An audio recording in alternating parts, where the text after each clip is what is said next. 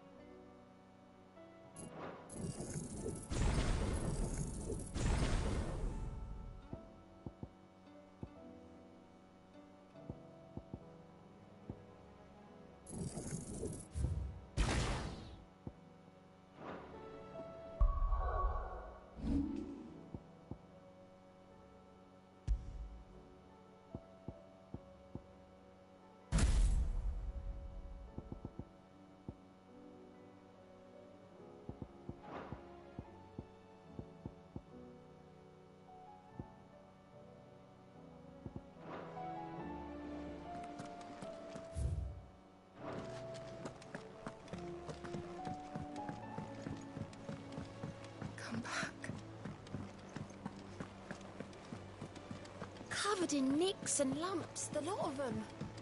It's a wonder they can still walk.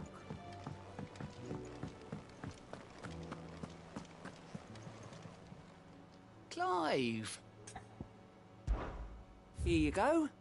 Always something in there.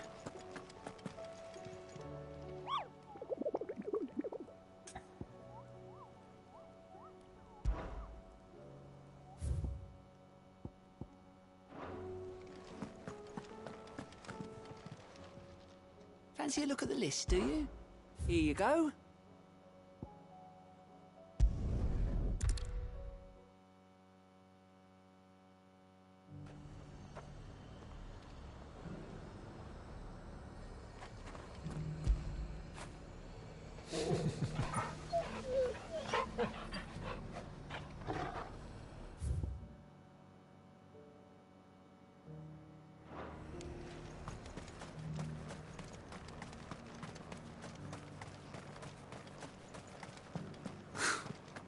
Let of us believe these ghosts have been exorcised.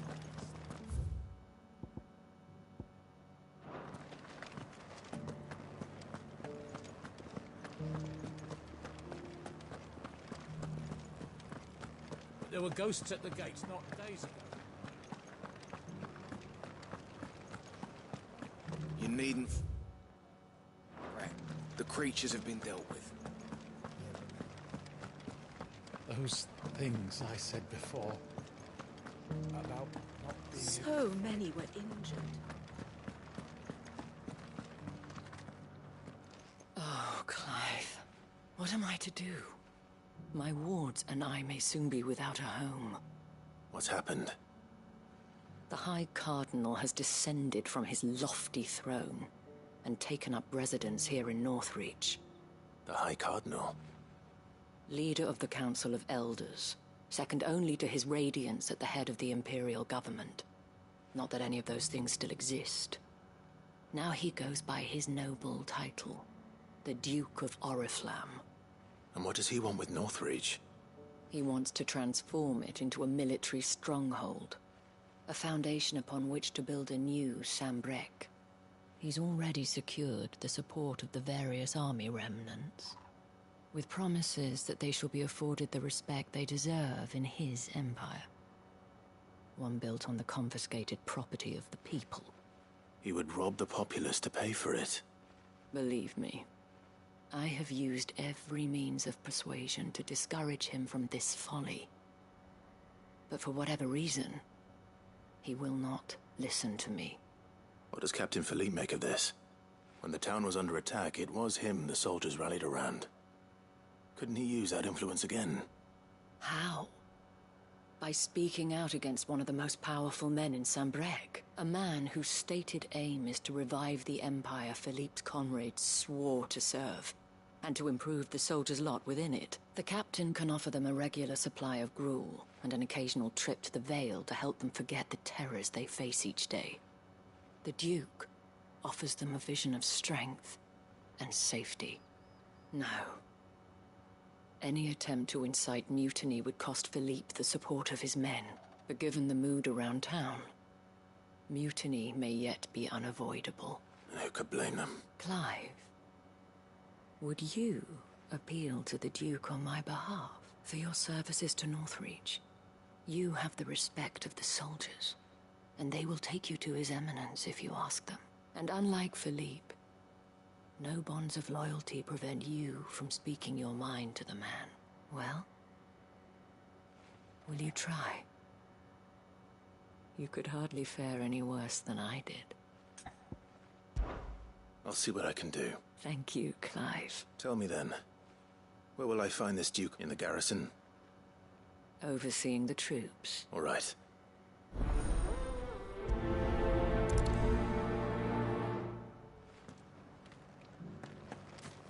I may have met this Duke before, at the Remembrance Ceremony. Let's hope I didn't make a strong impression.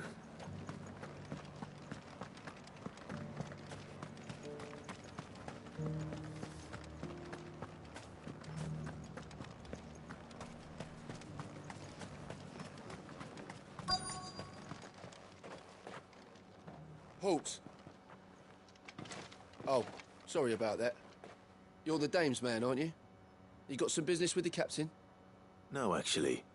With the Duke. I was hoping I might be able to speak with him. We're under orders not to let any civilians pass.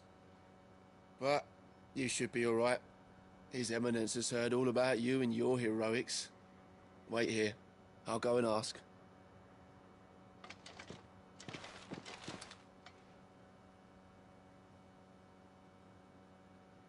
So, you are the sellsword who lent his aid to the garrison. The Empire owes you a debt, and I shall see it repaid. But tell me, is it wealth that you seek, or favor? Neither, Your Eminence. I thought only to inquire about your plan to turn Northreach into a stronghold. Ah, I see. You are worried the expanded garrison will render your services redundant. Yet you needn't be. A proud fighting man like yourself shall always have a place here. Pride of place, in fact. For too long has the contribution of the noble soldier been under-reckoned. But no more. For it is they who shall see the Holy Empire rebuilt, beginning right here in Northreach. Why here, Your Eminence? The town has been fortunate enough to escape largely unscathed from the recent troubles. Her defenses are sound, and her garrison well prepared. Which is more than can be said for Oriflamme or Twinside. The Empire wants for a capital, and I believe Northreach to be the perfect place. With Caer Norvent as her citadel. Once we have seen to the refortification of both the town and the castle, we need only build a wall around both to create a city that would be the envy of the twins. Plans are already underway for the construction. Soon enough, these thralls shall learn that they are no match for the might of Sanbreque. I fear you underestimate how dangerous these creatures are, Your Eminence. Should they return in force, you will need all the people of Northreach to come together in defense of the town. Something they may be loath to do if they've been deprived of their worldly goods. The people will do as their leaders command. If Sanbreque is to be rebuilt, she will require a functioning government. One whose authority is beyond question. That is why this levy is necessary. so that any man who wishes to join the army might do so and be fed, outfitted, and paid as befits a defender of the Empire. And yet there are those who persist in peddling the treasonous lie that I seek to steal from the people and drive them from their homes. I suspect they're afraid of losing what little they have left. Precisely.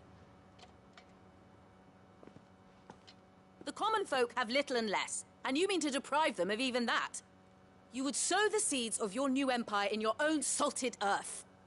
Sabine, we have discussed this. Yes, and I told you then how putting the empire before her citizens would lead only to revolt. Without an empire, there are no citizens. And in yours, there will be only beggars. Is that what Griga wills for her people? Do not take her name in vain, Sabine. I'll come back later. The citizens revolt. I wonder what the people really think of the Duke's plan. It wouldn't hurt to ask them, I suppose. Let's begin with those on the other side of the wall. As long as you remain, the Veil will see to your needs.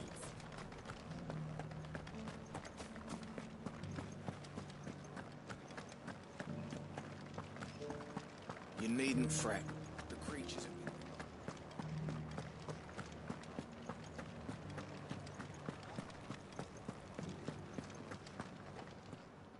All right there. What is it you're after, sir? Just your opinion, actually. I wondered what you thought of the Duke of Oriflamme. Not much. It's thanks to nobles like him that we had to set up shop this side of the wall in the first place. And now he's trying to drive us out completely. If the dame said she wanted him run out of town, I'd be straight through that checkpoint, tar bucket in hand.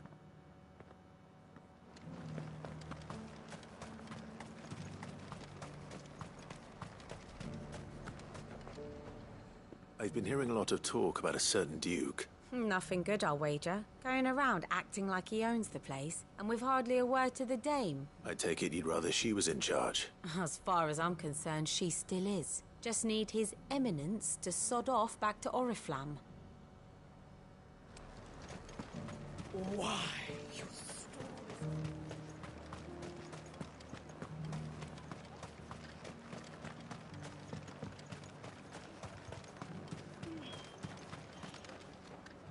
A question, if you don't mind.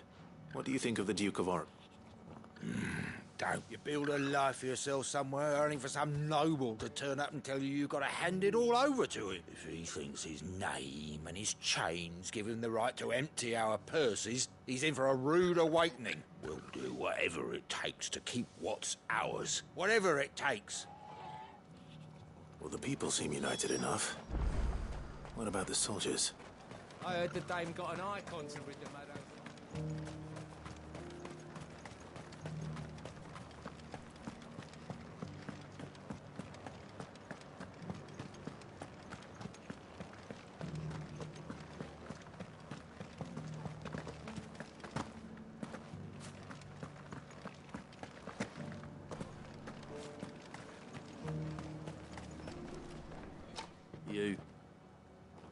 You're the one who was talking to His Eminence. On the dame's behalf, yes.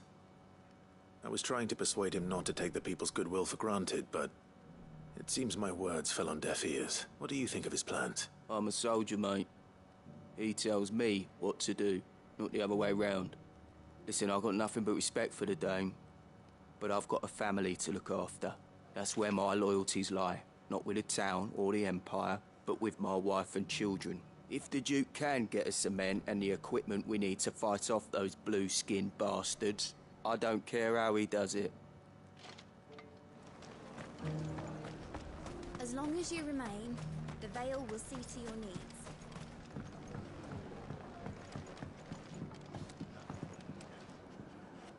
I hear the Duke of Oriflamme plans to turn this town into some sort of fortress. Do you think that's a good idea? It's not for me to say. All I know is that unless the Emperor orders me otherwise, His Eminence's word is law. Look, no one likes all these taxes and tariffs, but empires don't come for free. Once Sanbreque is back on her feet, we'll all reap the benefits.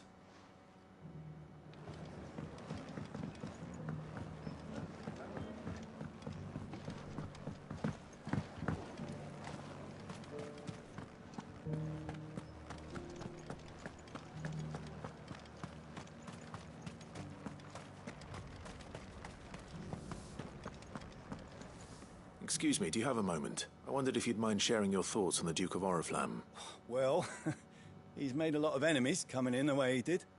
I mean, look around us. You can see the state the realm's in.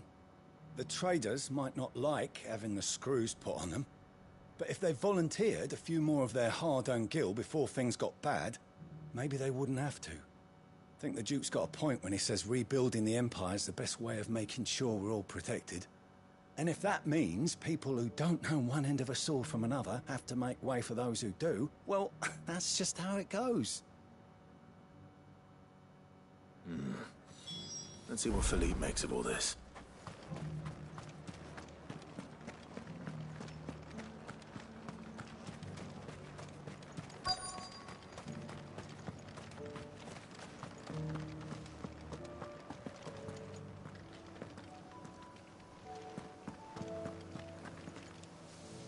Captain, do you have a moment? For you? Certainly. Clive, wasn't it? Thank you for last time. How can I help you? I wanted to ask you about the Duke of Oriflamme. Do you intend to go along with his plan? But to tell you the truth, I'm in two minds. It's my sworn duty as a captain of the Imperial Army to obey his orders. But I can't say I agree with him. Philippe, I remember you saying that you became a soldier to protect the people you loved. The Dame included. That's right, I did. Well, she doesn't agree with the Duke's orders either. She thinks they could tear Northreach apart.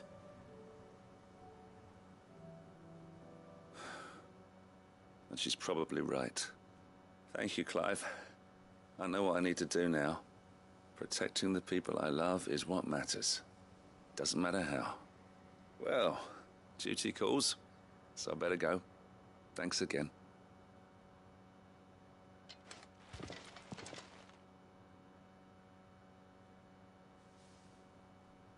It seems Philippe wants to do the right thing at least. I expect Isabel will be pleased to hear that, if nothing else.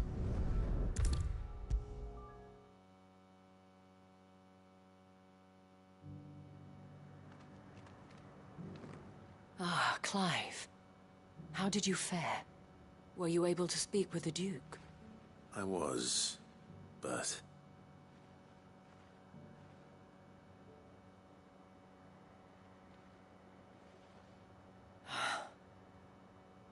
So Northreach is to be a fortress after all.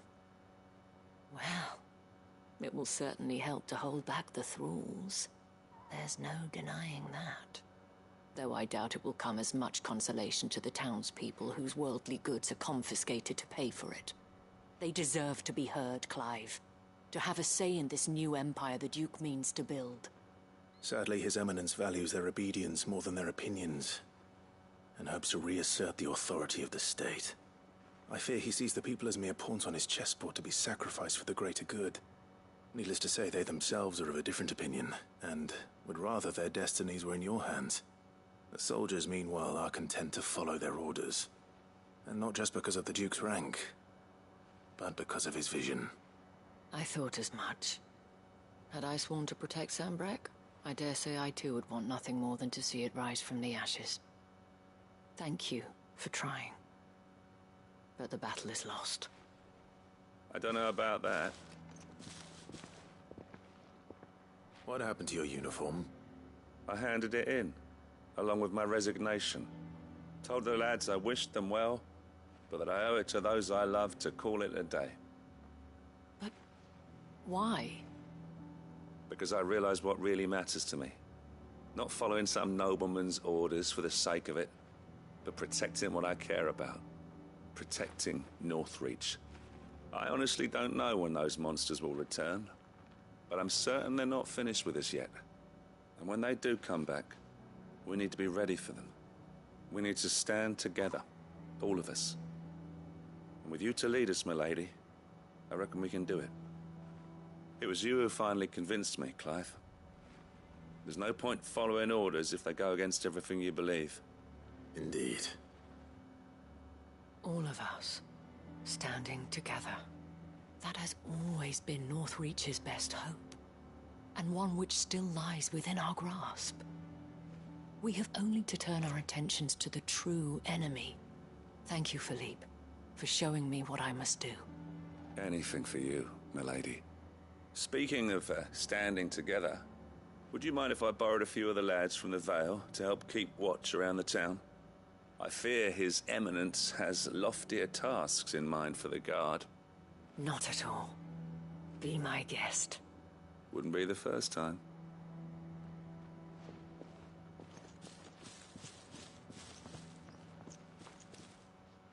There may be hope for Northreach yet. Especially with men like you and Philippe to champion our cause. I, for my part, shall continue to work upon the Duke, in the stubborn belief that I might still tempt him into joining hands. But I suspect I shall have to call upon your aid again. Until then, Clive. Until then...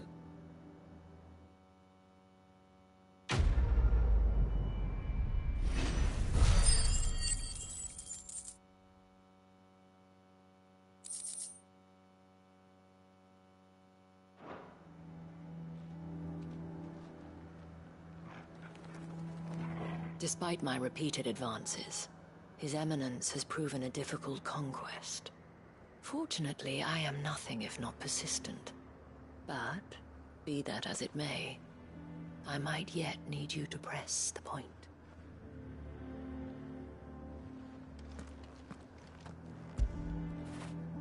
When did you get so big?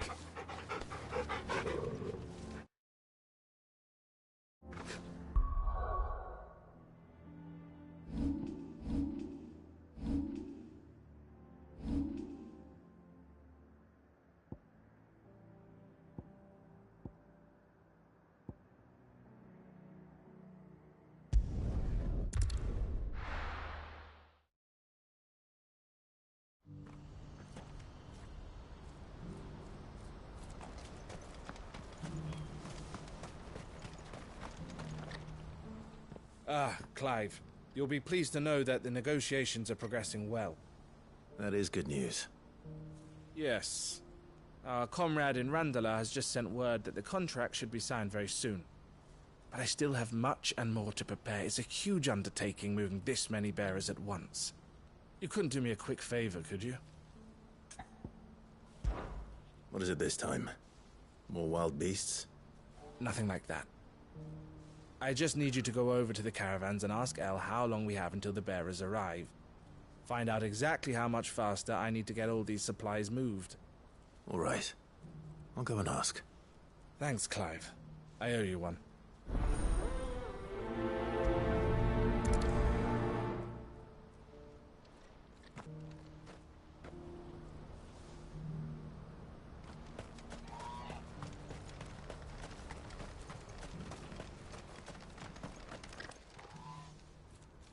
Don't blame yourself, El.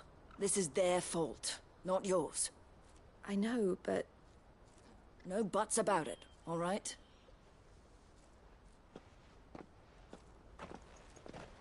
Is something wrong? Vonnie came to give me a message from our intermediary. The talks with the Republican army have fallen through. They've reached an agreement with the Silver Peak Consortium instead. Though prices have fallen of late, we deliberately offered above the going rate to try and deter other bidders. But the Consortium offered double what we did, and the army jumped at the chance. And you had no opportunity to make a counteroffer? None at all. And we were so close. El? What's happened? I saw Vonnie leaving. She didn't look happy. And with good reason.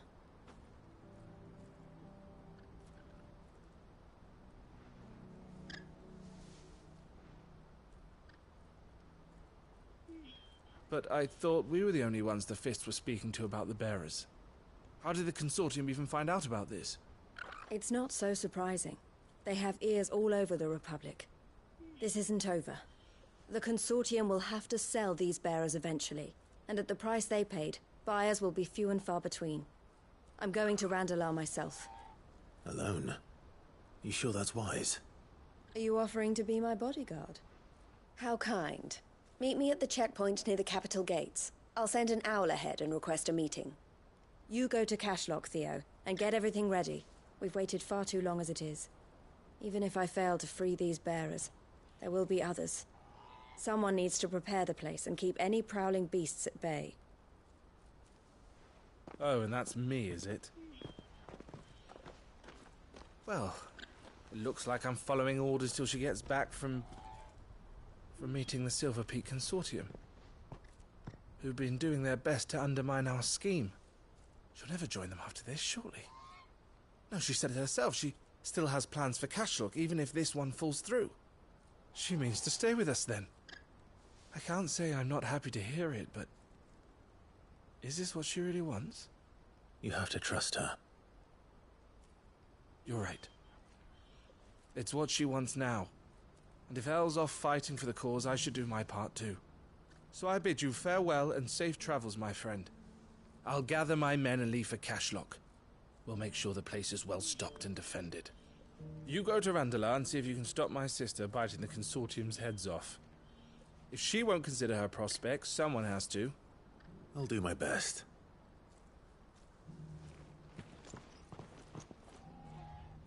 All right. To Randala, then. And better not keep Eloise waiting.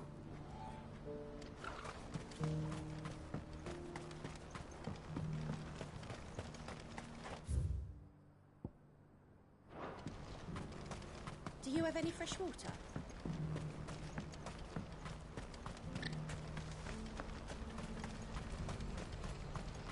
What's happened?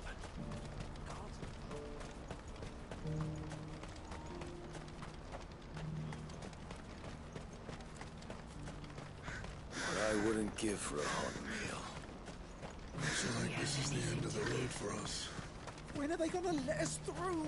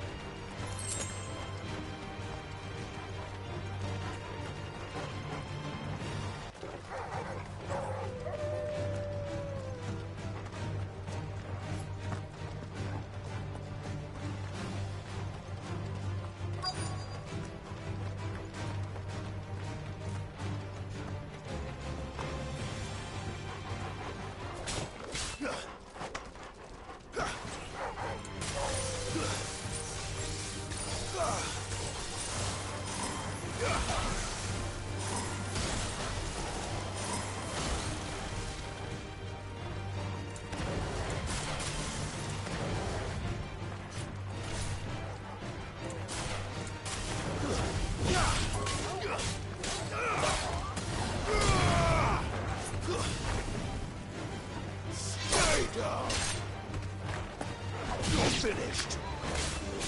All yours, Tormund.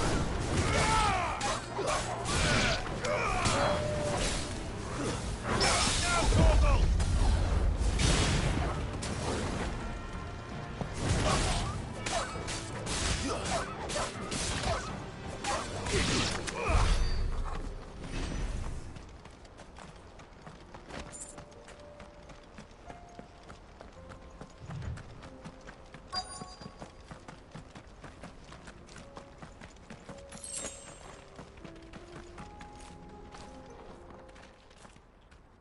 I hope I didn't keep you waiting.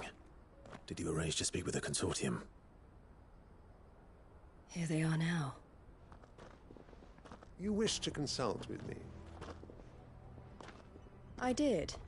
It's about the bearers you recently purchased from the Fist. We had all but finished making arrangements to buy them ourselves, and then you stepped into the fray. You misunderstand. The Consortium had an interest in purchasing them from the very first. It was only our regard for you that kept us from bidding. But your hesitancy in accepting our offer to you suggested that the regard was not mutual. And so we resumed our business. I did not hesitate. I am simply not inclined to make such decisions without first giving them due consideration. But what is done is done. Come then. How much do you want for them? Alas, you are too late yet again. We rarely take on such unconventional merchandise without a purchaser in mind. The bearers belong to him now. Who is your buyer? A trader from across the water. A most demanding fellow, if it's any consolation. He insisted the bearers be fed, dressed, even given their own bunks for the voyage over. That's what you get when you deal with continental types. I wouldn't know. Oh yes, the culture on the continent is quite different to ours. They pay good money for bearers not fit for the knacker's yard, and treat them like kings. But as long as they pay... That does sound unusual. No matter then. If they've already left our shores, there's little that can be done. Allow me to withdraw my interest. And with it, my interest in joining your organization. My associates will be sorry to hear that.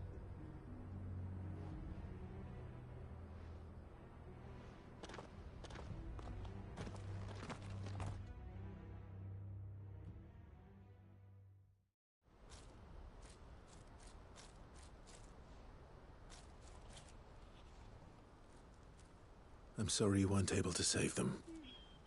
As am I. But I only have myself to blame. He was right, you see. The Silver Peak Consortium did intend to buy those bearers before I did. Their representative hinted at a possible purchase when he came to recruit me. I feigned interest in joining them in the hope he might be encouraged to tell me more. And he did just that. As soon as he left, I sent my own offer to Randalar. So you never... No. I entertained the Consortium's proposal solely so I could learn more about those bearers. But I was a fool to think they wouldn't find out. I knew exactly who I was dealing with. You tried. I did. And if what he said was true, the bearers are to be well treated. Which is something, at least. But they deserved more. I wanted so badly to see them freed. Eloise! Eloise! Word from Cashlock. The village is under attack. A pack of beasts have come down from the mountains, and there's a dragon at its head. Theo and the others are trying to hold them off as best they can, but the odds are against them. They need help, and fast. Theo! I'll go on ahead. Thank you, Clive. I'll gather some men and join you there. Just... make sure he's safe.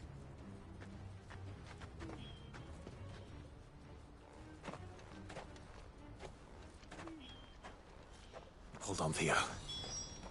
I'm coming.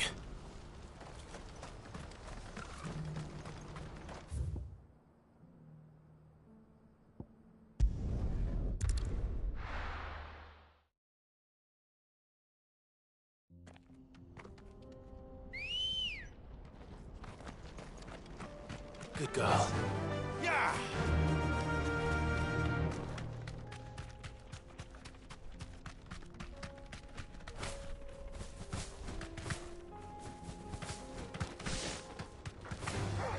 Time to fight.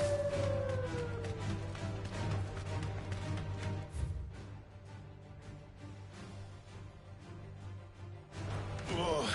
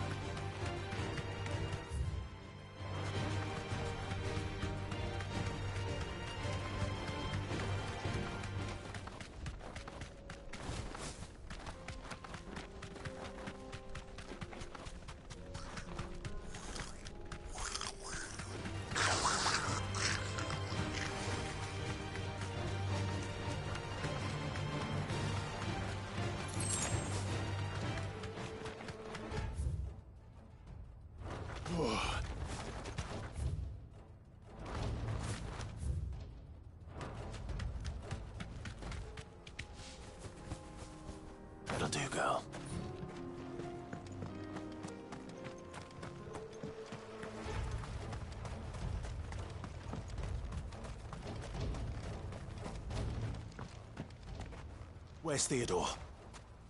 Upriver! He led the dragon that way to keep it from the village, but the whole area's flooded with ether. We just have to pray he makes it out in one piece. I can do better than that. Torgal, with me.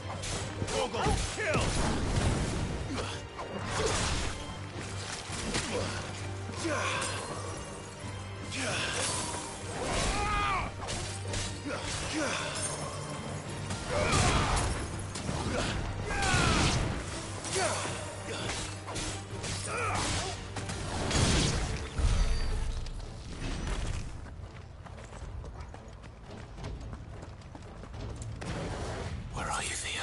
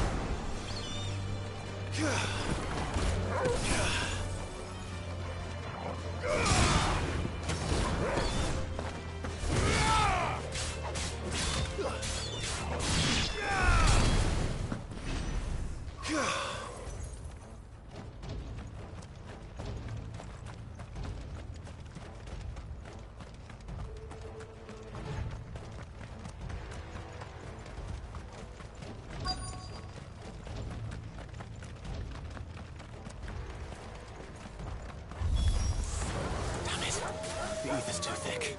These creatures have already turned.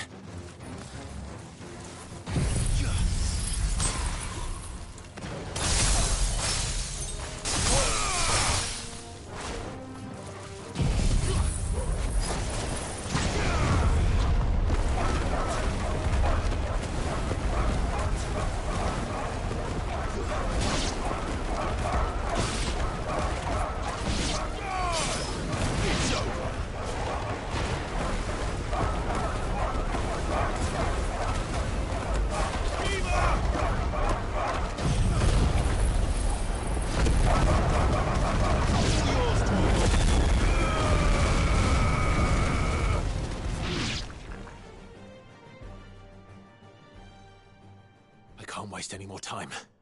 I need to find Theodore before that dragon does.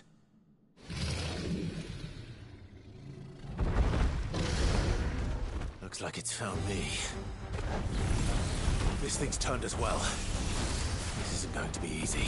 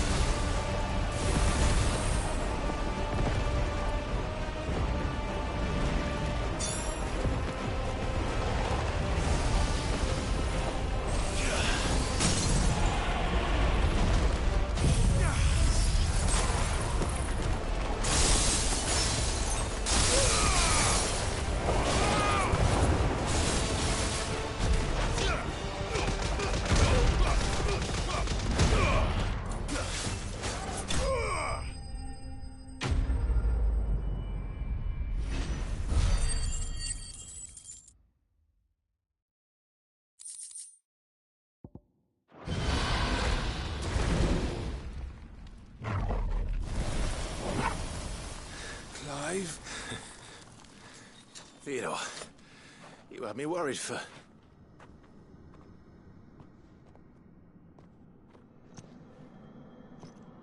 We have to get you out of here.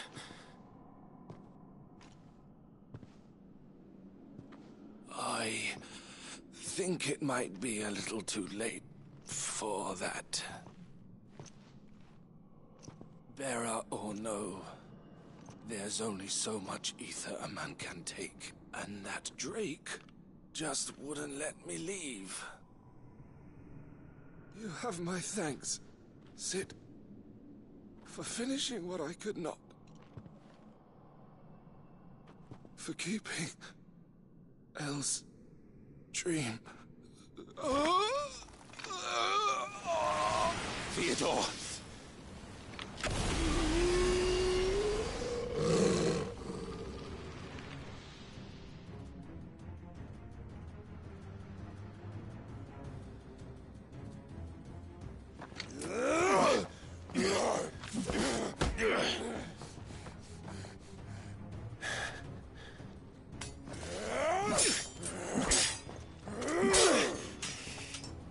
Don't make me do this.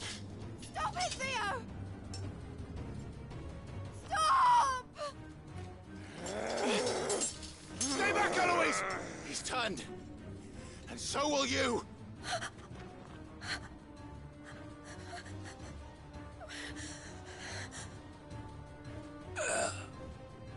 Elle. Theodore.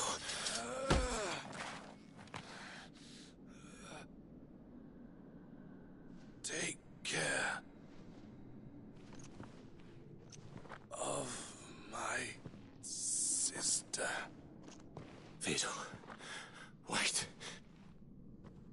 Goodbye, Elle.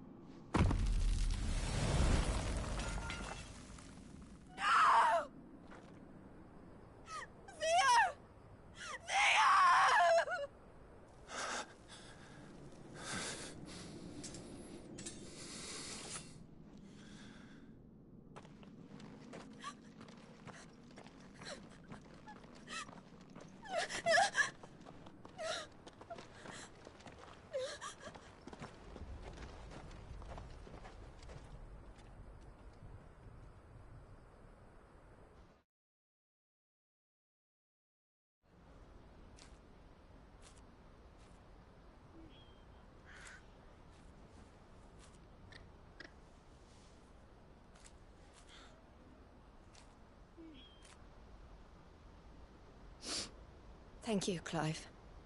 I think I'll be all right now. That was true bravery he showed. Leading the dragon away from the village like that. His first instinct was always to protect people. To put others' well-being before his own. And now he's gone. Because I sent him to that place, against his will. It wasn't against his will. He was ready to do whatever it took to show you he could stand on his own. So that you would finally be free to live your own life. To live my own life. He never could come to terms with the choice I made. What exactly happened? You once told me Theo was the first bearer you ever helped.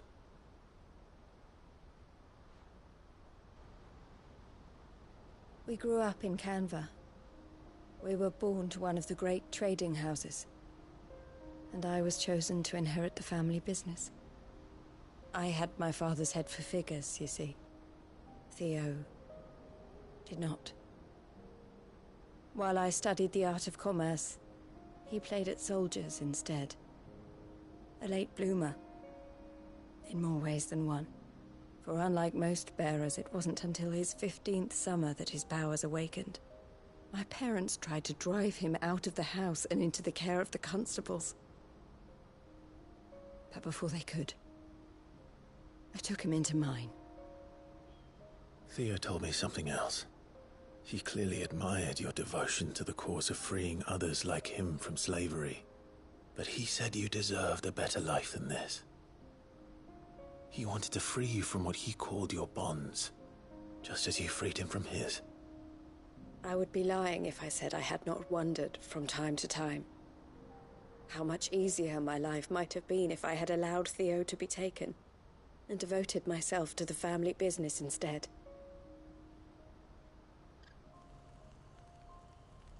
But I have never regretted the decision I made. Being with my brother meant more to me than tradition or reputation. I only had to look at him to remind myself of that night and the choice I made, and the fact that I would make the same choice again in a heartbeat.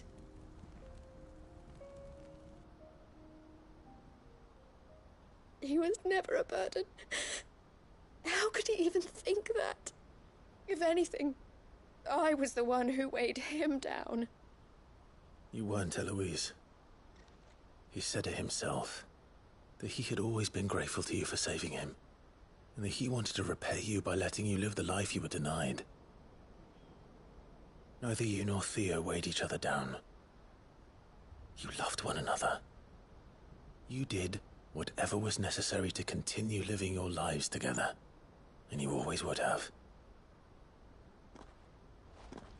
You're right. All I ever wanted, all I ever did, it was so we could be together. Oh, Theo, why did you have to...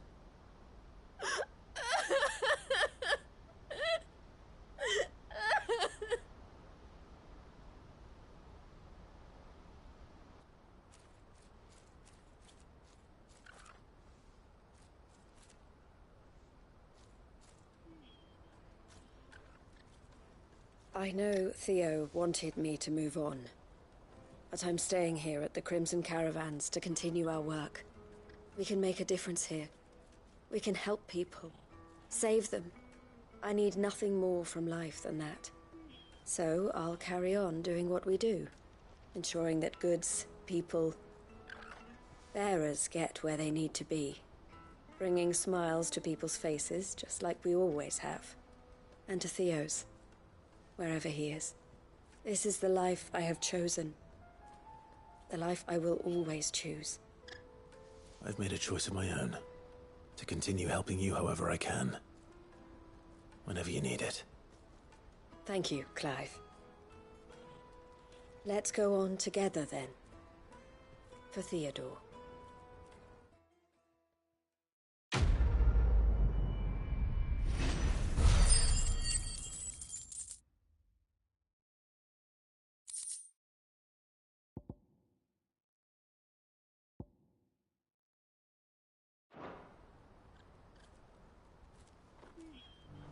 The Crimson Caravans is my family business now, and I would not exchange it for the world. I brought Theo here to be safe, and I have never looked back since.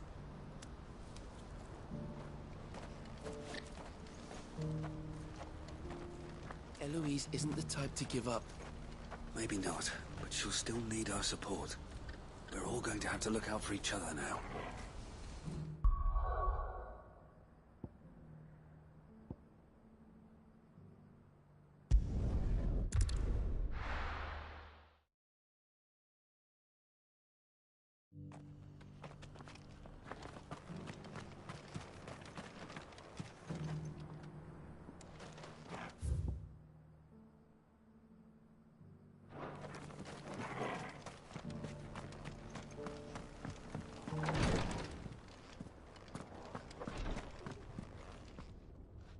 Lord Rosfield, is there aught the Undying might assist you with this day? Perhaps. My brother said that your order was helping him with his quest to uncover Ultima's origins. Have you learned anything of note since last we spoke? Little and less, I regret to report. I see. Be assured, however, that we will not rest until the truth is known. Even now, our archaeologians scour ruins in every corner of the realm for traces of Ultima's touch. Fallen ruins, I take it. Dating back as far as Phoenix Gate. Indeed. Ultima's thralls are oft sighted among the remnants of the fallen civilization, as if protecting the secrets concealed within. Secrets we'd see unearthed. Should our methods be of interest, my lord, mayhap it would please you to observe some of our number at work. Would that be possible? Of course. A survey is being conducted not far from here. Perchance you are familiar with Kretov, a small hamlet built around a fallen airship. I was due to visit my colleagues there to collect their preliminary findings, but if you would consent to do so in my stead, I'm sure that they would be honored to relate any discoveries they have made to you directly. All right. I'll go and meet with them. They will be most gratified, I am sure. Might I suggest you take the road through Titan's Wake? It will lead you straight to the village after but a short walk. Thank you. I will.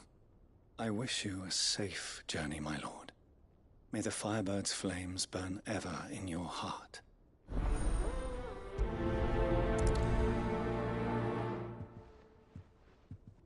My colleagues await you in Kretov, my lord. But say the word, and they will be only too glad to share their findings.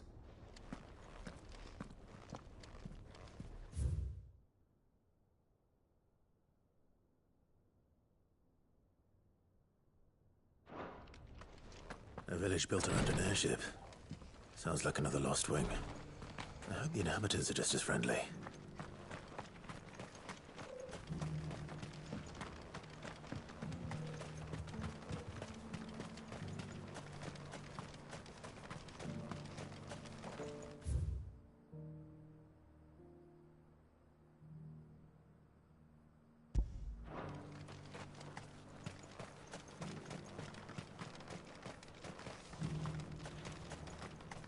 Ah, Lord Rossfield. I'm afraid I cannot stay to talk. I must leave to collect me.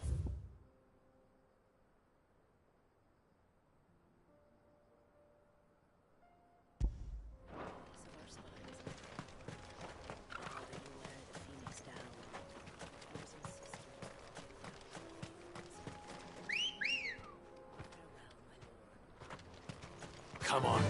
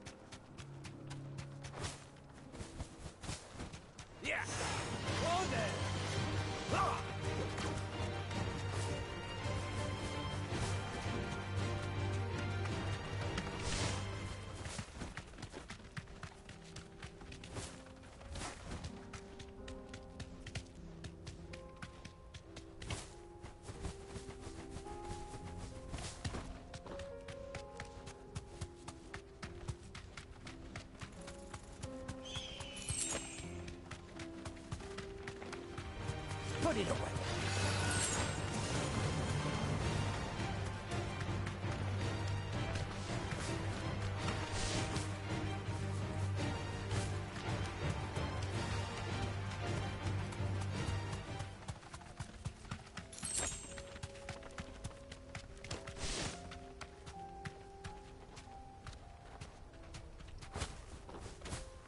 Be safe.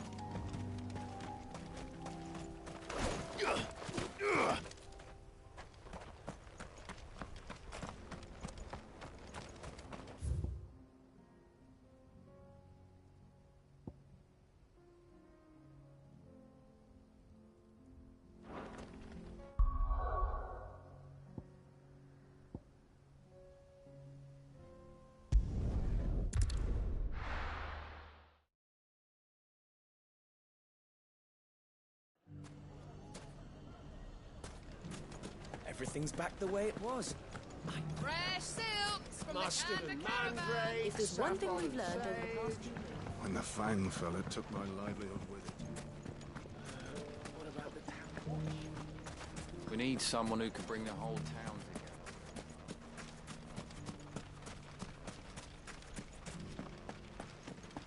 Nothing to report. Same as yesterday. And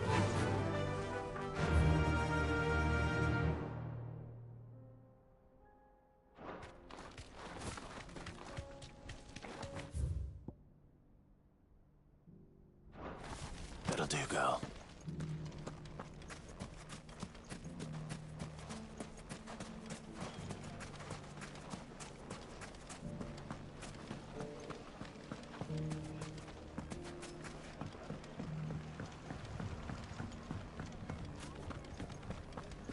Mustard and mandrake. Fresh saffron and silks from the sage. Caravan. Take that, Like you naught. Clive! To what do I owe the pleasure? I just wanted to see how the town's been faring since you brought everyone together. Since we brought everyone together, all is absolutely wonderful. Conrad and Natalie's hands remain safely away from each other's throats and firmly at the helm. Our stores are full, and the bandits still too disorganized to raid them. Just as the good Lady Jane and Lord Underhill intended. Are you a lord? Lubor's going to be one too. They're going to make him the Lord of Dalimil, because of how he stopped all the grown-ups from fighting. It's the mayor of Dalimil, dear child, and the vote hasn't taken place just yet. But if the people wish me to lead them, I shall. And my first act will be to build a school so that menaces like you two learn not to interrupt your elders. Speaking of menaces, there may be a rather worrying one just over the horizon. May there indeed. I'm afraid the example Conrad and Natalie set in putting aside their differences and presenting a united front might have caught the bandits' attention. And they might have elected to take a similar approach. They have formed what one could call a League of Outlaws, and they grow more organized by the day. But we'll fight them all off just like last time, no matter how many of them there are. Won't we, Lubor? Of course we will. If we continue to work together, we can overcome any challenge we choose to face. The longer we avoid facing this one, the more difficult it will be. Until the only way to overcome it might be to run for the hills. Our best hope is to nip these efforts at organization in the bud by finding those ne'er-do-wells who have yet to join the cause and ensuring that they never do. Perhaps a certain Lord Underhill might be willing to lend us his aid once more? How could I refuse? Thank you, my lord. Victor will fill you in on the particulars. I have him stationed by the desert gate, receiving and collating reports from my scouts. Such an amenable soul. He reminds me of you. I'll go and speak with him.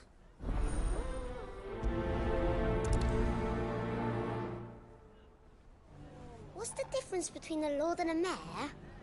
That's easy. One of them swings a sword, the other forges them.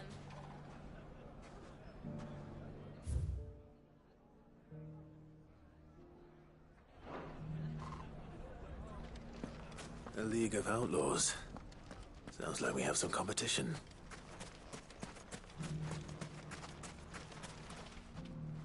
Still in Dalimil, Victor? Ah, Sid. I thought you'd have returned to Cosnis by now. I did. Then I came back. I've developed something of a fondness for the place. And having worked so hard to see it saved from one fate, it would seem remiss to abandon it to another. A sentiment Master Lubor certainly isn't shy about exploiting. Hence my doing his bidding yet again. You're not the only one. What does he want you to do? He asked for my aid in putting down the bandits. And he said that you might be able to help me find them. Then you've come at just the right time. I was on my way to speak with Conrad about how to organize our forces. There are more camps in the vicinity than we can safely strike at once. But we must strike together, and we must strike soon at as many camps as we can. We can't give this league of theirs time to rally its forces. All right. Which camp shall I take? There's one upriver. Just out there, across the dunes. Leave it with me.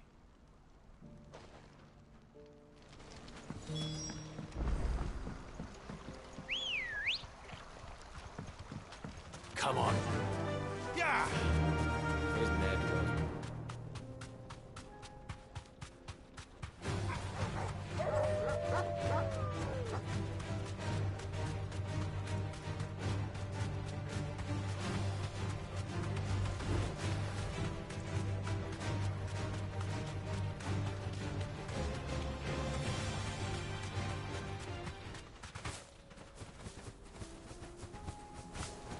That must be the camp Victor mentioned.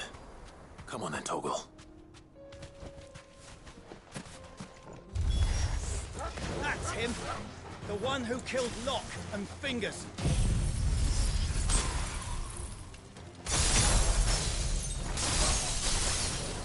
Take his head off! Smooth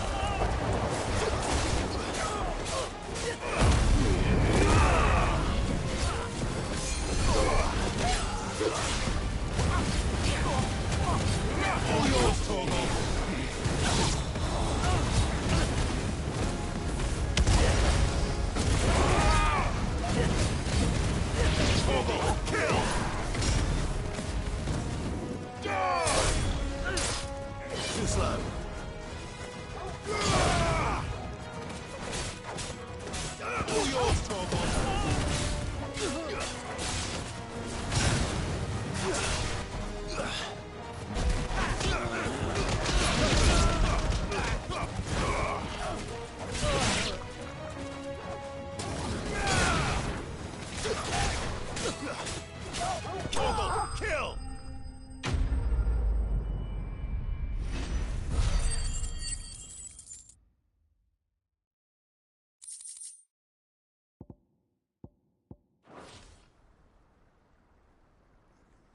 I'd better let Victor know. Sid, where are you? Ah, I see the bandits didn't pose you any trouble. No, but... that's not why you're here, is it? No. Something's happened. We need you back in Dalimil. What is it? The whole town's in uproar. They're saying that Lubor is a bearer. What? Seems that one of our parties wasn't as thorough as they should have been. They let one of the bandits escape, and his escape route took him right through Dalimil. Some of the children spotted him, and he was about to silence them. And when Lubor felled him with a bolt of magic, and without a crystal. But that's not possible. It is, if he's a bearer and has been hiding it all these years, which is what people are saying. If he has, well, I wouldn't blame him. No man is branded by choice. Still, all those people see is a man who's lied to them all his life. One who was made a leader of himself when the world believed he should have been a slave. Fuck. I don't know where we go from here, but I know one thing. Lubor needs all the friends he can get right now. You're right.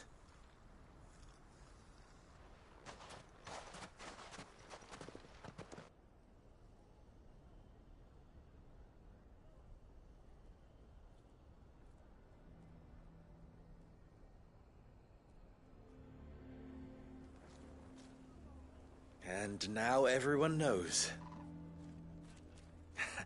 I made it a habit to keep a crystal close at hand for just such an occasion. And when that occasion arose, I forgot to reach for it. Well, it was bound to come out sooner or later. We're sorry, Lubor. We tried to keep running, but we just couldn't anymore. There's nothing to be sorry for. I rather enjoyed playing the hero for once. All that matters to me is that you two are safe. Look at him talking to his betters like it's nothing. All lies, I'll wager. Just like the ones he fed us all these years. Once people make up their minds, it's hard to change them. We need to do something, and quickly. Convince the people not to let their prejudices blind them. Convince them that nothing has changed. That their enemy lies outside these walls, not within them. You're right. We should speak to everyone. I'm glad you agree. I'll handle the townsfolk. I'm a Dalmec born and bred. They listen to me. You head to the tavern. Make Conrad and Natalie remember who Lubor really is. They know that Lubor and I are friends. I might not make for the most impartial of interlocutors. Lord Underhill of Randalar's League of Merchants, however, is a trusted and impartial mediator of note. I'll do what I can.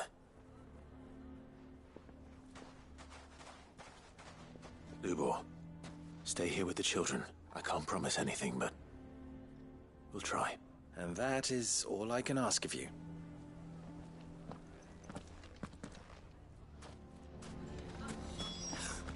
Why are you taking the bearers? Why do they always have to make such a fuss? He knew all along that he was... Forgive me for disturbing you, but could I have a moment of your time? I've seen your face before. As have I. Lord Underhill, wasn't it? Of the League of Merchants. That's right. I wanted to speak to you about Lubor. The rumors that he's a bearer. All true, I'm afraid. He'll never be mayor now. Not if I have anything to do with it. But what of his wares? Bearer or no, his steel is highly valued throughout the Republic. In this at least he's done the town a service. Might that not earn him a little leniency? Leniency? He pretended to be one of us when he was laughing behind our backs all the while. I'm sorry, my lord, but he lied to us. He lied to you. He cannot be trusted. So what do you propose? Will you drive him from his home? Close his forge? Perhaps. That is a question for the people of Dalimil, and they will thank you not to get involved.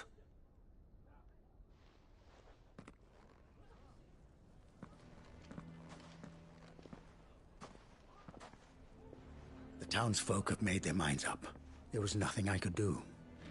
Nor I. Conrad and Natalie refused to consider anything but their own wounded pride. You never know. Once their anger is cooled, they might see things differently. For now, we should report back to Lubor. All right.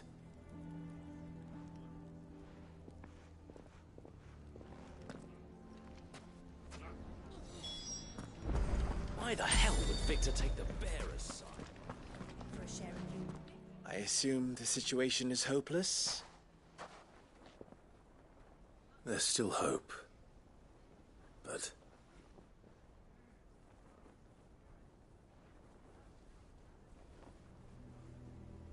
But perhaps not in this lifetime, I think it's fair to say. You mustn't think like that, Lubor. Give them time. They'll come around. We'll talk some sense into them in the end, you'll see. No, you won't. And your efforts would be better spent elsewhere. But Lubor... Rosina would often tell me that steel does not lie, that a blade is a reflection of the smith who forged it. To yourself be true, that was her point. Rather an ironic one when you consider that her life was taken with a blade of her own making. But I do not doubt that she was always true to herself and what she believed in, right to the end. And so must I be. I must do what I know to be right, no matter what others might think of me. And now, I know what that is. I must embrace my new role of villain so that the people of Dalimil have something to unite against. For only united can they hope to stand against the threat that awaits them. I'll need to make a suitably dramatic exit, of course. Don't go, Lubor. You're the only one who was ever kind to us. We'll be all alone. Again. Trust me, little ones. It is for the best that I go. Not only for the town, but for you, too. How could it possibly be for the best? These children need you. The least you can do is give the townspeople a chance to change their minds. They would not take it, Victor. It's over. Over, you say? And so just like that, you're going to throw this town and these children to the wolves? I thought you were better than this. But it seems you had me fooled as well. Victor. Forget it. Do what you will. You sure you're making the right choice, Lubor? Of those available to me, I believe it's the best one. Yes. But where are my manners? Here. A reward for clearing out that bandit camp. Right then. I have packing to do. If there's anything I can do. Anything. I'll bear it in mind. Thank you.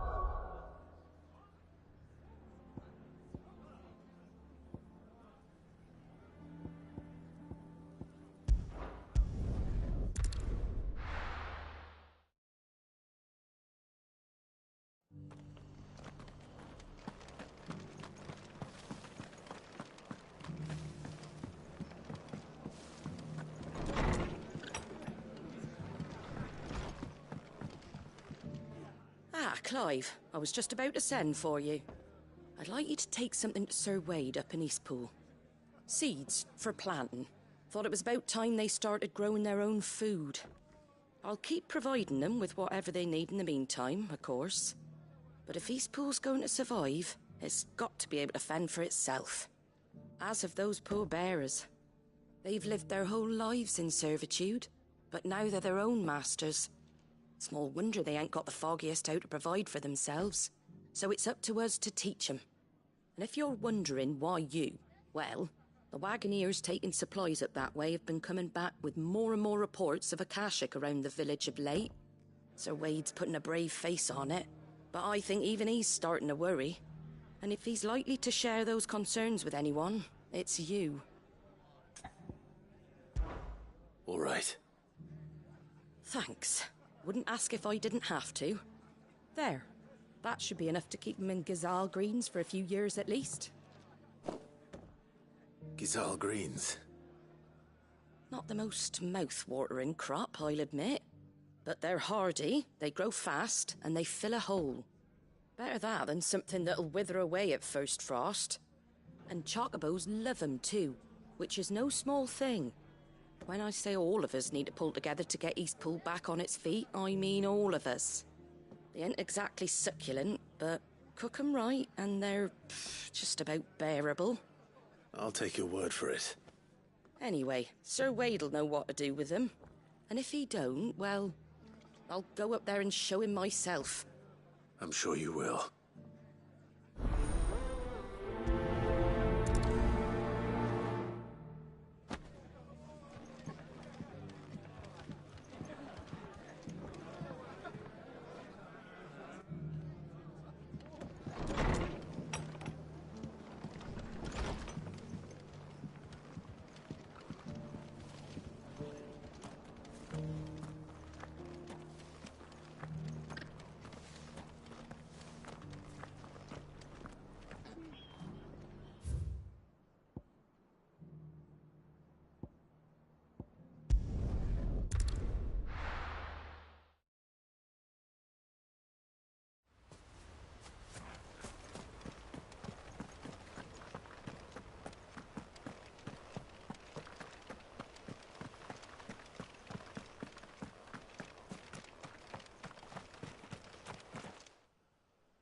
Ah, Lord Rossfield.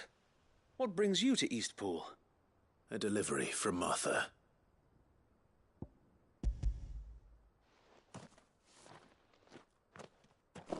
These are Gizal green seeds. Martha's keen to cut the apron strings, then, is she? I jest, of course. You see, I had thought we might be able to revive the old wheat fields, but they'd long since gone to seed, only without the seeds. Martha was hoping you might be able to show the bearers how to plant and tend these, so that they'll be able to fend for themselves. That's not a bad idea. These bearers had only recently escaped their bonds before we brought them here. They know little of freedom, of providing for themselves and their loved ones. Unless we teach them how to live like free men, I fear that all we have achieved in bringing them here is to exchange one master for another. Not that myself and the Guardians have been the best example to them so far, subsisting almost entirely on Martha's charity as we do. It's about time we all started to provide for ourselves, bearers and Guardians alike. Unfortunately, we've been a little too busy of late to focus on much besides bolstering our defenses. There have been alarming reports of... The Horde is closing in. They're coming, Sir Wade, all of them. Damn it all, I thought we'd have more time. Gather the men in the square. Send to the rest for reinforcements. Yes, Sir Wade. The Horde. A Kashek, a veritable legion of them. They've been seen prowling around the northern reaches for a while now. We don't have the numbers to hold back a swarm that size. I had hoped to build a perimeter wall so that myself and the Guardians might be able to defend the village, but... Now you're out of time. Precisely. If reinforcements from the rest arrive before they do, we may just scrape through, but I fear that's rather an enormous if. What if you could call on reinforcements from Eastpool? You mean the bearers? We brought them here so they might live, not die, fighting for their lives. So wait. You said you lack men to defend the village. Are the bearers not men? Do they not wish to see Eastpool saved? Though they may not be trained soldiers like your Guardians. What help they are able to offer could still prove the difference between victory and defeat. You're right, my lord. I will appeal to them.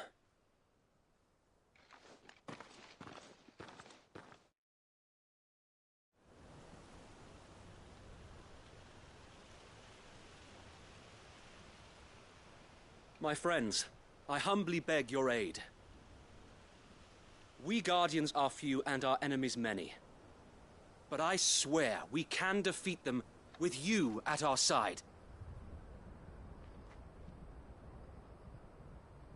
You would send us to the slaughter, to serve as bait for those fiends so that you and your men might be spared. And to think we trusted you. Say what you will, a home is not worth dying for. But it is worth fighting for. Sir Wade fights to give you lot a chance. Just like I do. Just like Sid does. We all wanted to give you a home where you could be free. And you got one, didn't you? This place, Eastpool. This is your village. Your home. And if you don't fight to protect what's yours, you'll lose it. You know I'm right. This world wants to take everything from you. Everything. Your homes, your freedom, your very lives. So then, are you going to stand by and let that happen to you? Are you going to accept fate like good little Bran did and die, having never stood up for yourselves? Or will you fight like free men and women?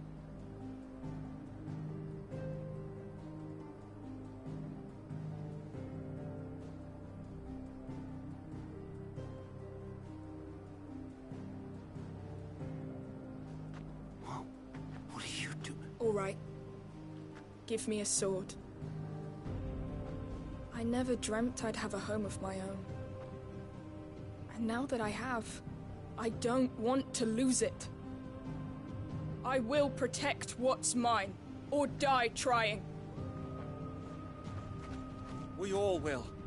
Free men and women, fighting together.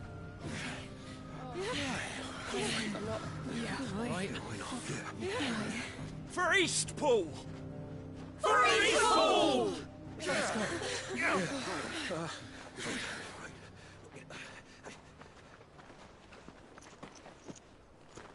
Thank you, Martha. Don't mention it. Just promise me one thing. That you'll show them how freeborn fight. Gladly.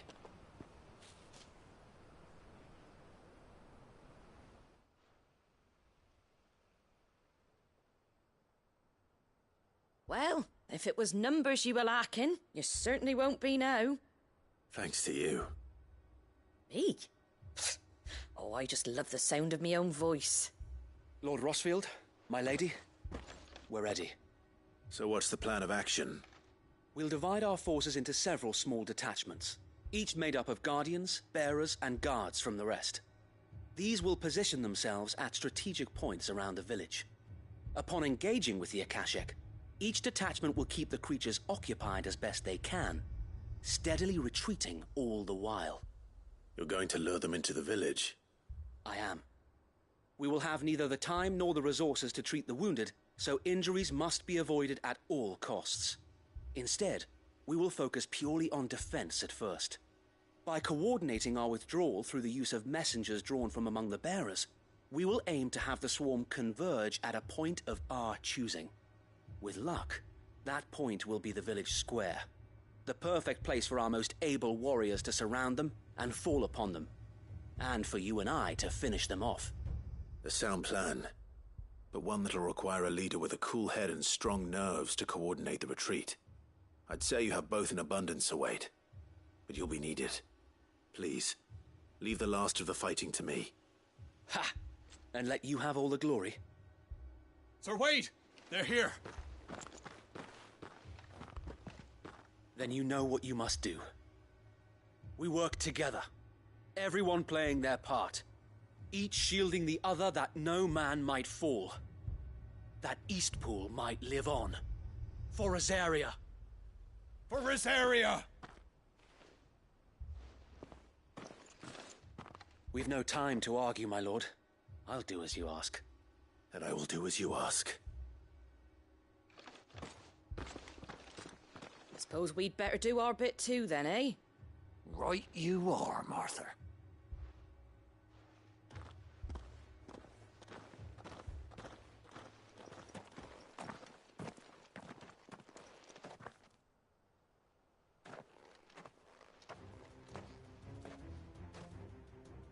The calm before the storm.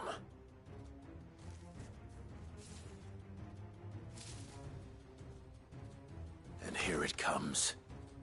I will not let this village fall.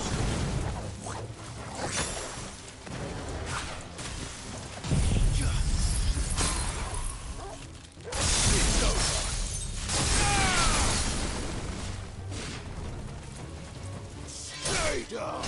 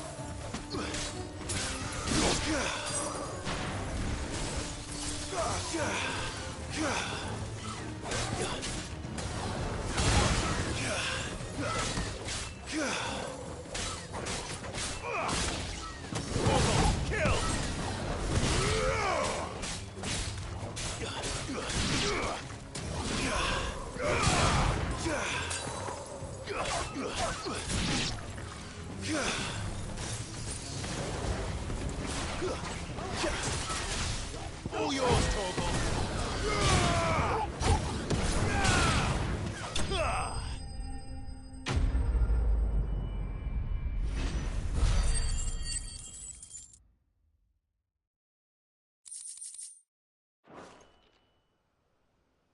Looks like that's the last of them. Lord Rosfield! Change of plan! What is it? Owl from the rest. An Akashic Curl's been sighted on Rhiannon's ride and is headed in their direction. Well, the better half of her guard is here. So wait, how many Akashic remain in East Pool? Hard to say. My men are still facing some resistance, but I think the worst is behind us. I could order a detachment or two to fall back and... No. Let them finish the job. You stay here too, Sir Wade. Your men need you. I'll go after the Curl. Join me only when East Pool is won. If you're sure, my lord. May the Founder protect you.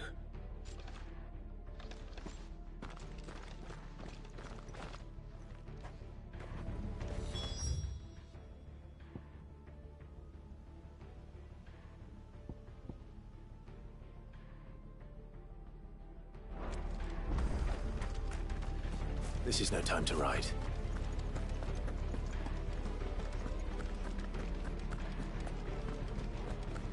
Come to tell me an Akashic Curl's heading towards the rest? Get yourself down now. We can handle things here.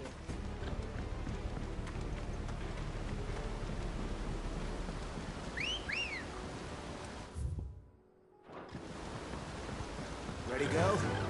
Fly, Ambrosia.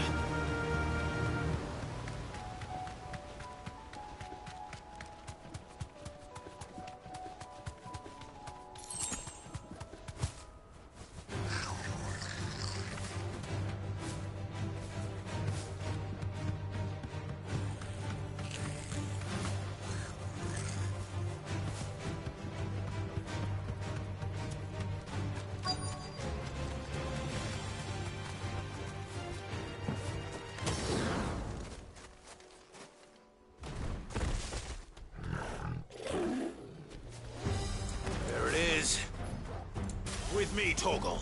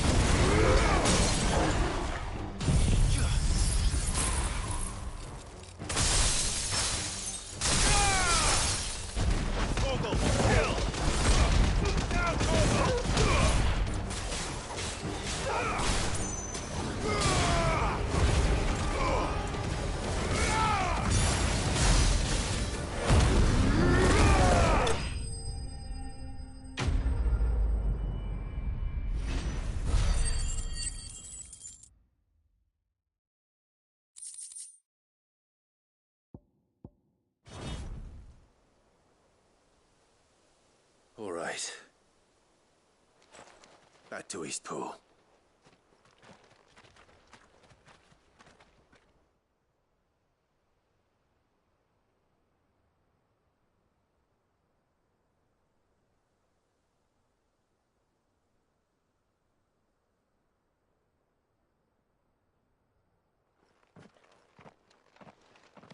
Lord Rosfield, the Curl, is it? It's dead. Thank the Founder for that. And for you, my lord. We were able to eradicate the rest of the Horde. I have guardians posted around the village to keep watch for further attacks, but all seems quiet for now. I hesitate to say it, but I think it might be over. I think it might. We did it. We saved Eastpool. Thank you, my friends. Thank you. No, Sir Wade. It's us who should be thanking you. You brought us together. Showed us what it means to fight for what you hold dear. We never had nothing to call our own before. We didn't know what it meant to protect it, but now we do. We really do. Forgive us, Sir Wade. You and your people saved us. And still we doubted you. But there's no doubt in my mind anymore. We're free men now. So we have to start acting like it. We have to fight to protect what's ours. To protect Eastpool. And we shall. We all shall. Together. This is our home. And if anyone or anything tries to take it away, they'll have us to answer to. Come on then. Let's get to work. This village isn't going to rebuild itself.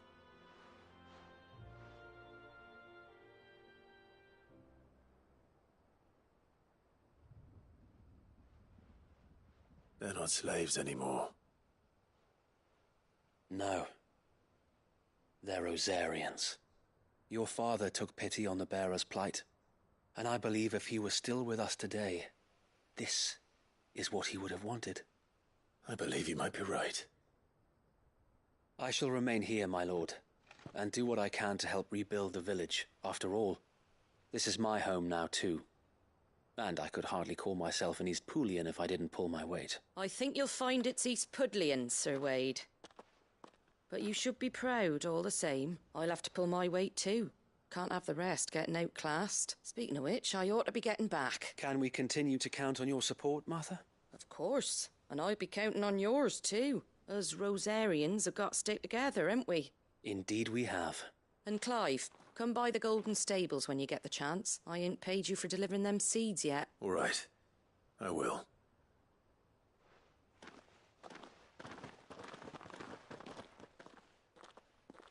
Lord Rosfield, do you remember our very first mission together, clearing the goblins from the Stillwind marshes? How could I forget? There's one sight that I shall never forget. You, facing off against that giant Morble. Not a trace of fear on your face. Since that day, there have been more than a few times when I felt like giving up. When the odds seemed so stacked in the enemy's favor, I thought I may as well just lay down my sword and surrender. But every time I would think back to the look in your eyes that day and remember what it means to be a shield. Know that whatever trials Eastpool may face, I shall never lose courage. Thanks to you. So Wade, you have always been a true shield. I know that Eastpool, and indeed all of Rosaria, will be safe in your hands. Thank you, my lord. I know the rest of the world will be safe in yours. I'll do my best. Thank you again for all you have done for me and mine, my lord. You may rest assured that Eastpool will be safe in my hands. Thanks to you. We defended Eastpool once, and we can do it again, and again, and again! Thank you, my lord. You showed us what it means to fight for what's ours, and we shall strive to follow in your footsteps.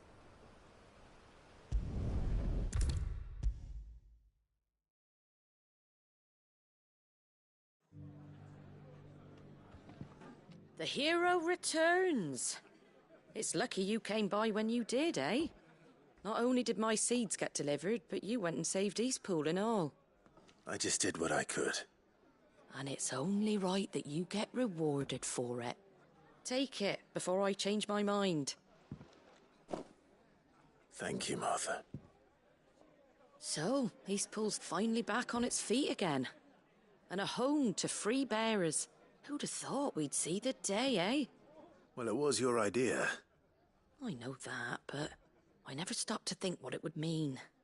Bearers in charge of themselves, thinking for themselves, working for themselves. Like your hideaway, but not even hidden away. Though I suppose the rest ain't much different nowadays. You know, bearers living free like that reminds me of when I first met Sid. Loath as I am to recall that particular day. I take it you didn't always see eye to eye. What happened? Well, if you really want to know, I started doing what I do long before I met Sid. In fact, that's how I met him. Or at least how he came to meet me. He showed up at the stables one day, asking questions about who'd been buying up bearers. Founder knows what he thought I was doing with them. Running a hunt, poking around in their innards. Something awful, anyway. Me, I thought he was a new constable. Thought the game was up. But somehow we both managed to work out what each other was about. And before I knew it, the cheeky arse was rattling on at me about how I was doing it all wrong. After all my hard work. Told me I was giving them relief, but not freedom. That my bearers were still dying as slaves. Got right under my skin, it did. Told him if he didn't like it, he could bugger off and report me to the garrison. And do you know what he did? He smiled. And then he laughed. And then I did the same. We made a pact that day, that whenever one of us was in need, the other would always be there for him. And you were? Well, we both wanted the same thing. To make life better for bearers. Just like your dad. Do you know I was born right around the time Elwyn became Archduke? Growing up, I saw how he tried to change things. He certainly didn't lack for ambition, that one. Indeed. But the loftier one's ambitions, the harder they are to achieve. Which is why those of us who follow in their footsteps need to finish what people like Sid and my father started. Suppose you're right, aye. And if we don't manage it, there's always them who come after us. Good thing we've got a few half-decent sorts waiting in the wings, eh? It's almost enough to give you a little bit of hope. Just a little. Anyway, enough nattering. Better get back to work. Let's see about making everyone some dinner, shall we? The least the folks who saved Eastpool deserve is a hot meal. And you and me ain't gonna save the world on an empty stomach neither. That sounds like a wonderful idea.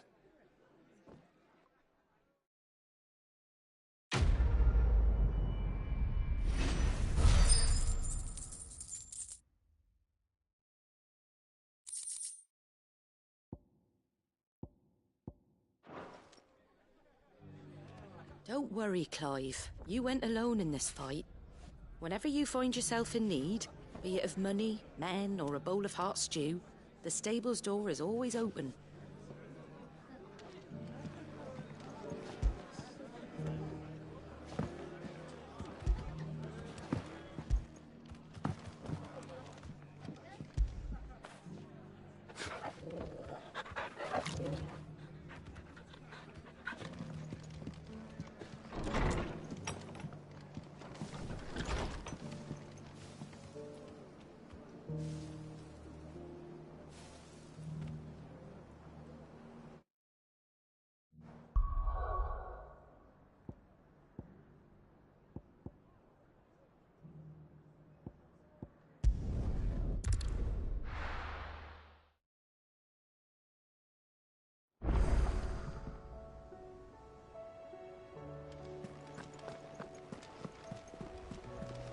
I suppose you've got quite the tale to tell. I'll let you get some. No wonder they can still walk.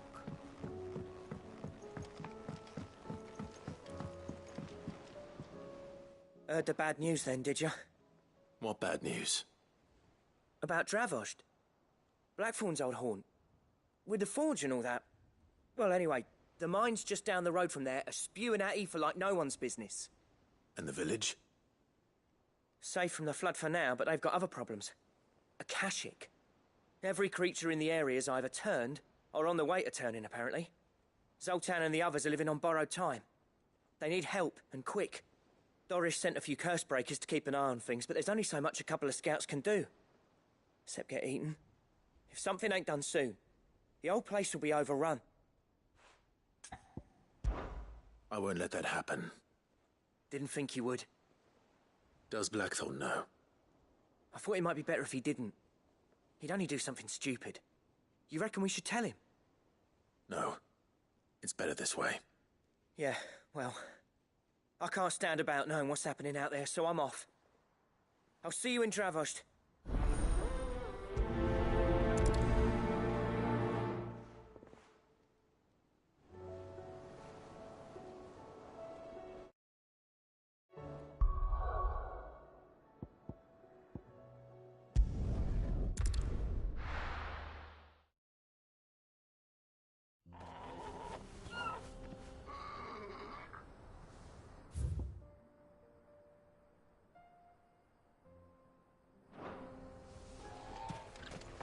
Oh, you're here. August, wait. So Dravost is still standing. For now, at least. If you can swing a hammer, you can swing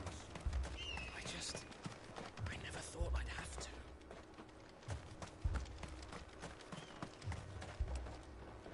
Clive! You're here! And the Akashic? Mostly off to the north still. But I spoke to Doris's scouts and it turns out things are worse than I thought. There's swarms of them out there. Told old Snotty to be ready to seal the north gate. That should buy us some time if we need it. Enough for the villagers to barricade themselves inside their homes at least. Well done. Welcome back, Sid. I'd never have guessed, you know. Not if August hadn't let slip. Who'd have thought that the savior of Dravost would turn out to be the realm's most infamous outlaw? Keen to help us out again? I am. Thought you could sneak off without me, did you? Blackthorn. Oh, what are you doing here? One of the scouts couldn't keep his voice down. Unlike my best mate who didn't think I deserved to know. Zoltan, how long's it been? Long enough for us two to turn into a pair of old codgers, I see. That your idea of an apology? Prick. Don't listen to him.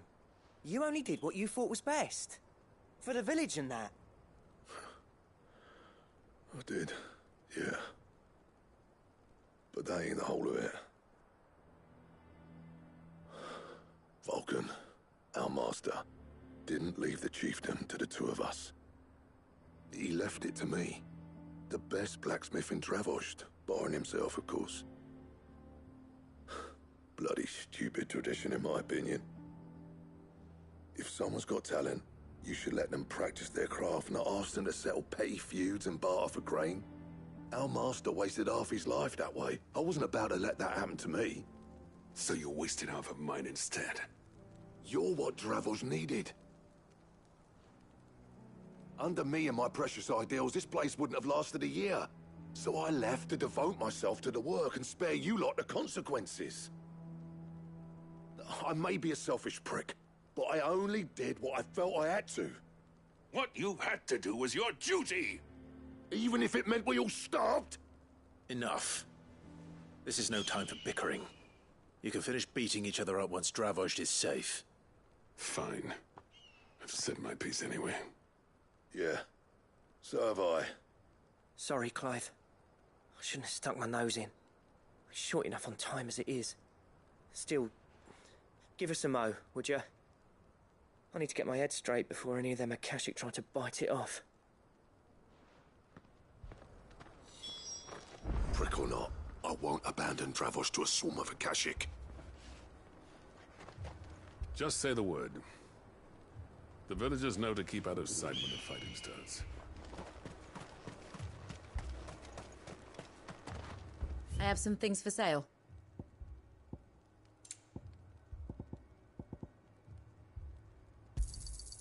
Here you are.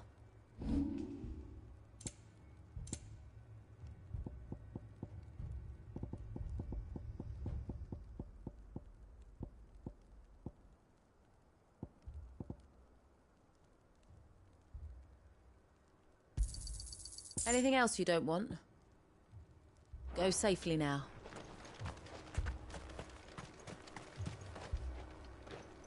You, ready for the off, then? We can't afford to waste any more time. Right you are. Might be worth having one last word with the scouts, though. Don't want any nasty surprises, do we? Oh, and Blackthorn, you and Zoltan might be better off staying inside the... Akashic on the move. How close are they? Within sight of the walls, and there are more coming up from the mines. What was I saying about nasty surprises? They'll wash right over us if we stay out in the open. We're pulling back behind the gates. Good idea. Get yourselves inside, but keep your weapons handy. Understood.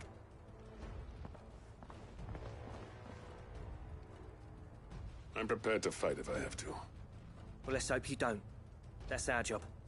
Once the scouts are inside, order your men to barricade the gates. No heroic last stands, you hear me?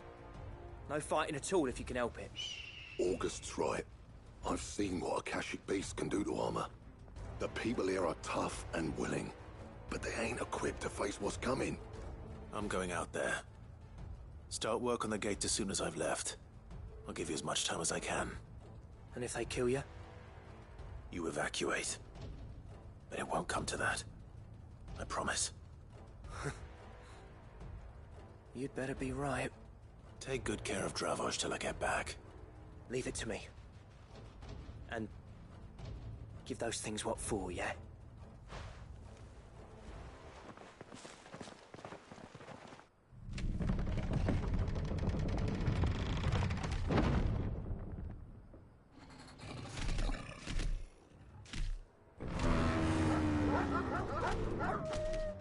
All right. Which one of you's first?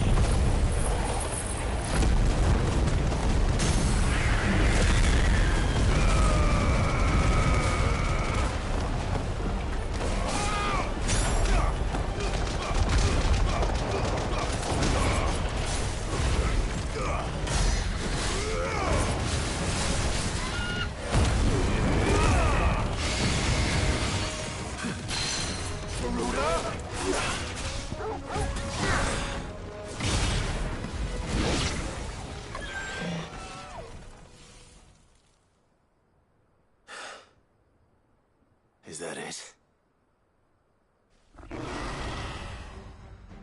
Apparently not. You're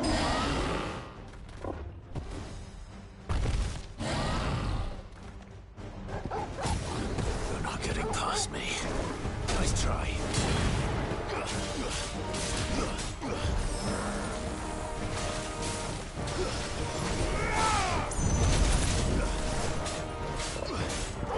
Kill! Now, Torgal!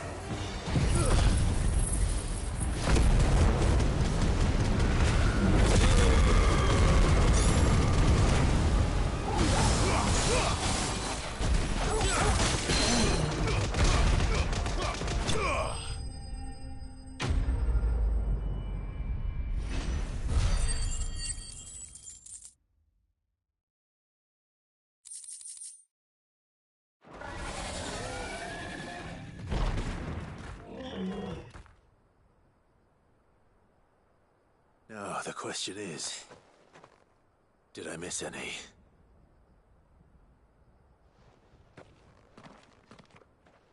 Man alive! You're still in one piece! I slew as many as I could. As many as I could, he says. The old bleeding lot, more like it. Well, almost. Only almost. Yeah, one or two did try to sneak over the wall. But we got the bastards, don't you worry. Good. Though you do know, more will come in time. In time, yeah. But we can think about them later. Let's get you back inside.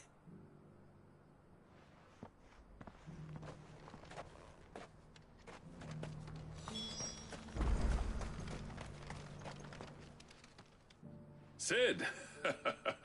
You're even more fearsome than your reputation. Enough to give those Akashic monsters nightmares. I almost felt sorry for the wretched things. But mostly, I felt grateful. Dravoged won't forget what you did today. I'm afraid I've only delayed the inevitable. There's no getting rid of that ether flood. Meaning that any living thing which stumbles into those mines will end up clawing at your walls again. And that's if the flood don't spread. If it does, well, I hate to say it, but the village's days are numbered. That may be, but we're staying just the same. With ether floods springing up all over, it's no less safe than anywhere, and more importantly, it's our home. We'll fortify the gates to the north, and I'll see that they're guarded day and night. All right. Then we'll give you a hand shoring up those defenses. As for you, Blackthorn, that's twice you've turned up when Dravos needed you. So, thanks. I shouldn't have stayed away so long. And I shouldn't have left without talking it over with you first. Too bloody right you shouldn't. Though I doubt I'd have listened. I always envied you. How you made everything look so easy when, for me, it was anything but. You leaving gave me the perfect excuse to hate you. And from that day on, I never once stopped to wonder what it would have been like if you'd stayed. But what you said earlier, it was true. You'd have been the death of this place. Finally, something we can agree on. I hope you see the sense of it eventually. You kept this place alive. Alive, perhaps. Wealthy even, but Dravoged isn't what it once was. Our work used to be the pride of Dalmekia. Now, we churn out the same rubbish day after day because it's easy and turns a profit. It's not about the craft anymore. I wouldn't send my sons to war wearing the shit most of our smiths are making. I've kept working, honing my skills, trying to... The average castle apprentice has as much passion for the craft as our current lot. Come back to us, Blackthorn. Remind Dravoged what a true master blacksmith looks like. I'll even man those bellows of yours if it means we can work at the same forge again. That's a kind offer. Kinder than I deserve. And I wish I could accept, but I'm needed elsewhere. There's people who trust their lives to my steel, and I daren't let them down. Fair enough. But that doesn't mean I couldn't visit from time to time. Let's see if we can't rekindle this town's passion for the craft, shall we? I'd like that. Just be sure to tell Snotty to let me in the next time I come calling, yeah? Knowing him, he'd let you in anyway. Blackthorn. The Master Smith turned outlaw, back in my good graces. I never thought I'd see the day.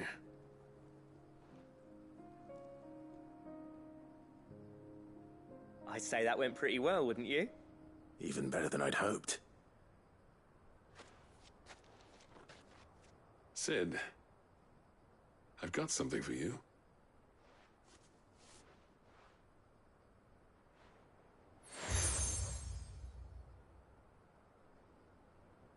And this is? A token of our lasting gratitude. But I'm of a mind to make you a far grander gift. Designs for a certain sword have been passed down from chief to chief for generations. Now hold on, Zoltan. There's a reason no one's made that blade in centuries. There's not been a craftsman equal to the task.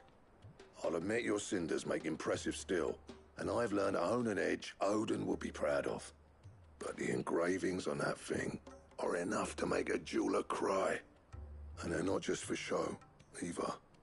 Have you forgotten what brought you back to Dravoged in the first place? A certain ring? I knew I'd never surpass you with the hammer and tongs.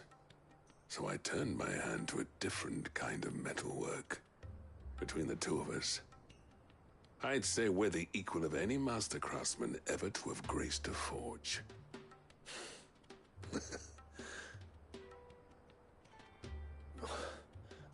You know what? I think you might be right. Clive, you wouldn't mind if Zoltan came back to the Hideaway, would you? He's more than welcome. As long as he can keep our secret. Right. Zoltan, get your tools. We've got a legend to forge.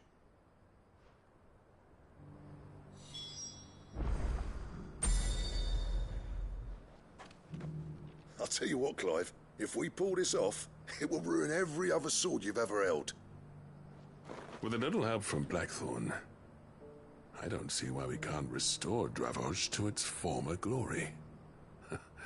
Barring ether floods, that is. I'll get him back to the Hideaway. Don't you worry about that.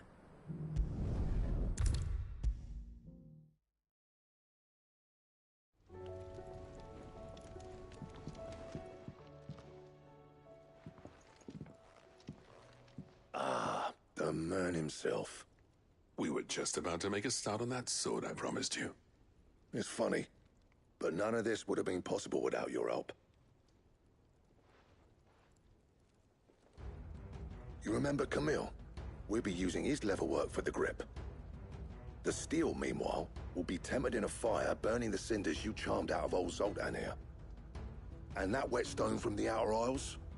That'll be what gives the blade its edge.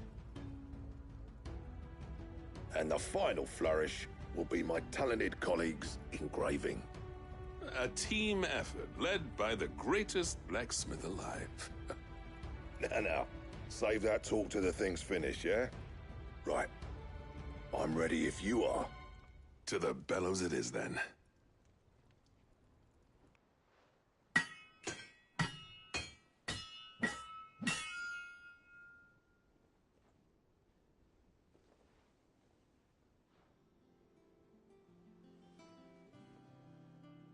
Well, bugger me.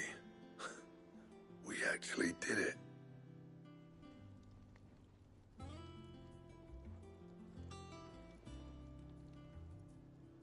The sword to end all swords.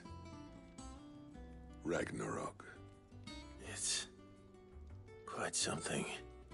I, trust you'll take good care of it. Thank you. Both of you. So, does this make you pair the greatest craftsman alive, then? This? Nah. This was just following the footsteps of the greats of old. It'll take more than that to earn us our place in history. But we're up for the challenge. Here. A list of materials. Zoltan and I got talking on the long road back from Dravost. We reckon with those items there, we could craft something even better than the Ragnarok. Something worthy of a legendary outlaw like yourself. That's a weapon I'd like to see. You leave this list with me. I was hoping you'd say that. One legend at a time, eh, lads? Before you start on the next, who fancies raising a cup to Friendship Reforged? Good idea. No more drinking to forget my past. It's about time I had something to celebrate. Then tap the kegs! Vulcan's boys are on their way!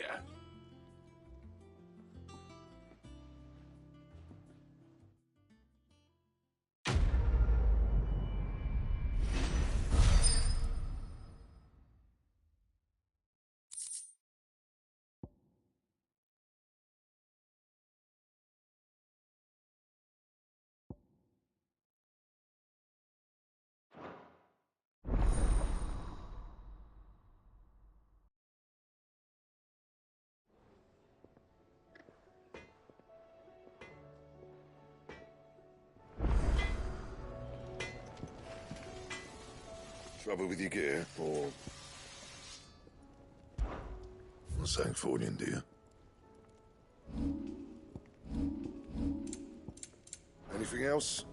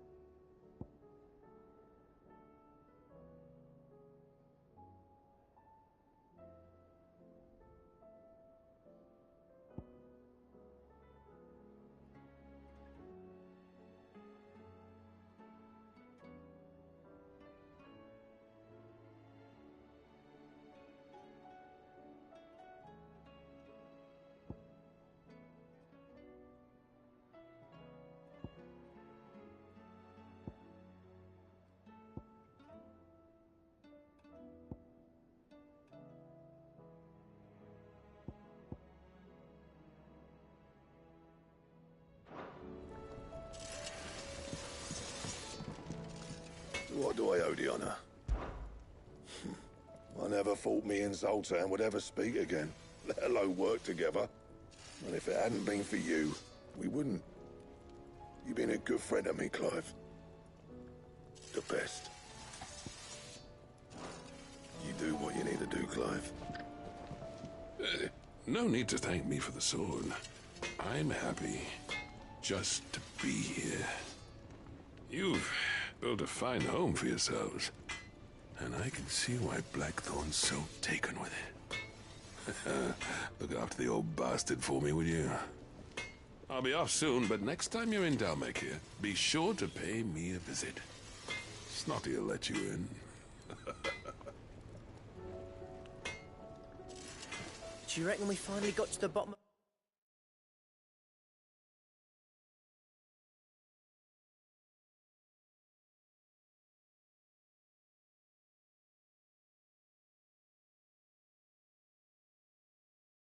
Blackthorn's troubles then?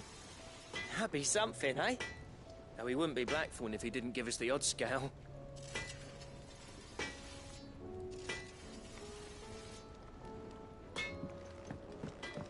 The stews we've run out of pepio nuts and all. What do you expect? Farmers are abandoning.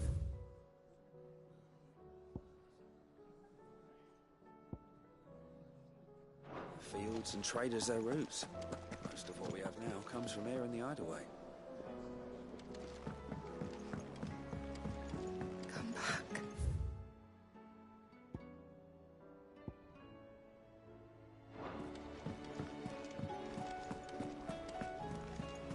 Covered in nicks and lumps, the lot of them. It's a wonder they can still walk.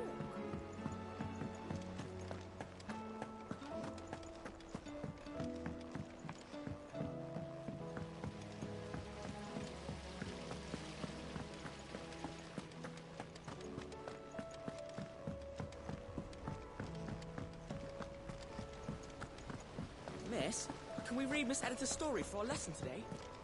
What a wonderful idea, Jocelyn. Let's do just that.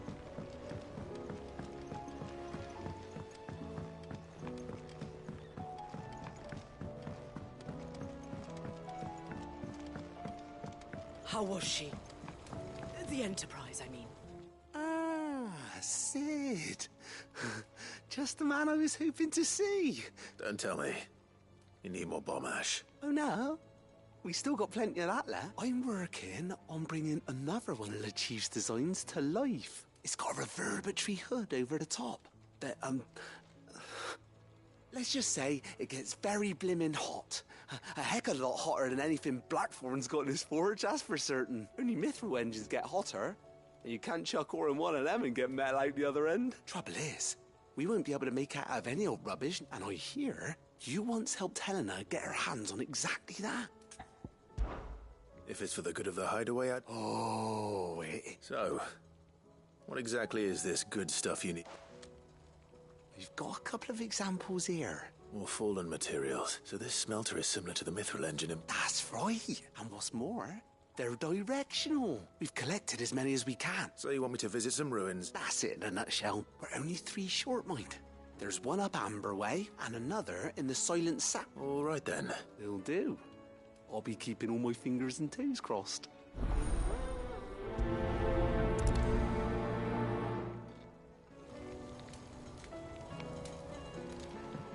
With Canva in the hands of a Kashik, we'll need to find another port.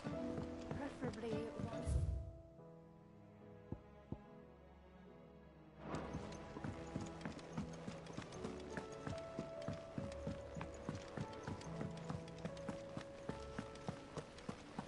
Then again, why settle for low...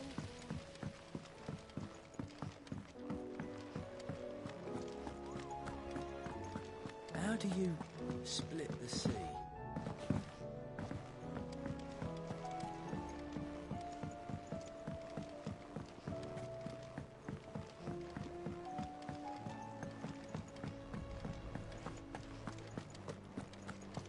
Oh, don't tell me we've run out of pepio nuts and all.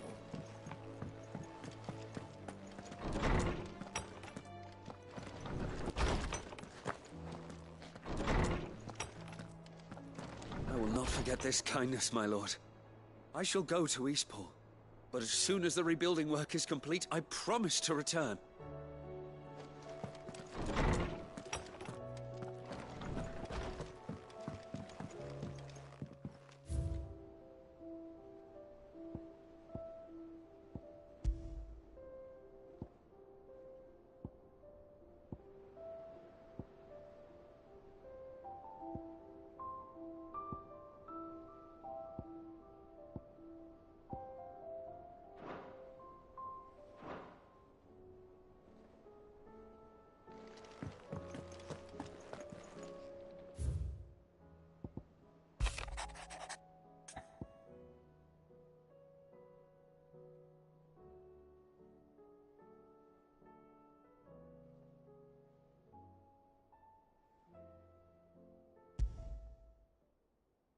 There's no way of knowing if Doris will confide in me, but I can speak to her at least.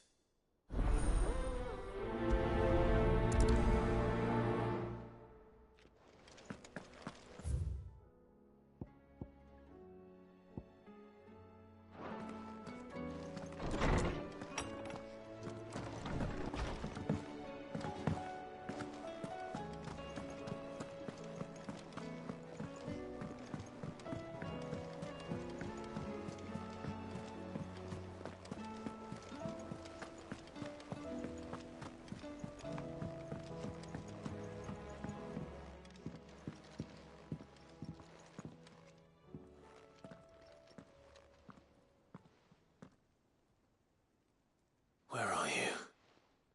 Can I help you, Sid? I'm looking for Doris. Is she here? I'm afraid not. She's at Martha's Rest on a job. My job, actually.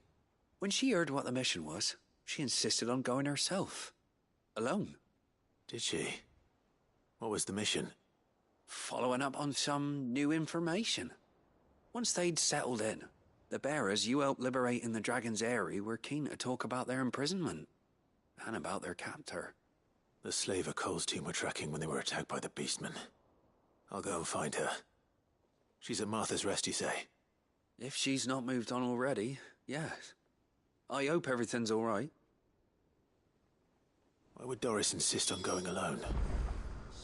Maybe Cole was right to be worried. I reckon we're better off.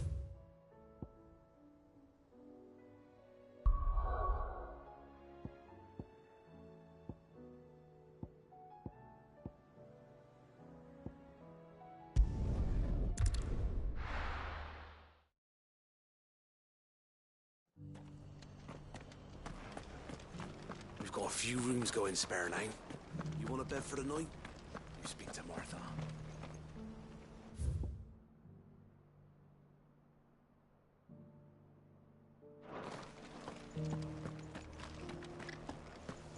Doris should be somewhere nearby. Assuming she's still here.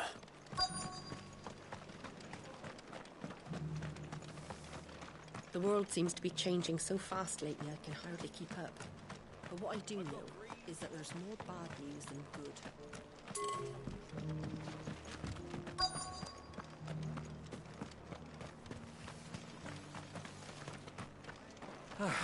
Just because the heavens have gone to rack and ruin, it don't mean we have to.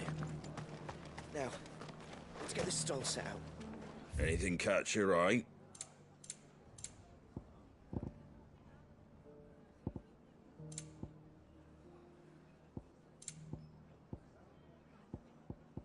Take care out there, eh?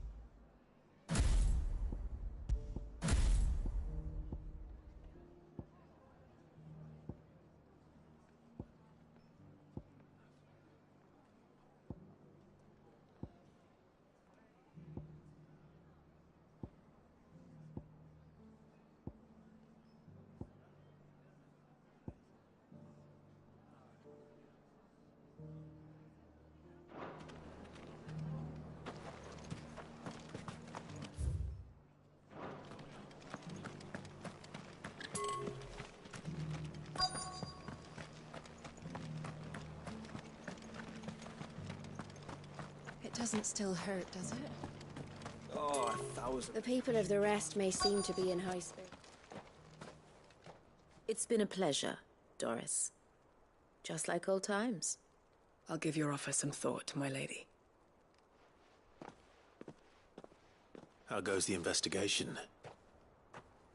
Sid, what brings you to Martha's Rest? You. I heard you were out here on your own, tracking our slaver. I trust you're being careful. Of course. And it had to be me. The bearers from the Dragon's Eyrie confirmed a long-held suspicion of mine that the slaver we've been tracking is an old acquaintance. She's no fool. If we'd come in force, she would have spotted us straight away, and then vanished without a trace. That was her just now, wasn't it? So, was it a fruitful reunion? I'd say so. She tried to recruit me. Seems her time in Rosaria is coming to an end. She's abducted bearers from across the region and is looking to smuggle them back into Sambrec. After her brush with those beastmen on the road to Northreach, she hired herself an Imperial escort, which she wants me to join. She's dangerous, Sid, but I think I can stop her. Then I'm going with you. I'll take care of the escort. You can see the bearers to safety. Where are they? The Baum Archers.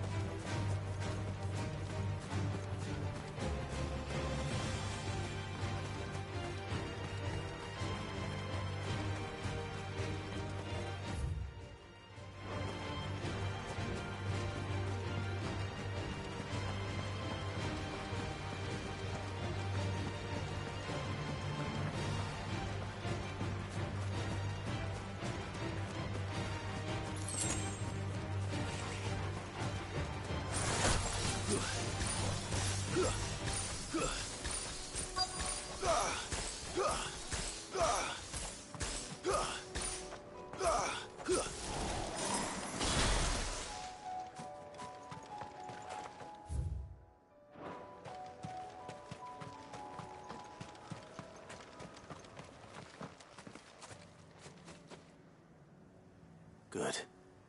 They haven't broken camp yet. How did Doris come to know a slaver, I wonder?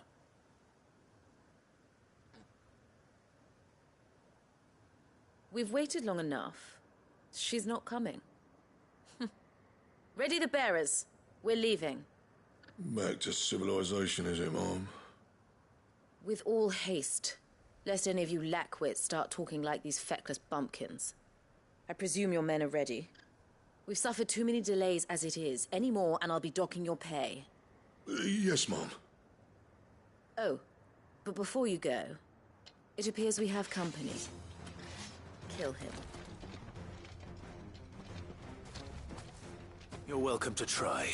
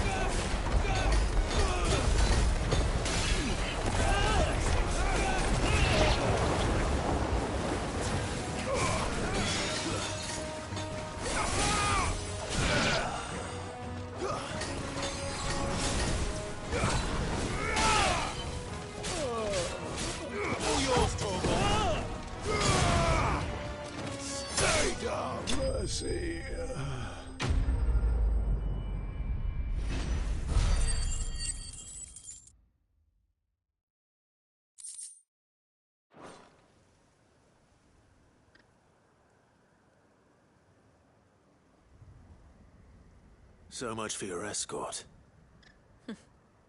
You'll forgive me for not avenging my men. I'm not the swordswoman I used to be. I surrender. Do with me as you wish, Cid the Outlaw. Cid! Ah, Doris. I take it you're not here to rescue me from our brooding renegade?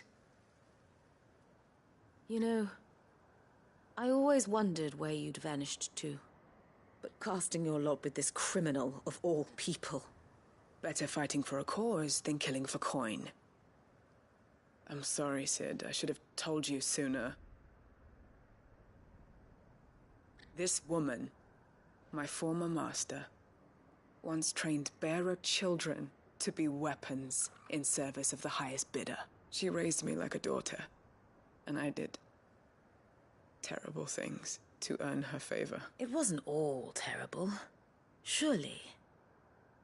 We had our fun, too. You were always so eager to learn, and had such clever hands. All my other children took either to the blade or to the books. Always either or. But you proved yourself a master of both. That's why I kept you for my own. How about it, my little dagger? Care to swear that blade to me again? I never swore my blade to you, nor will I ever. I fight for a higher cause, to liberate the bearers of this world. Farewell, Master. Thank you for making me the weapon I am. You always were a righteous child. Perhaps that's the reason I loved you so.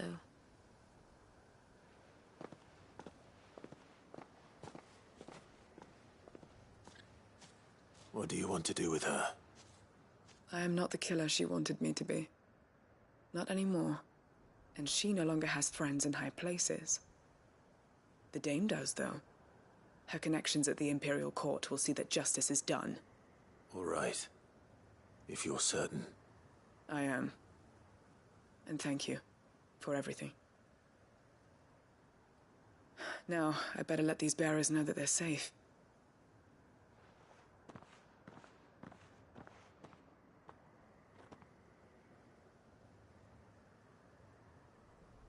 And I should head back to the hideaway and put Cole's mind at ease.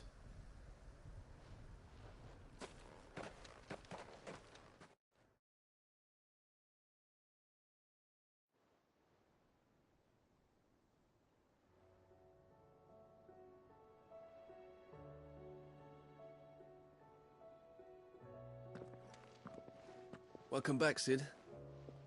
Doris's message just arrived. I hear you saved more bearers from being smuggled across the border. With any luck, they'll be joining us in the hideaway shortly. Oh, and your letter. You don't need to worry about Doris anymore. I'd been hoping as much. She mentioned one or two things in her report.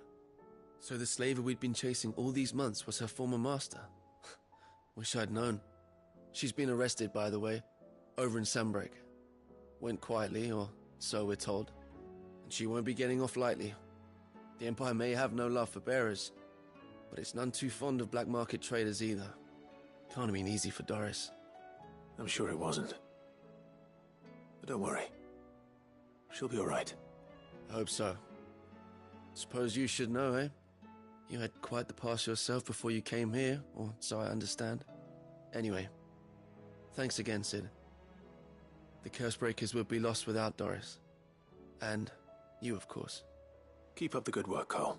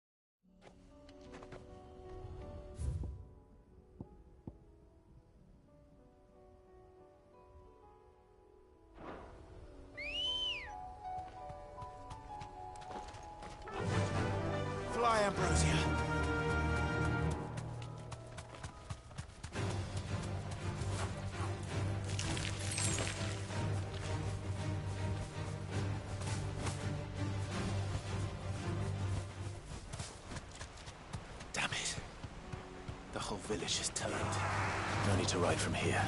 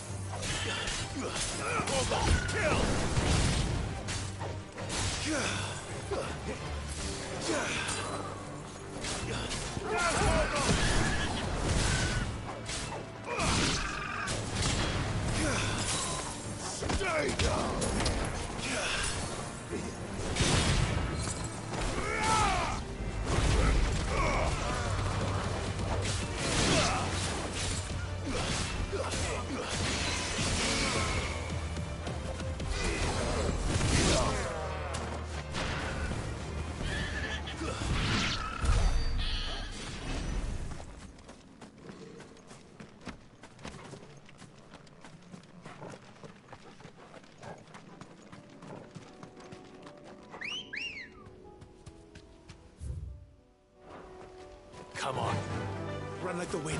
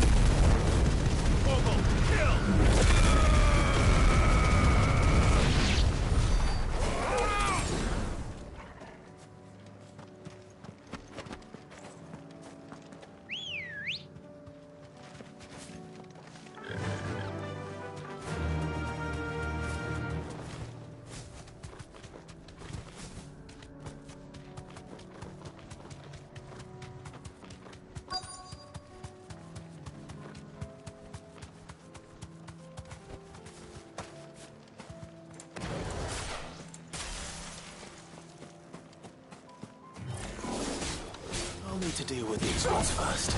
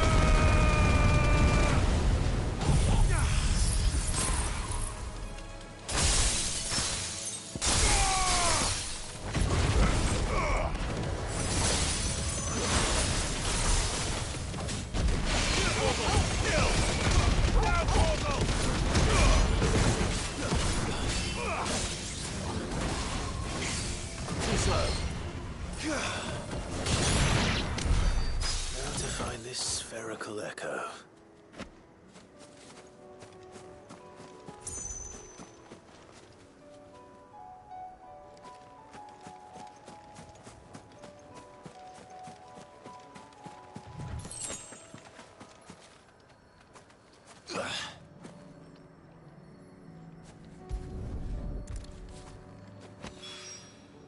This is it. Right then. Just two more to find.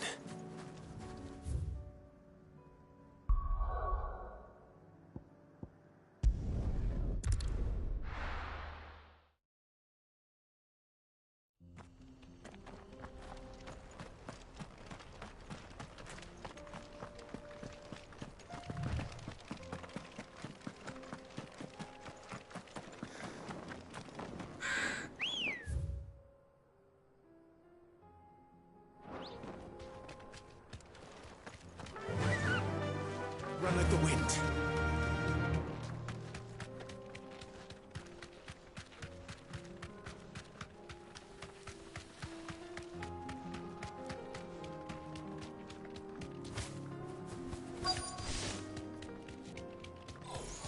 Don't get surrounded. You deserve a rest. Shiva! All yours, Torgal.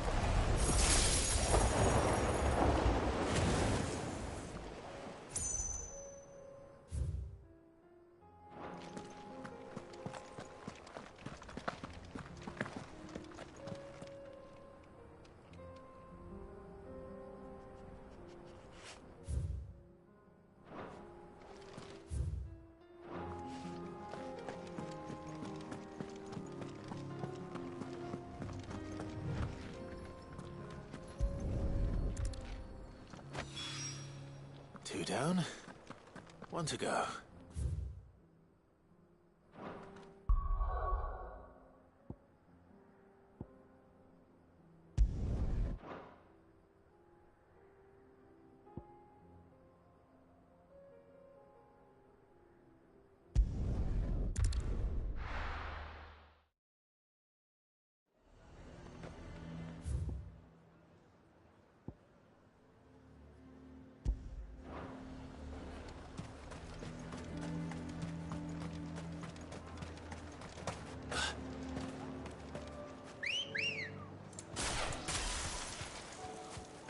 Come on.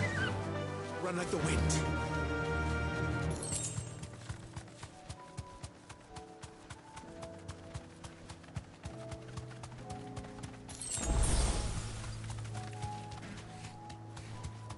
Oh.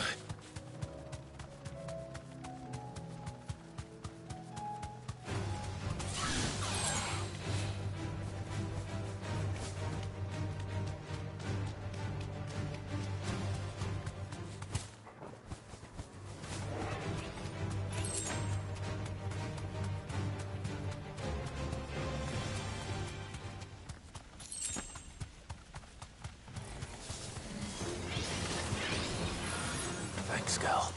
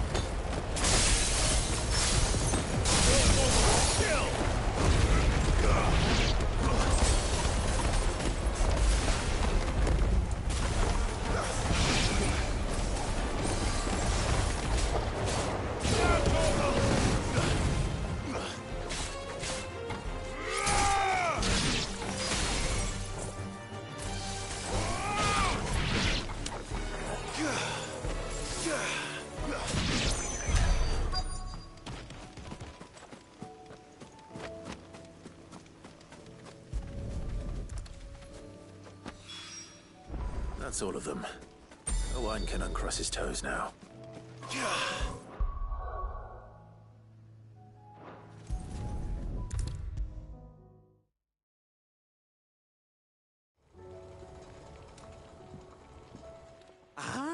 Cid! Wasn't expecting you back so soon. So, is it good news or bad? Good, thankfully. Ah, that's brilliant! Thanks a blimmin' million! I'll fit 'em to the smelter right away!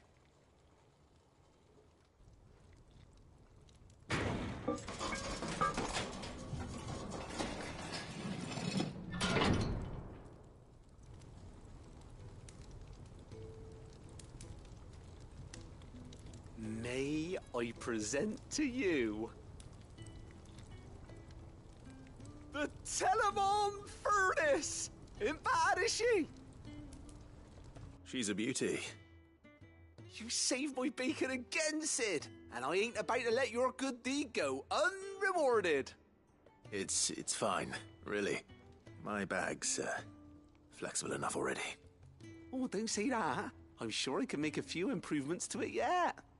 You could just buy me a bigger... How about that clasp? Looks a bit stiff. Reckon you could loosen it up and make some more room? And I reckon I know how. With a new alloy we've been working on. The Telemon Furnace was just what we needed to perfect it. It's a metal, see? So it's lovely and strong, but it's also, well, stretchy, if you can believe it. Stretchy metal. Well, if you insist. That is the spirit. You'll love it, I promise.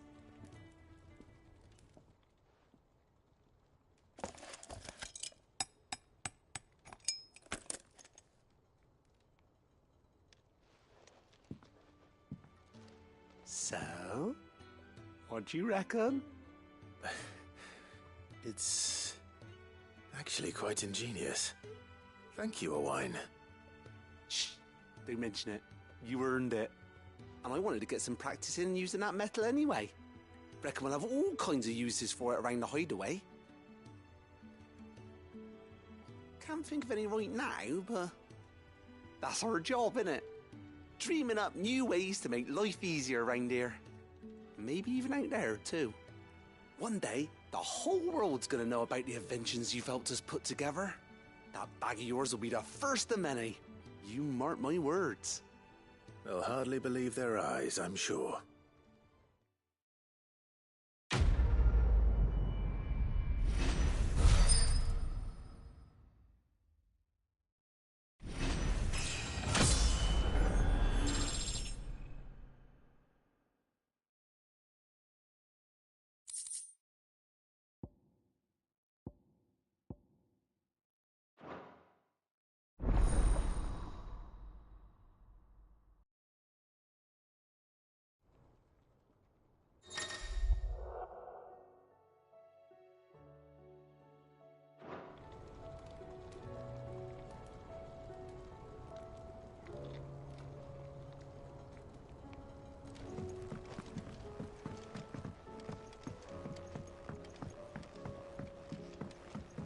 So, she don't need sails or oars, but she's still the fastest ship on the sea.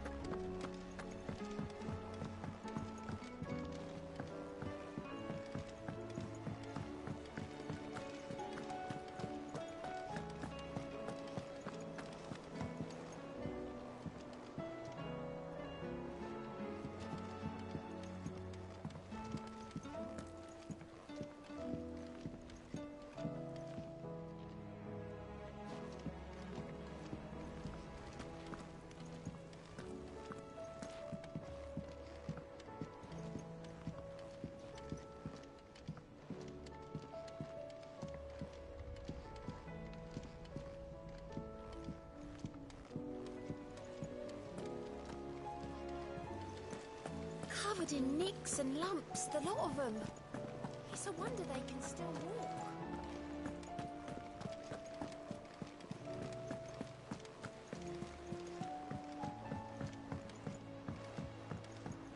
How do you Split the sea, you reckon? How may I help you today, Clive? Come to claim your just desserts? All yours. Come again. I may have more for you.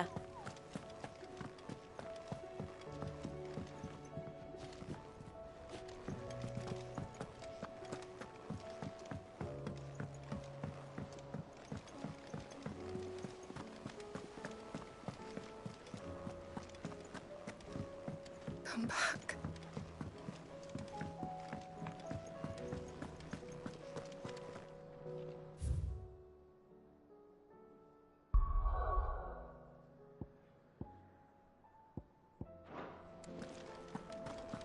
Oh, don't tell me we've run out of pep. Clive.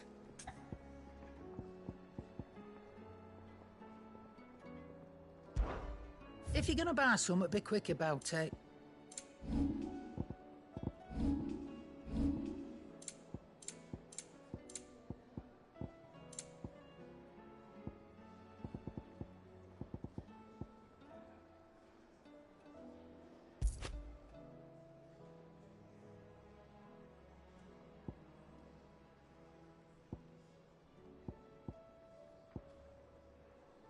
Come again.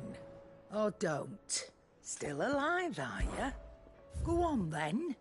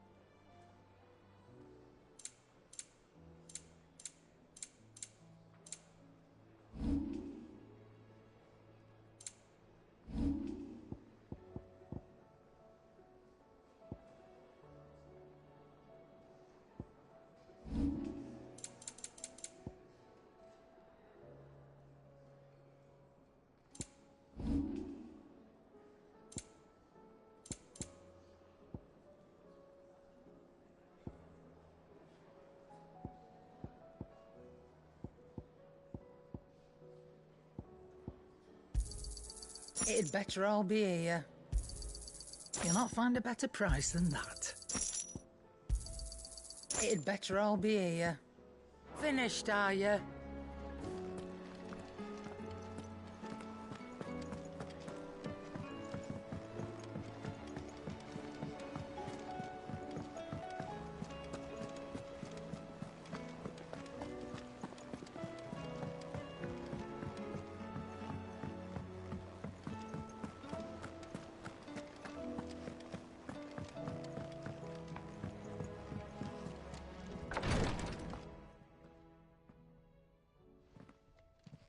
How are you feeling, Joshua?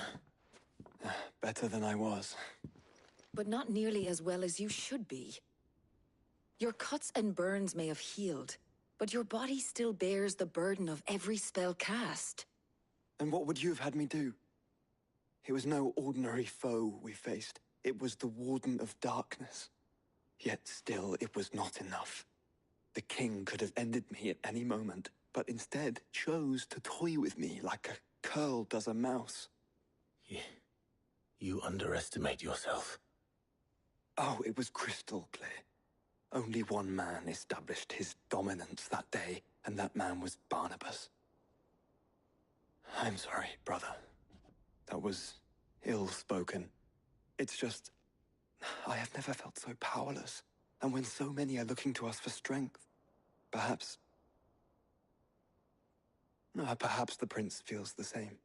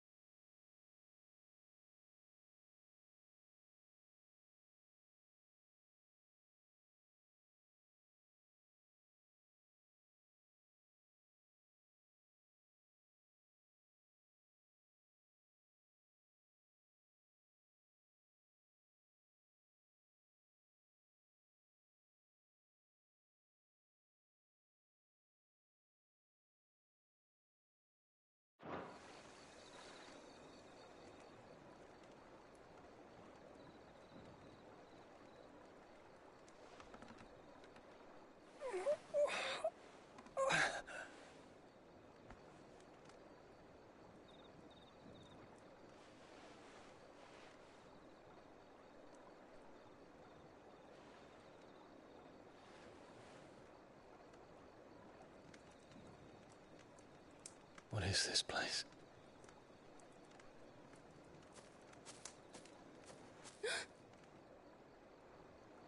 Don't move.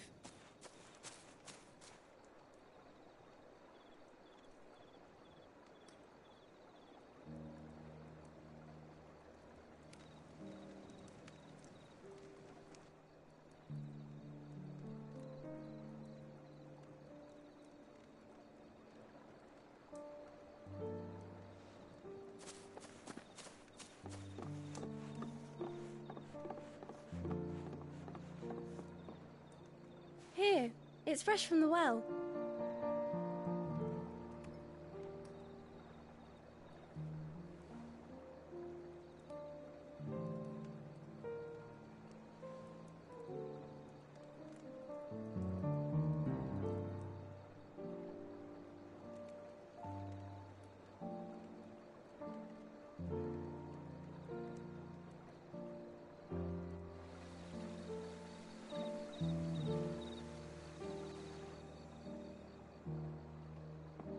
Grandmother told me spirits sometimes get lost, and that the lanterns guide them to their proper place.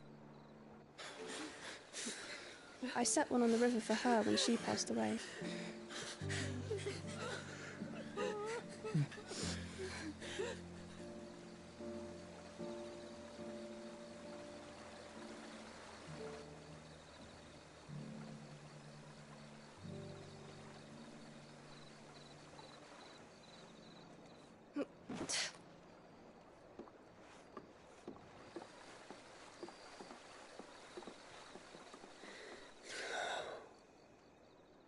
The fiend works from the shadows.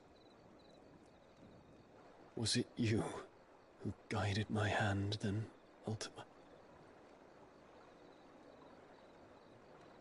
No, not you. This is my doing, my fault, my sin to bear. And for it, I must atone. Your hurts are healing nicely. It was my poultices that saw you well. You make them? And sell them, or try to. Earns me enough for bread, most days. Forgive me. I have nothing to... I know, but I couldn't just leave you lying there.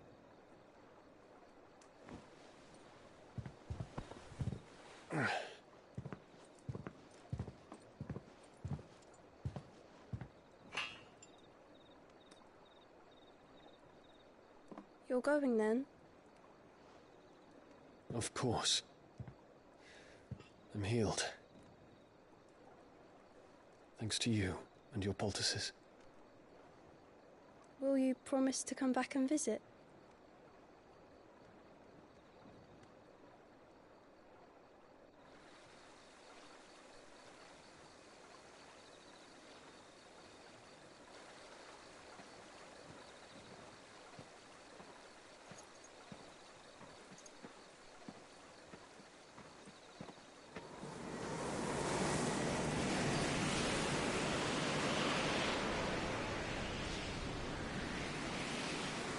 Well, Phoenix, it would seem that I owe you my wings.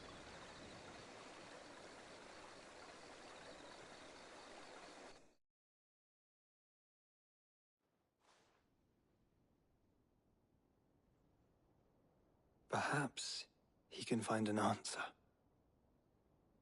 You will be returning to Waloed soon, I gather. I see no reason to wait. Then neither do I. I can think of a few, but I doubt they'll stop you. You will take your medicine. Of course, Lady Daya. Set on leaving already, are you? How long will it take us to get back to Ash? Dunno, about the same amount of time it took us to get here. Maybe less, if your uncle can find someone trustworthy to patch up the Enterprise. All depends on where we're putting into port, mind. Yes. It's not as if we can put ashore wherever we choose. We have to assume that the whole of Ash is hostile, and that we'll be attacked on sight. Then we must find a place they won't think to look. And I have an idea who might know of one. The Professor! I'll go and tell you coming! While you're plotting our course, I'll be in the shelves with your lawsmen. I wish to pick his brains about Ultima. Then I'll talk to Karen about supplies for the journey. They may not be easy to come by in Ash.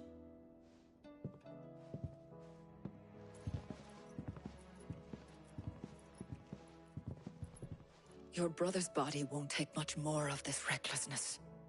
You know that, don't you? I do.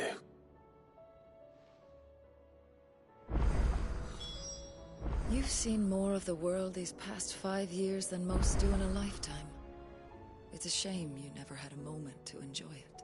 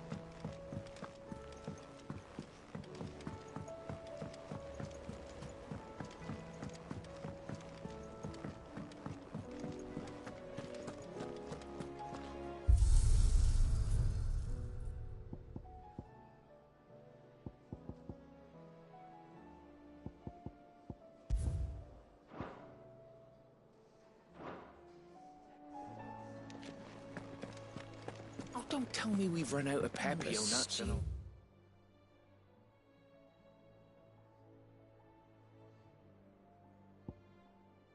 He's awfully thin these days. Oh, what do you expect? I will not forget this kindness, my lord. I shall go to Eastport, but as soon as the rebuilding...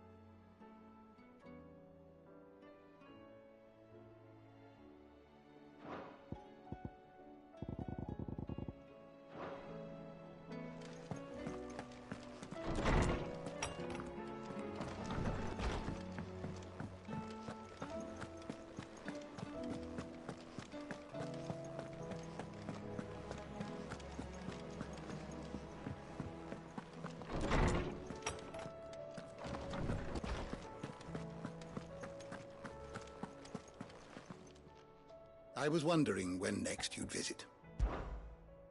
I have compiled some new entries, if you would like to see them.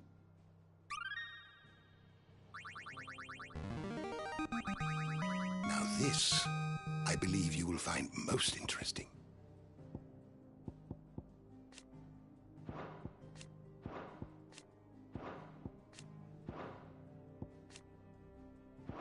If you have a question for me, I should be happy to answer it.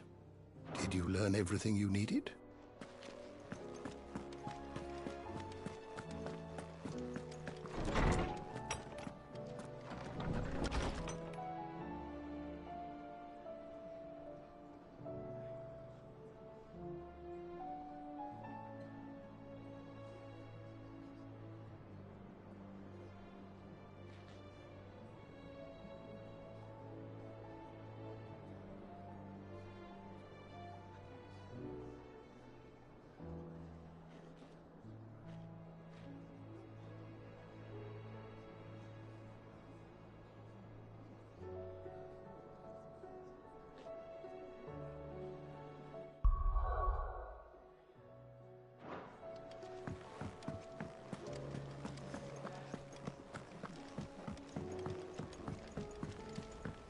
come back.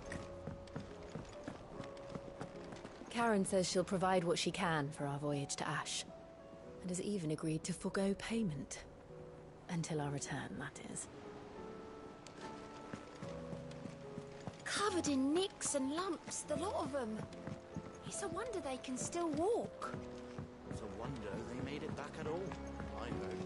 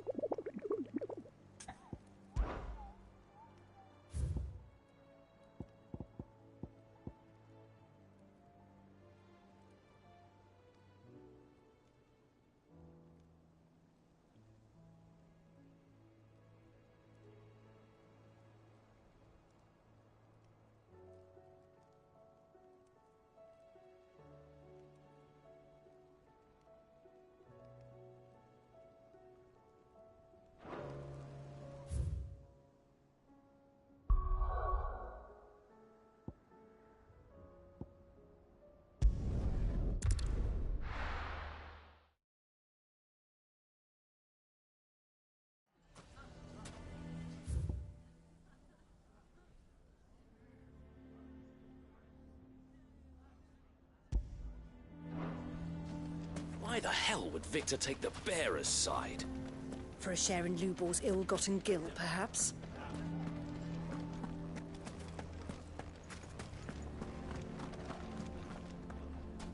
I'm going to go with him. Why is everyone being mean to Lubor? He didn't do anything wrong.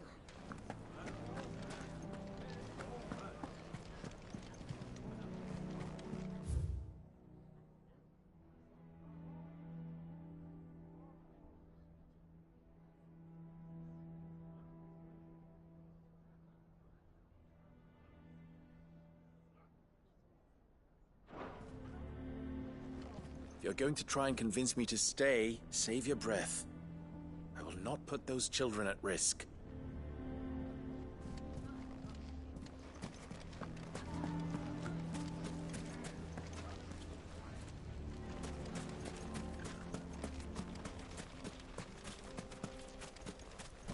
How the hell did that bastard get through the desert gate?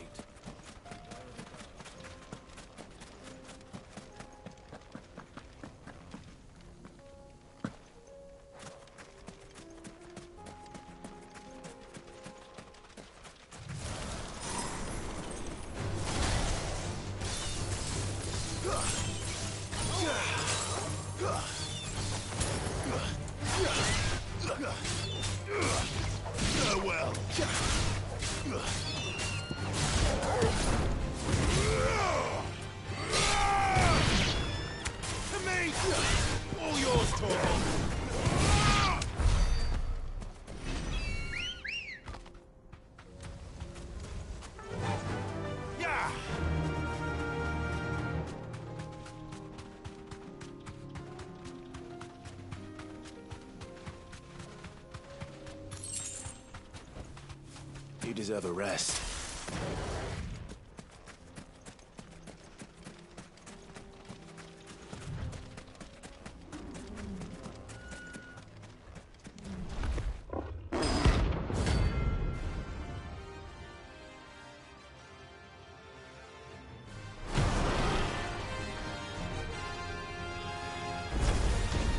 We're not going to outrun this one. Stay close, Torval.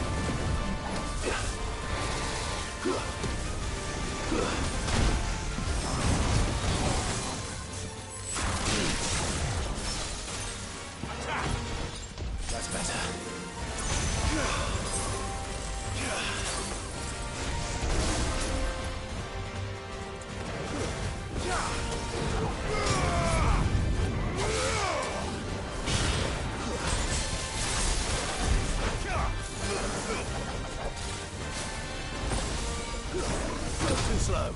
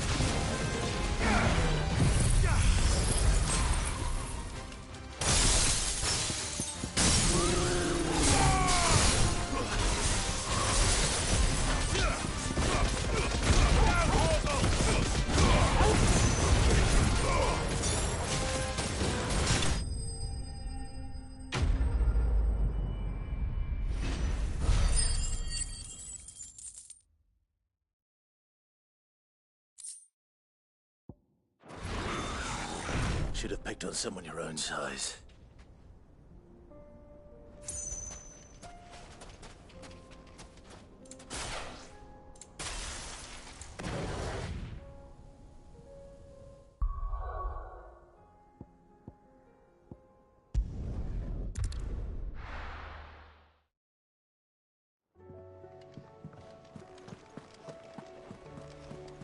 Covered in nicks and lumps, the lot of them. It's a wonder they can still walk. I still say it were a compliment. Say it all you like. It doesn't make it true. Ah, Clive. I was wondering when you'd arrive. Please tell me you've come to take our young prodigy here off my hands. I'm not here for Mid. I need information on Ash. Then why not ask Molly if you can look in one of her ovens? Go on. As soon as the Enterprise is ready, we'll be setting out for Drake's Spine. And we're going to need a safe place to land. Preferably one that won't see my ship blown to shit and splinters. If it were that easy, do you think Waloed would have resisted invasion for so long? Very little is known of Ash, and the information we do have is spotty and outdated. We have the good King Barnabas to thank for that. Waloed's borders have been closed to outsiders since the day he seized the throne. If there is anywhere safe to land, you won't find it on my map. Then tell us what we will find. I'm sure you know better than we do. But no splinters. All right. If it will get you out of my hair. But interrupt me, and it's over. Understood?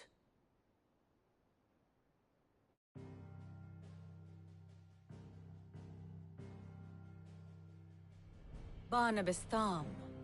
The one they call the Last King. Understand him, and you will understand the kingdom of Waloed. Barnabas was only a boy when he arrived from beyond the southern seas, and barely a man before he united the ragged tribes of Ash. And having unleashed them upon the formidable Veldamark, he set his throne upon the ancient kingdom's ruins. The victory sent shockwaves around Valisthea, tales of Odin's might spreading through every court, parlor, and drinking hole in the realm. Note that this was in the year 843, and that the king still sits upon his throne some 40 years later, quite untouched by time. Waloed's recent inaction left many wondering if Odin had lost his appetite for war. And yet here we are. The Einherjar was committed to the fray, a bold declaration of intent. Orcs swarm around Drake's Fang, and throngs of Akashic haunt Canva's streets. Though how precisely the havoc they wreak serves Waloed remains unclear. Regardless, if the order to attack truly came from King Barnabas, then one thing is certain.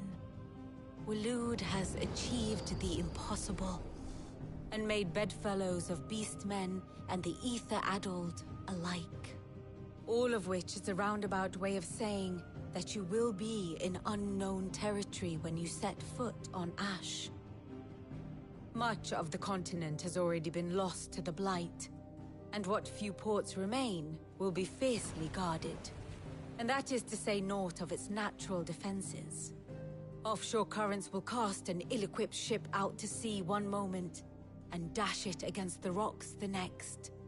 But then the Enterprise is anything but ill-equipped, and Mid has made land there before. Now, if only there were someone with an intimate knowledge of the Shadow Coast, and where a daring gentleman might put ashore.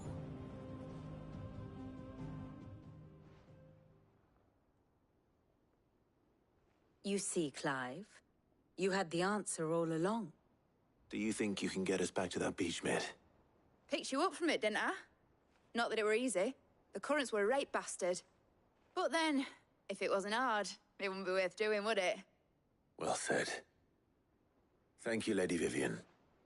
If a few morsels of common knowledge and a sprinkling of tavern talk are worthy of your thanks, I wonder what genuine intelligence might earn me.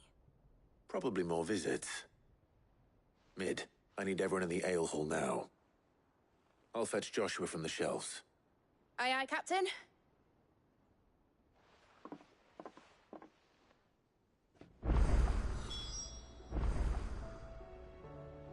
What will it be today? Allow me to educate you. Here's the latest information I have. Here you are.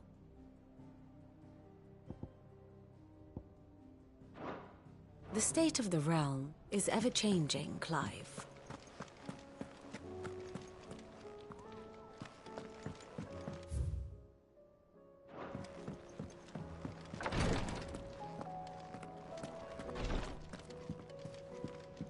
Please, Your Grace, stay strong. Ah, my Lord Marquis. Yote, is anything the matter? You seem troubled. Perhaps I might be able to help. My lord. Yes. Perhaps you might. It's your brother. His condition continues to worsen, though he does his best to hide it. The lesion on his chest pains him more with each passing day. I had feared as much. There are certain elixirs which can ease the suffering of those afflicted by the curse, but... But His Grace's case is severe. The drafts I have been able to prepare for him thus far have ceased to have any real effect. So I consulted with Talia and certain of my comrades among the Undying about the possibility of finding something stronger. And thankfully, a recipe was found. The only problem being that the critical ingredient is exceptionally hard to come by, and our supplies are almost exhausted. Unless we can secure more soon, your brother's anguish will likely become unbearable. My lord, I know that I have no right to make demands of you. But would you help? For Joshua's sake. For Joshua? Anything. Thank you, my lord. So, what is this critical ingredient? A rare herb by the name of stonerwort. It grows only where the ether is densest. The vigor it stores in its stems helps to counteract the curse. We discovered a patch near the aqueduct in Rosaria. But alas, yet more ether has erupted from the earth there recently, leaving the whole area flooded. The search continues for a new source. One that we might reach without being turned. So it's only that you can't reach it? The stonerwort itself is unharmed by the flood? Well, yes, but... Then I shall go in your stead. But, my lord... You've yet to find another source, correct? So for now, the aqueduct is our best hope. Besides, I'm a dominant. The ether can't hurt me. Well, if you're sure, my lord. Stonerwort is easily identified by its blood-red blooms. Search around the aqueduct, and you're sure to find some soon enough. I shall remain here and prepare the other ingredients.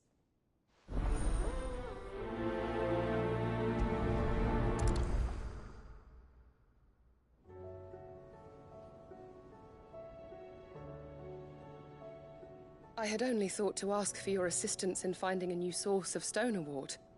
But if you're sure about collecting it from the flood by the aqueduct, I should be most grateful, my lord.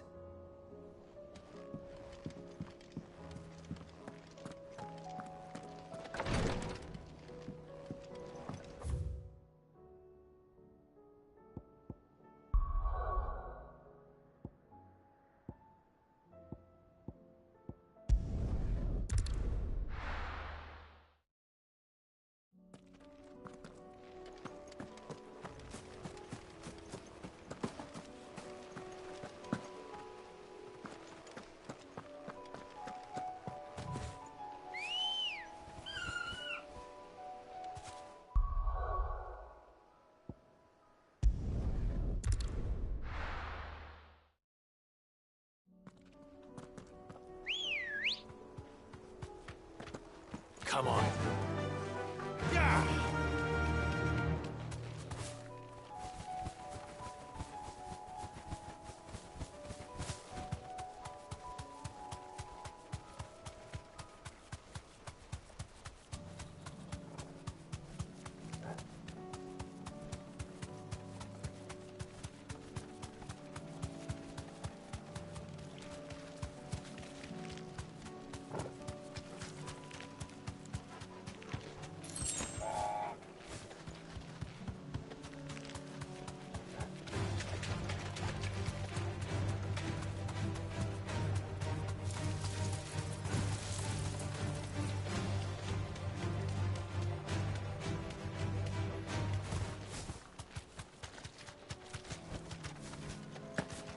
Here's the aqueduct. Now to find our stonewort. Yote mentioned blood-red petals.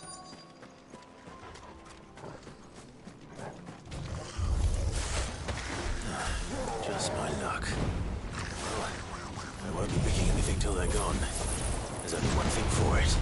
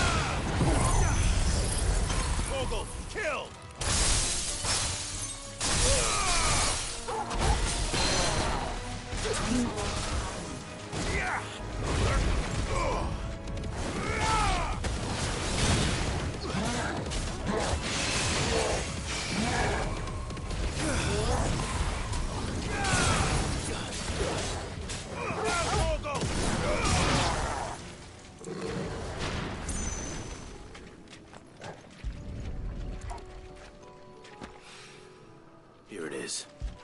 Better collect as much as I can before reinforcements arrive.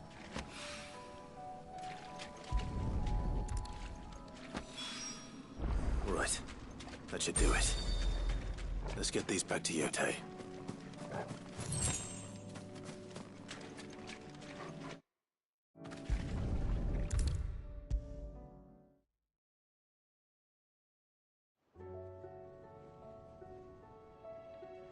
Yotei, I brought back all the stone and water I could find.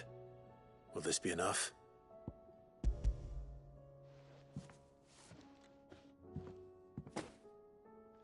Yes, my lord. Thank you. I'm sure it will serve us until we can find another source. I'm very glad to hear it. You and His Grace are very much alike, you know.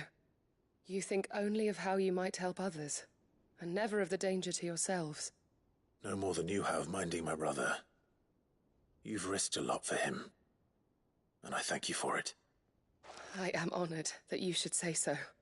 But I beg you, my lord, do not give too much of yourself for the sake of others. We could not afford to lose you. I'll keep that in mind.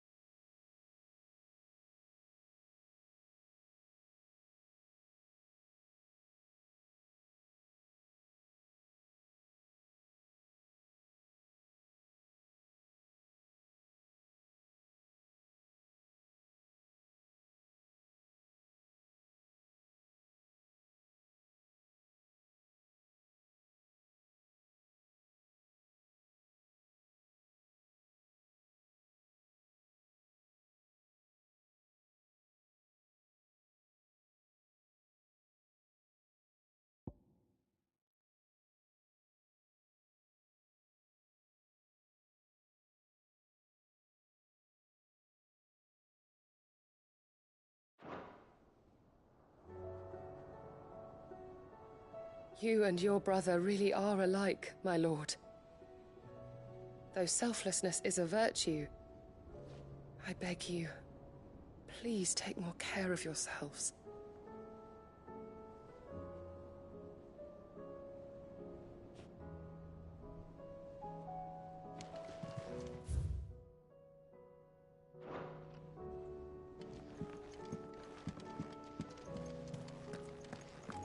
He swears he'll take his medicine, but it's up to you to see that he doesn't just take it with him.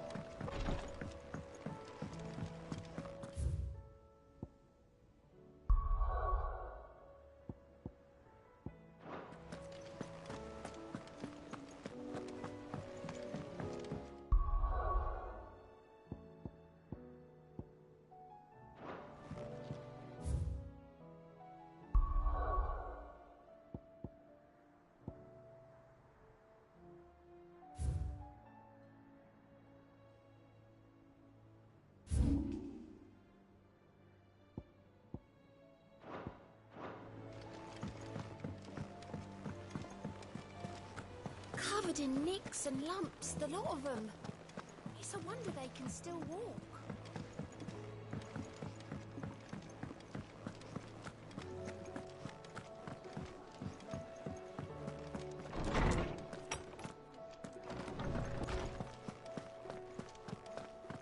I have no reason to assume otherwise. Well then. Clive, you must listen to this. Lawsman, tell him. Do you recall when we spoke before on the divinity of Ultima? Well, it inspired me to delve deeper into the subject. And what I discovered appears to agree with the findings of His Grace. You will recall that my quest to uncover Ultima's origins began with the mural at Phoenix Gate.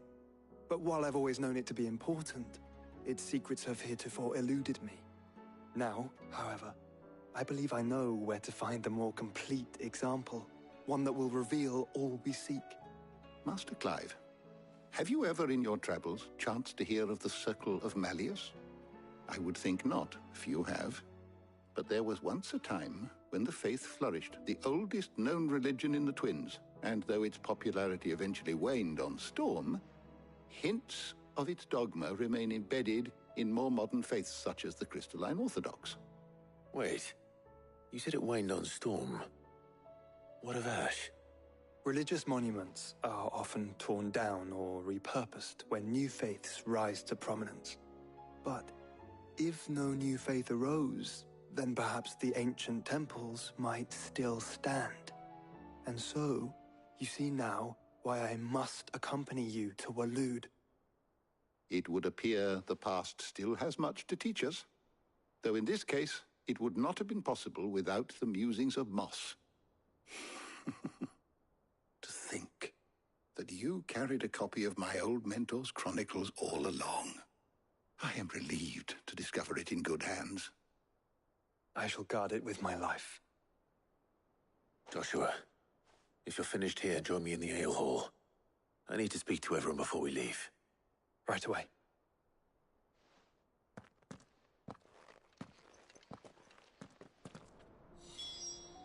If it please your grace, might I one day borrow the chronicles for a short while? Of course, Lawsman Hippocrates. You need but ask. Mid said I could ride the Enterprise next. No, she didn't. She said I could.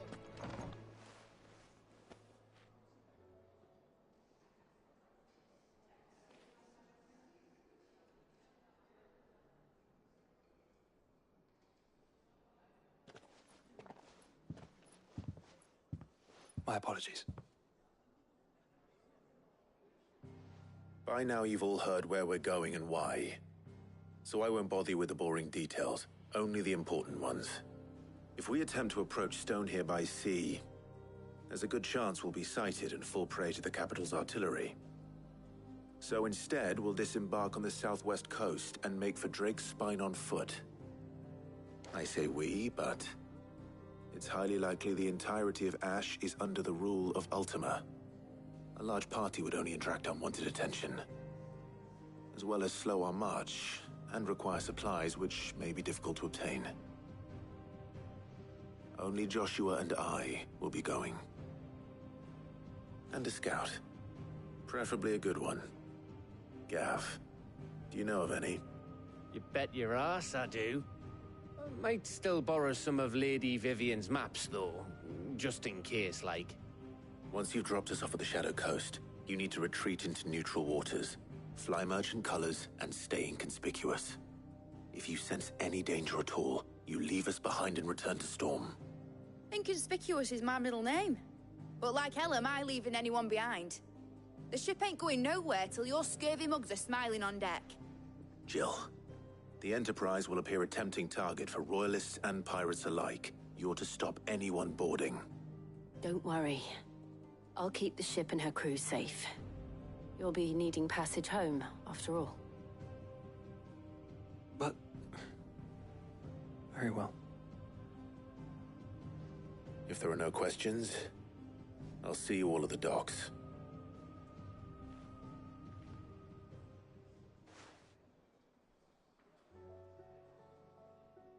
Let me know when you're leaving. I want a word before you go. Of course.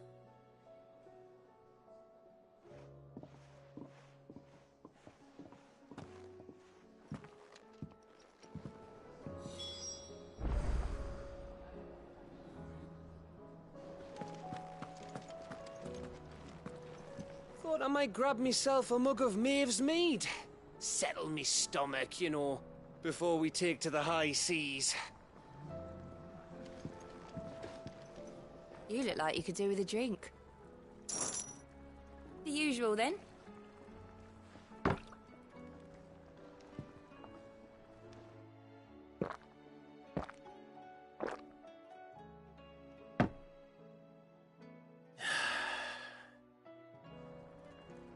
Oh, keep your mug handy.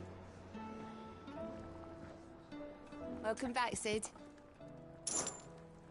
Honestly, Sid, you're too nice for your own good. Do you hear that, ladies and gents? The next round's courtesy of the realm's most benevolent outlaw.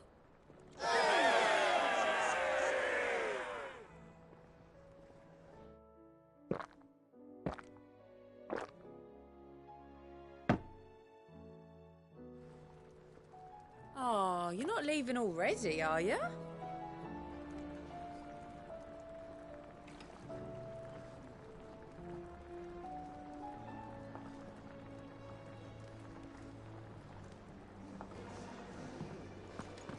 Oh, don't tell me we've run out of papio nuts and all.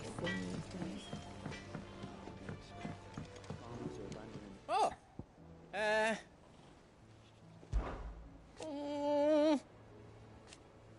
But no... There's no one like our Nan.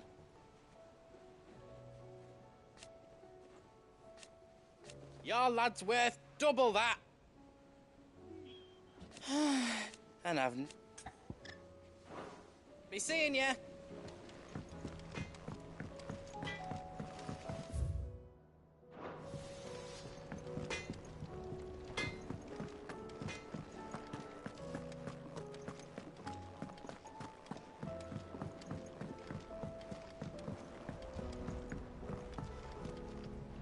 I am certain we will find what we seek in Ash, and learn the truth of Ultima's origins.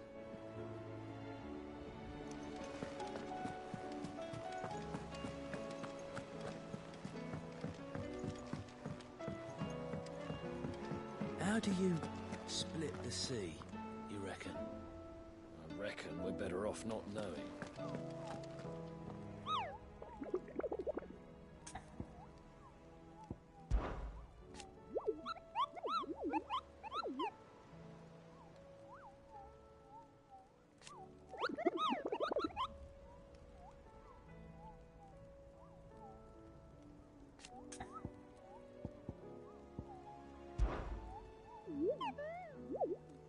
through Orcish lands.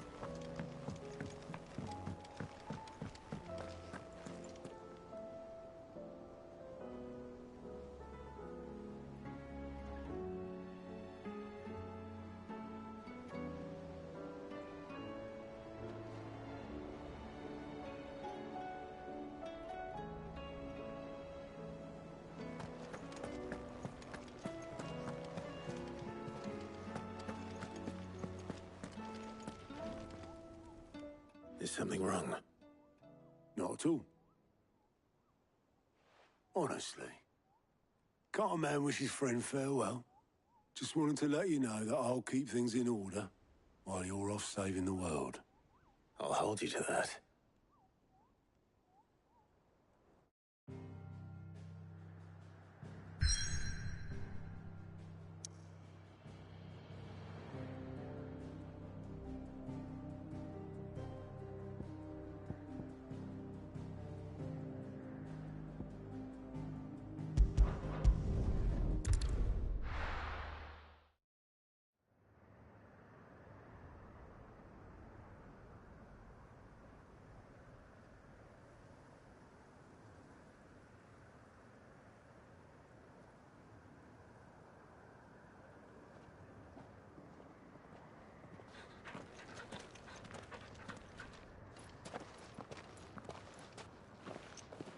Reckon it'll be a long walk to the capital if we follow the cliffs. I'll scout ahead, see if I can't find us an inland route.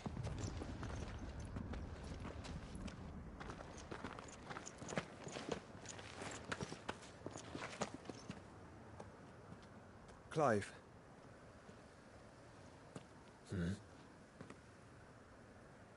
There's something I've been meaning to ask. You took her icon, didn't you? Yes, I did. She understood.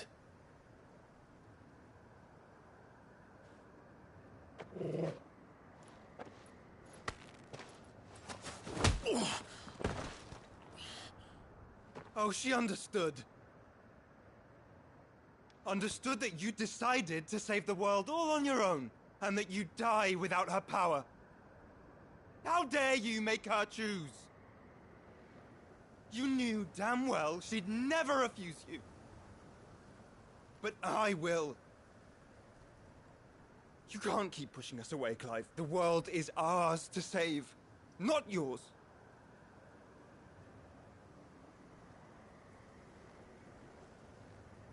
I used my gift because I thought it was the right thing to do.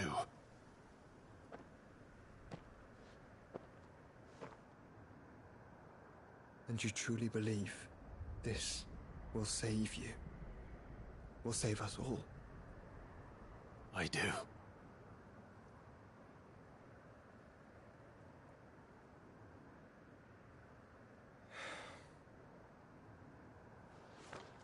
Then so be it.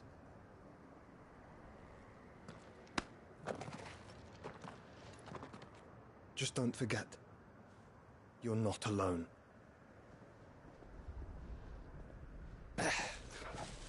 Think I found us a trail. Did I miss something?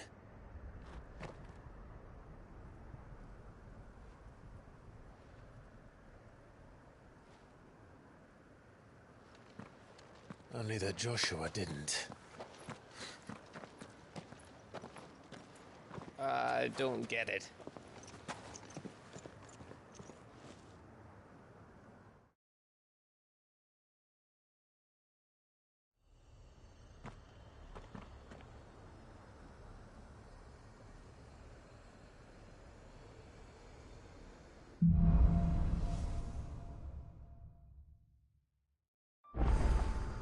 Always wanted to visit Ash. We're in Waluda territory now. Don't expect a warm welcome. Oh, I don't know, Clive. That castle over there looks inviting enough. Shall we sample its inhabitants' hospitality?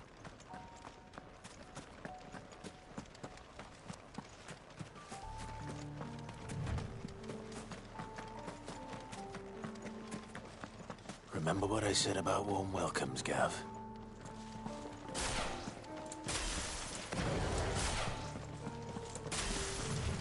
Oh, this place is as dead as Grieger's ghost.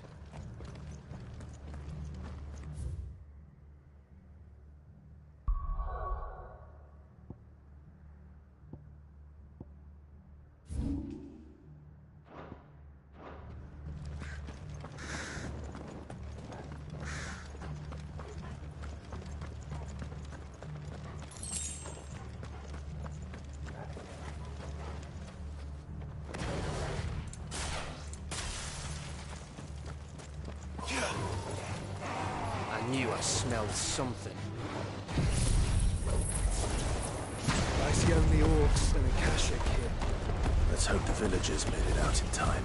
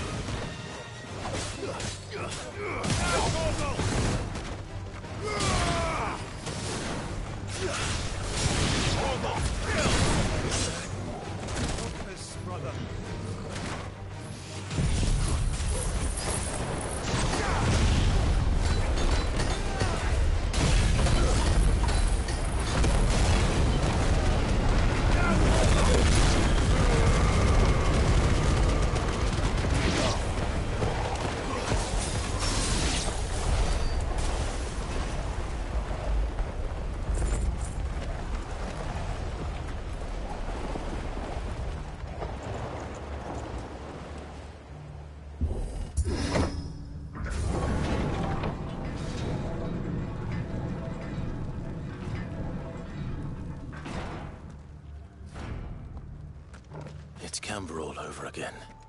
Where the hell are the Royalists? Seems you were right about that welcome after all, Clive.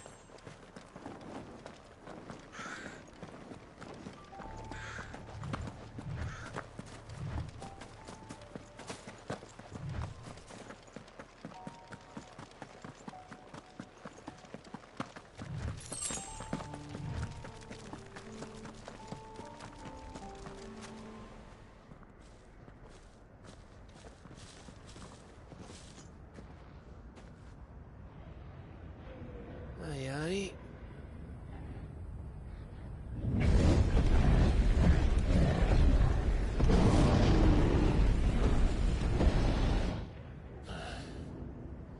Has the whole of Ash fallen into Ultima's hands?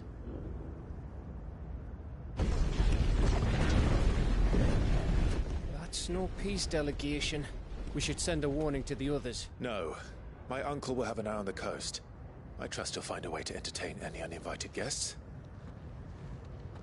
Our mark is Drake's Spine, and there's a lot of road between us and it. We press on to Stonehere. Aye, you never know. It might not be a nest of slathering monsters.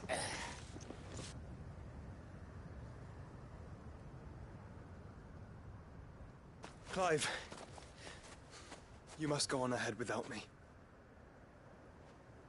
This stronghold is as old as Phoenix Gate, perhaps older. It may yet hide Ultima's remaining secrets, and if we are to best him, they must be unearthed. All right. Stay out of trouble. I always do. Mostly.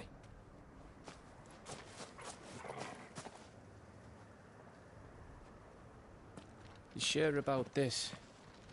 About leaving my brother on his own. Of course. Mostly.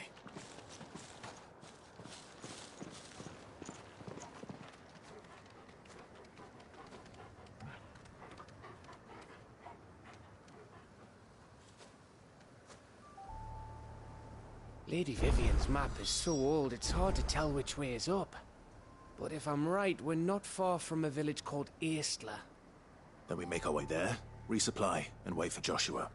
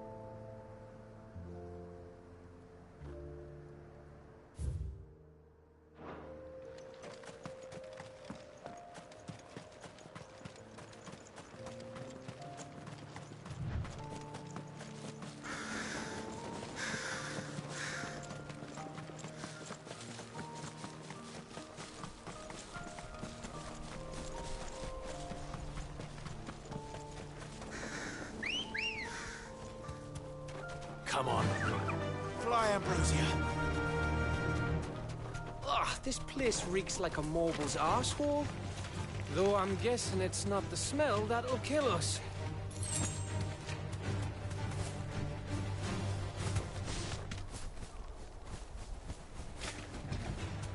No mistakes.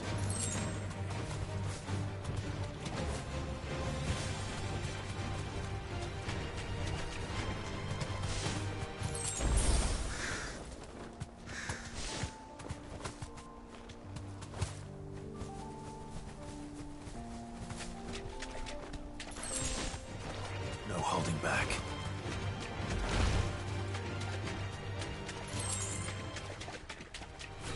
No mistakes.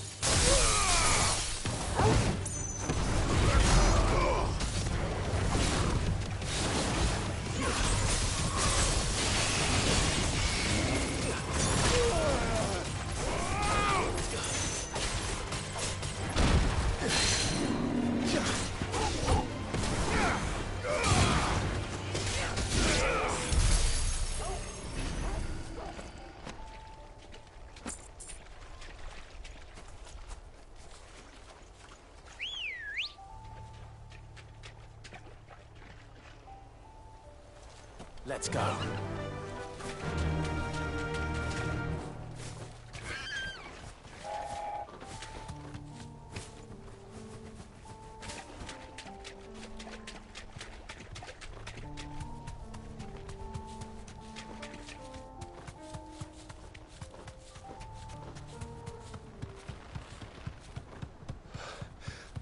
Bahamut's breath. Don't look down, Torgal.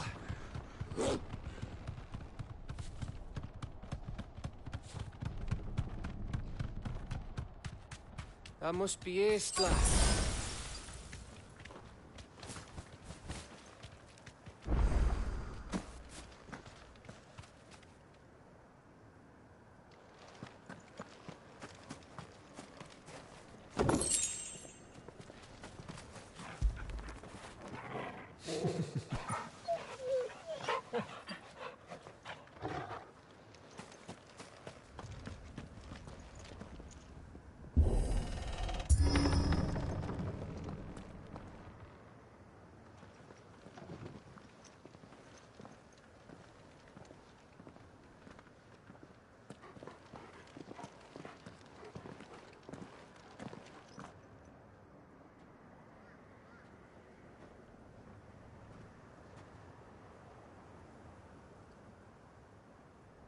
What do you think, Clive? Then we're too late.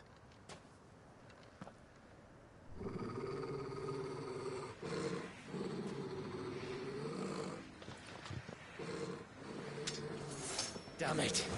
They're all turned. There's nothing we can do. I wouldn't say nothing. No quarter gap! No quarter!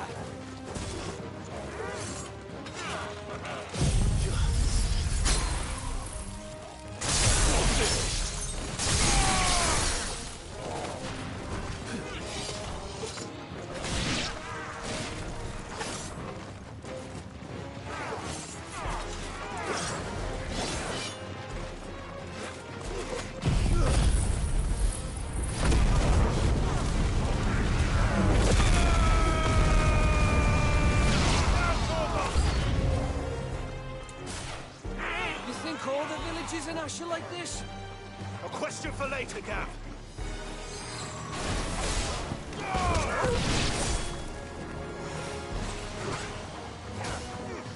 Too slow.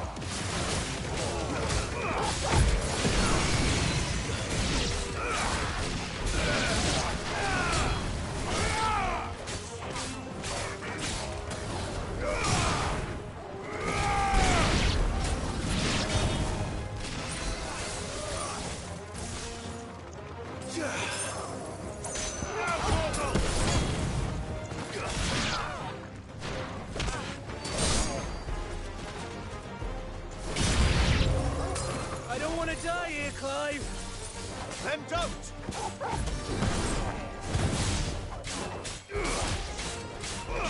It's over!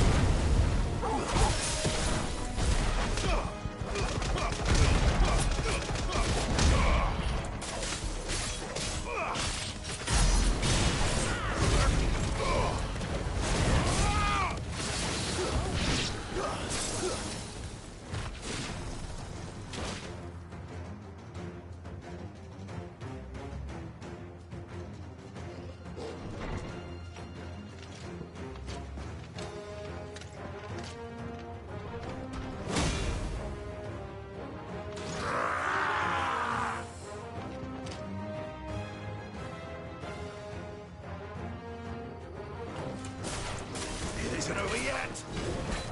Of course it bloody isn't.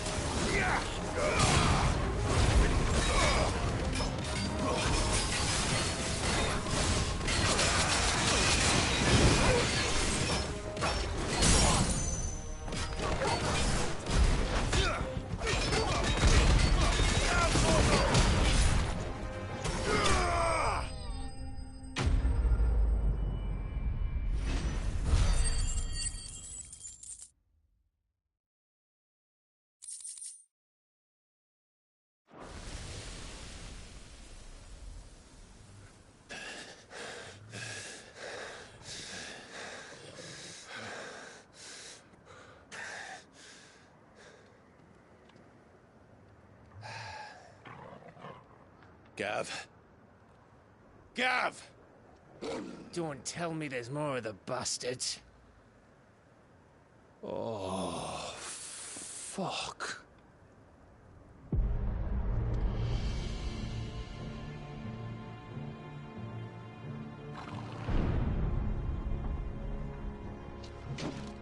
Have you come to watch, Odin?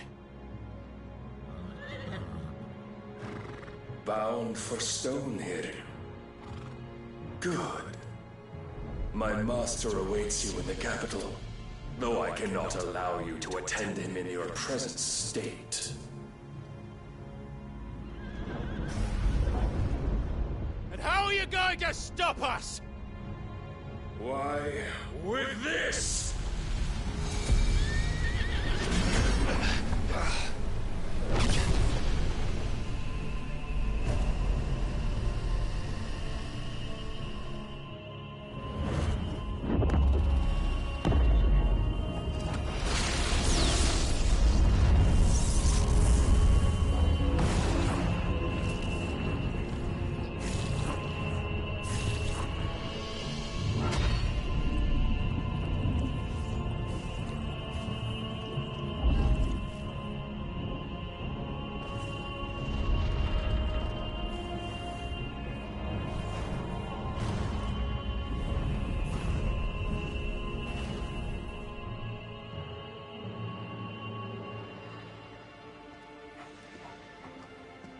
What did you do?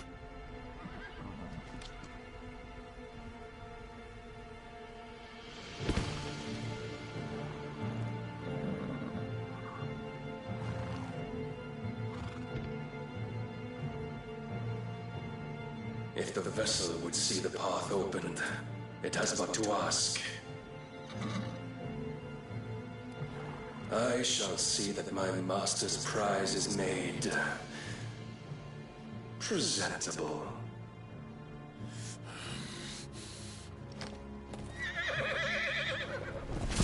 Shit! No!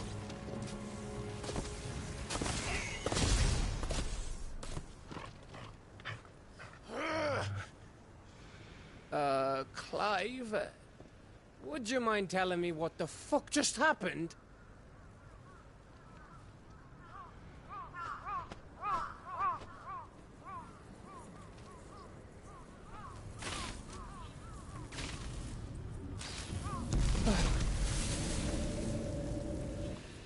Oh, you've got to be. How are we supposed to get through that? We seek an audience with the king. If His Majesty wants me to come and ask him, then that is exactly what I'll do. Before you go practicing your petition, we don't even know where the fucker went. How about we cool our heads and think this through, eh?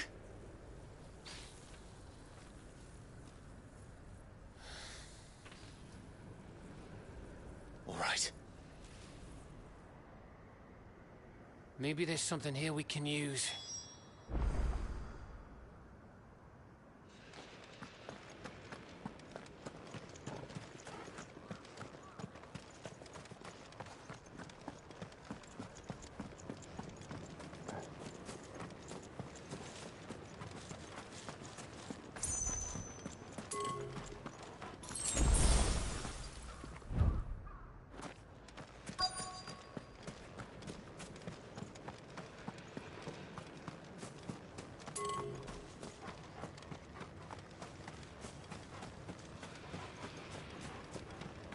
You don't want us to go this way, then?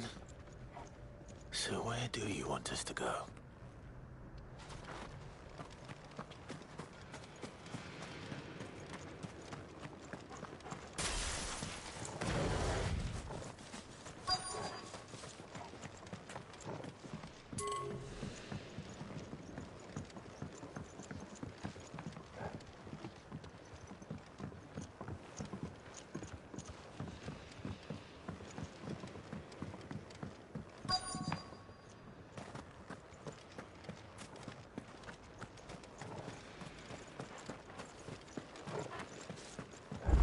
I thought we got them all. So did I.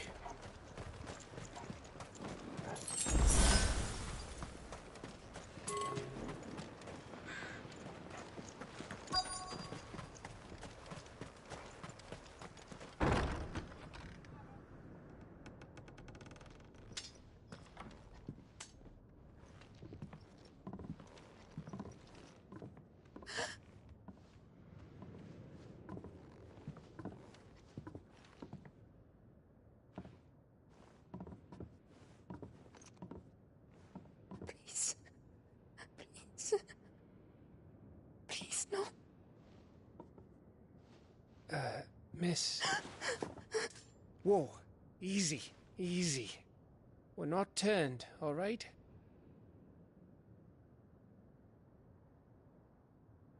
Who?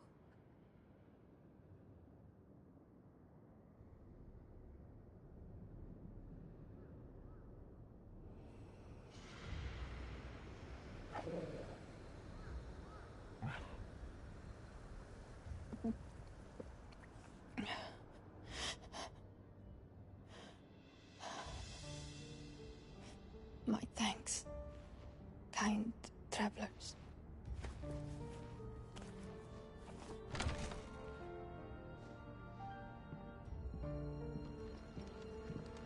Edda, forgive me for asking, but what went on here?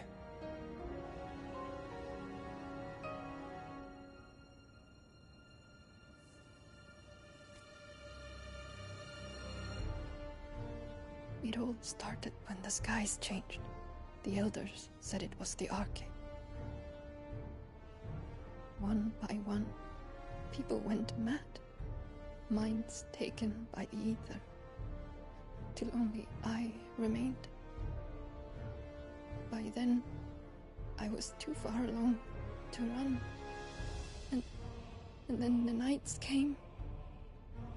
And I didn't know what to do.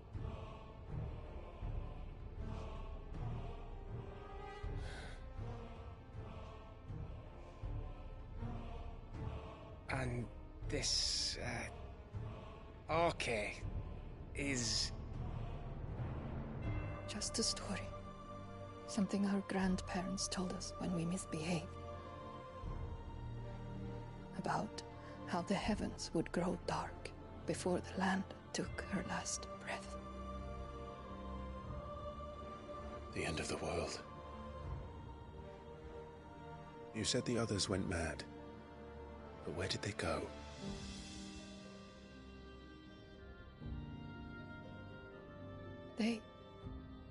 They all left. Drawn east to the tower, to Reverie. The elders, the healer, the blacksmith, my husband.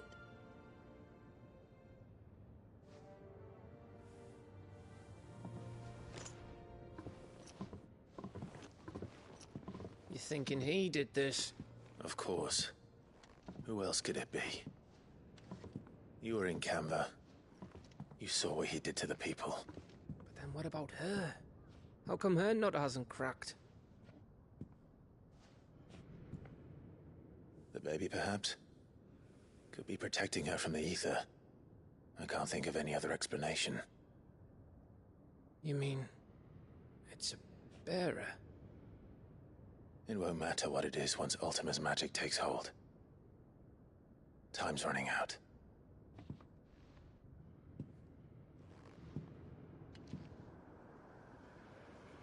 This tower. That's where we'll find the king.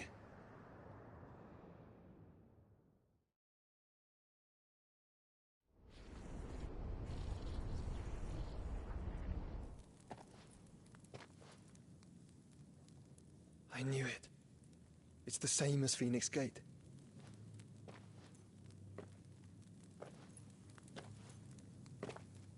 Which means at the end of these stairs should be...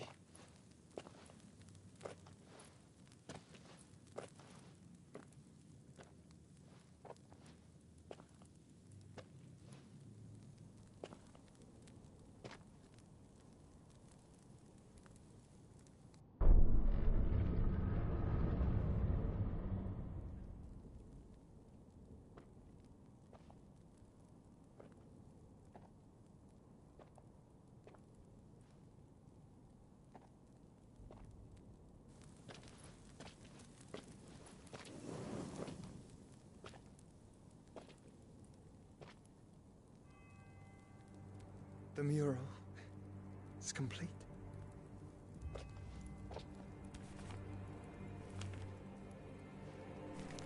Ultima and his vessel, Ifrit. Garuda, Ramu, Shiva, Titan, Bahamut, Odin. Even Leviathan the Lost is here. But where is the Phoenix?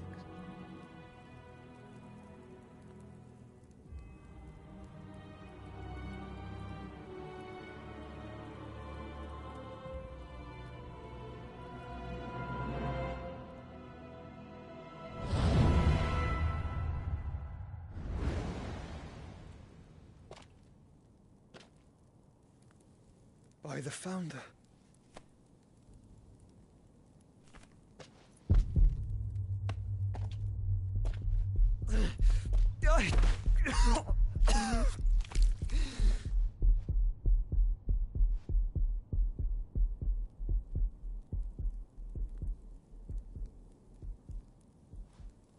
So that's what you want, isn't it, Ultima?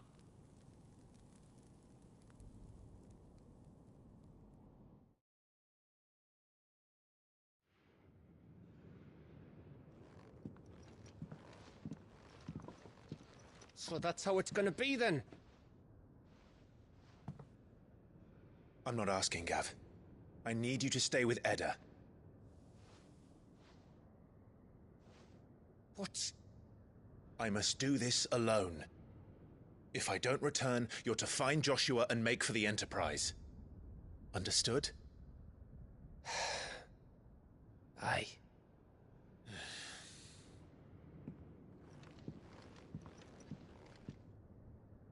Just don't you go dying on me. Sid's name suits your miserable mug better than mine. Don't worry. I haven't finished with it yet.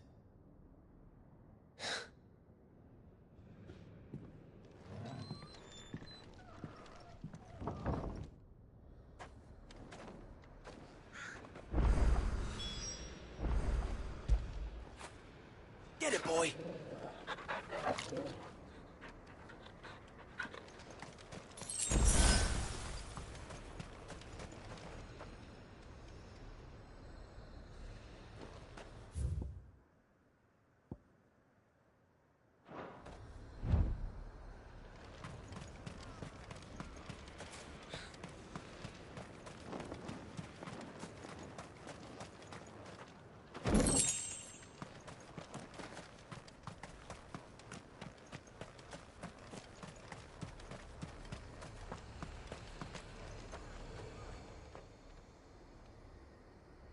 Well, this isn't at all foreboding.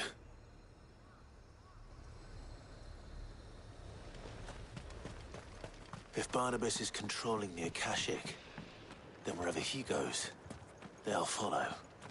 And so will I.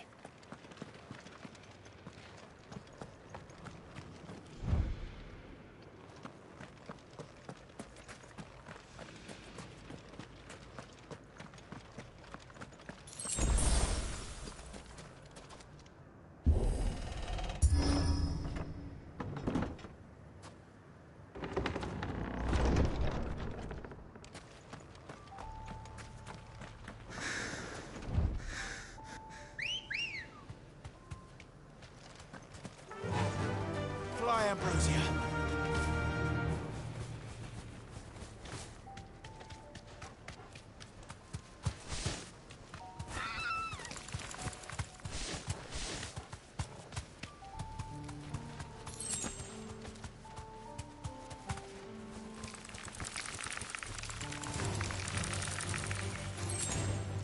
That's it!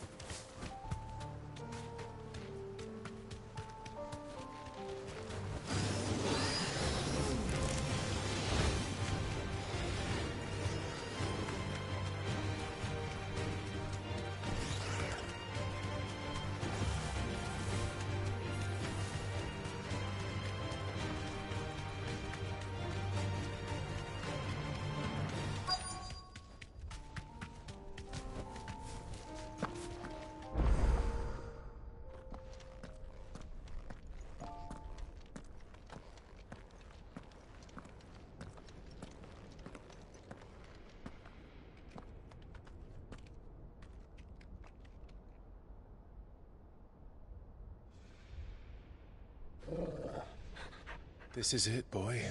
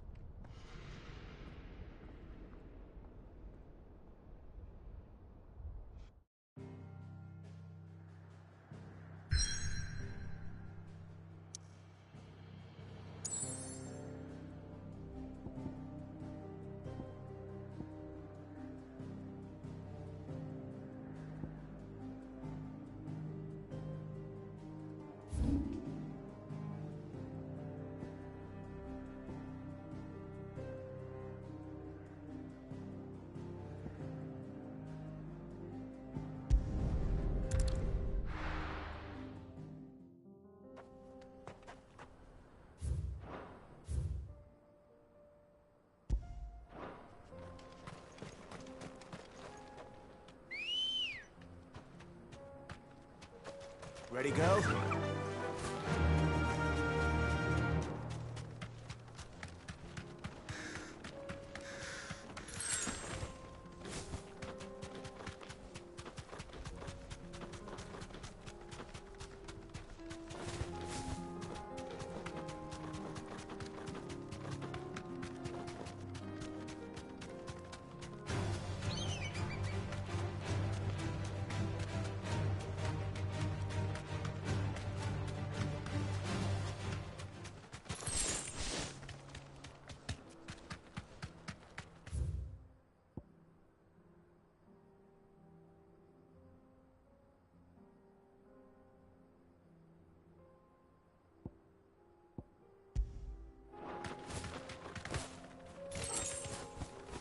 No holding back.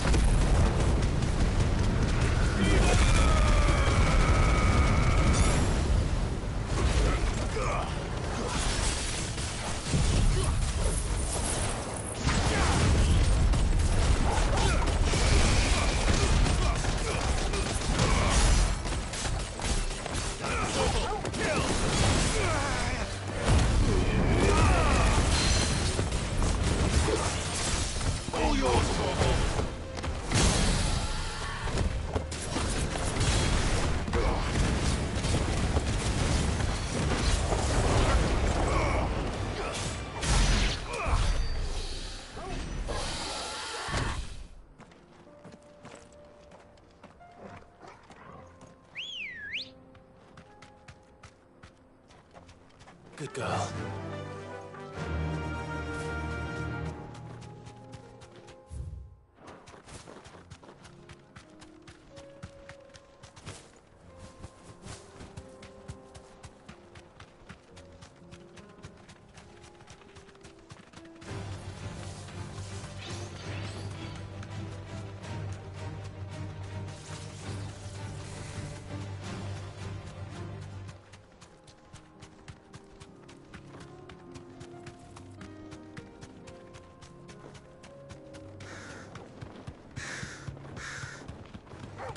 Time to fight.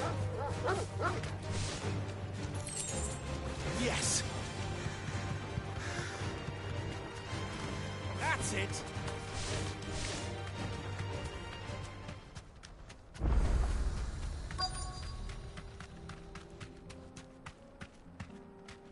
Thanks, Gal.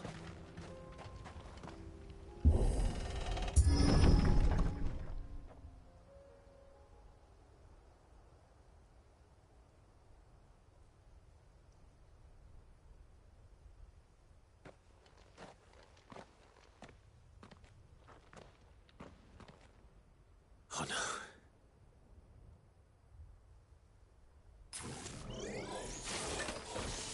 You'll pay for this. There may still be survivors.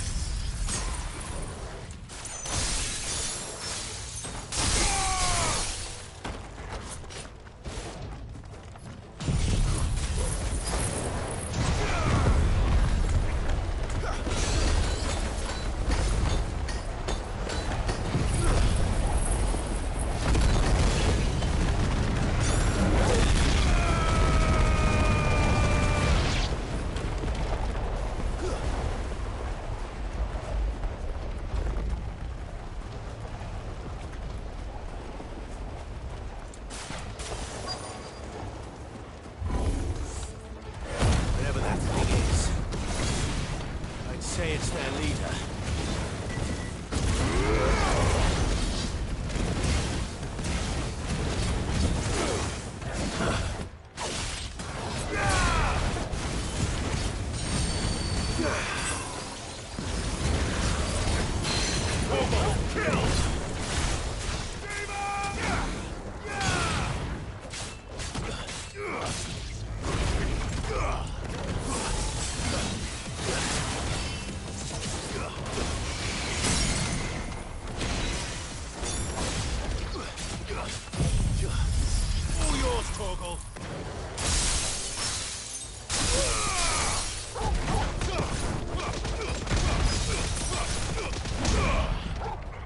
Better already.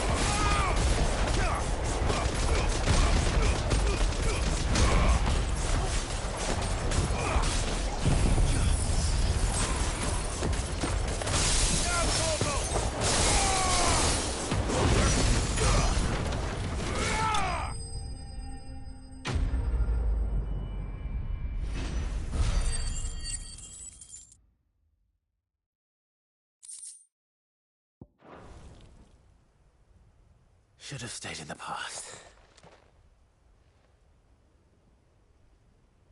These must be Cyril's colleagues. You have our thanks, stranger. Who are you? Ah, forgive me, my lord. I did not recognize you. You are Lord Rosfield, are you not? We are archaeologians, tasked with surveying this site. When the echoes appeared, our brothers here occupied their attentions. Thanks to them, and to you, we were, for a mercy, able to see our duty to its conclusion. You call that a mercy? Your brothers might still be alive if you put their safety before your duty. Surely this survey wasn't worth dying for. We are charged with uncovering Ultima's origins. A duty of the highest import, as I'm sure you will agree. And you think your dead brothers would agree with you too? I know they would. They gave their lives for the cause, an honor to which all Undying aspire. Now, to what do we owe the honor of your presence, Lord Marquis? Cyril told me of your work here, and I agreed to collect your findings in his stead. I see. That is most kind. Pray, take them then, with our humble thanks. May the Firebird's flame burn ever in your heart, as it does in ours.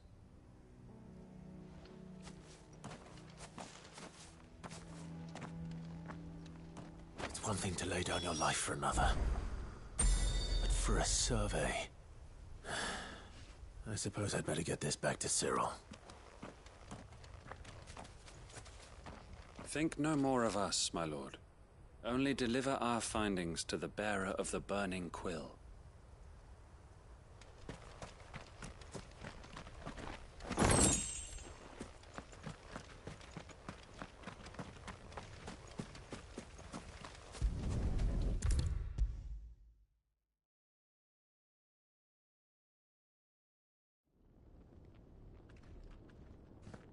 Ah, you are returned, my lord. I collected your colleagues' preliminary findings. Here, take them.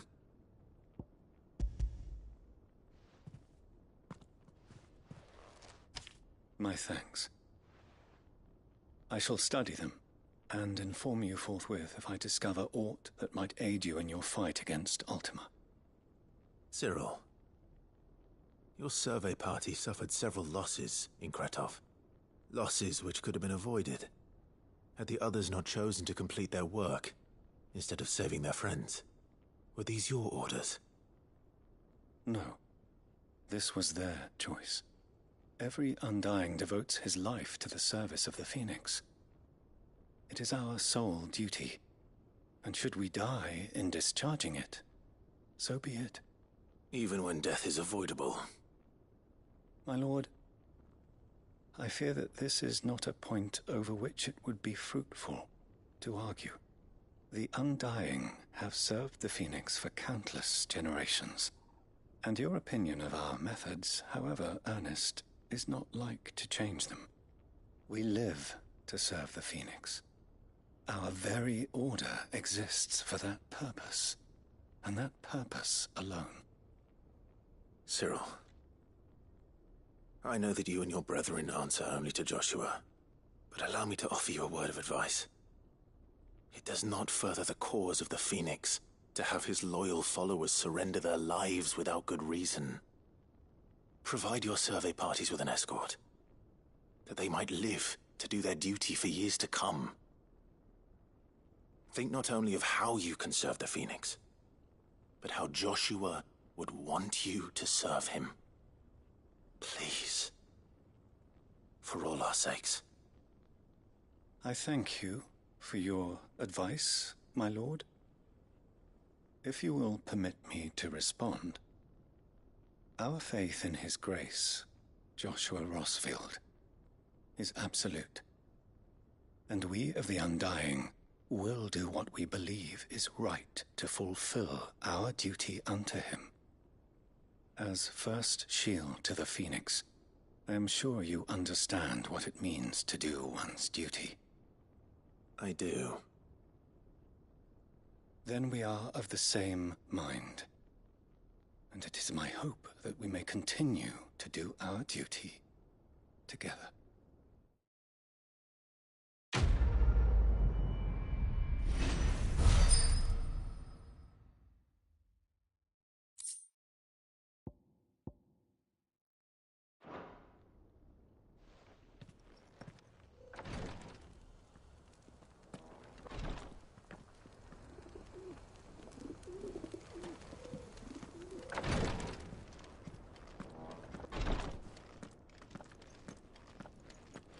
I thank you for assisting my brothers and sisters with the survey in Kretov, my lord. There are magics beyond mortal ken hidden among those ruins, and others like them. If we can learn their secrets, mayhap we can use them to resist Ultima's might. We of the Undying devote our lives to the service of the Phoenix. And you, my lord, are his sworn shield. Sworn to protect him from any danger. We both have our duties, so let us see them done.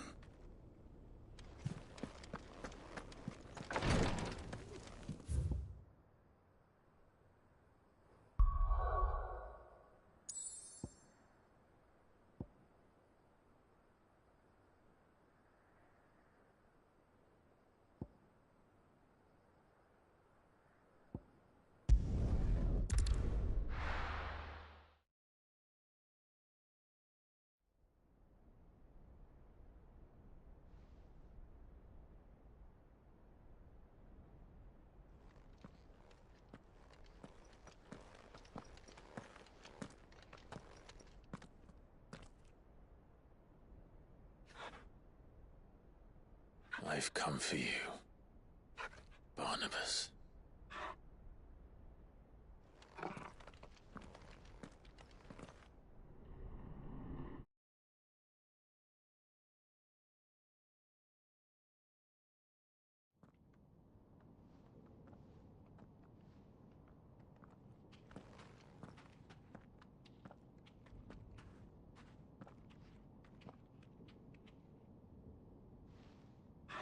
Stay close, Torgal.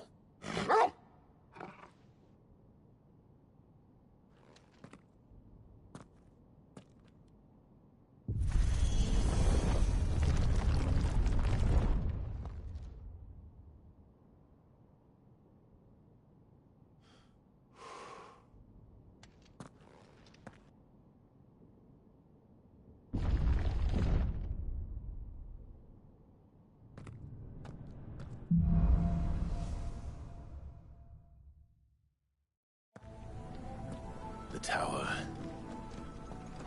It's alive.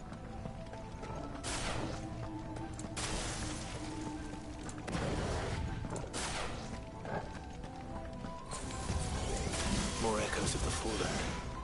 They seem to feed on ether. But there shouldn't be any here.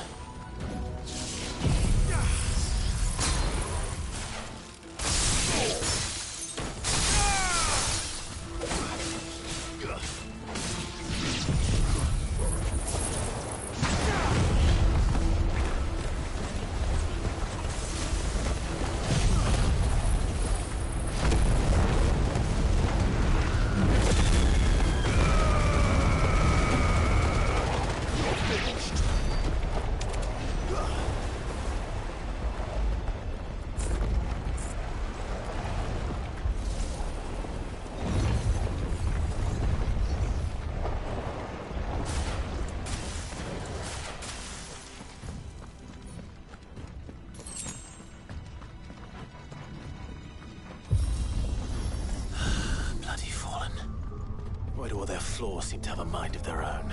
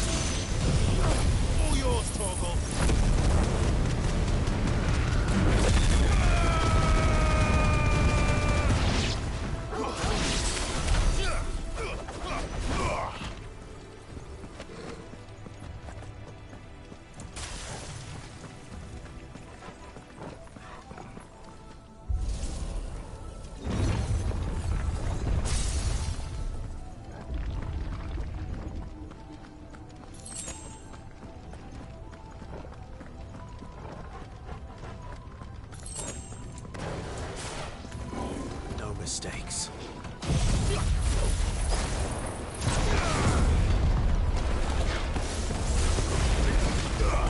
Fire and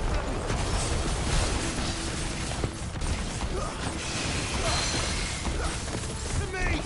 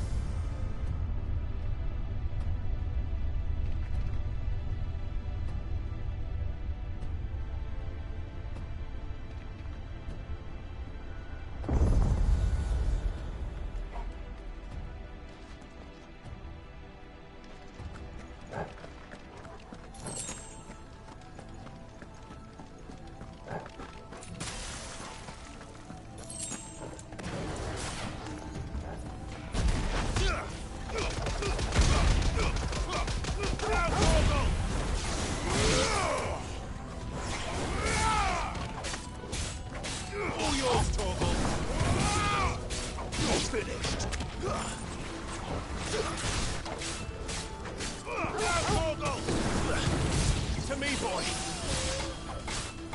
Enough!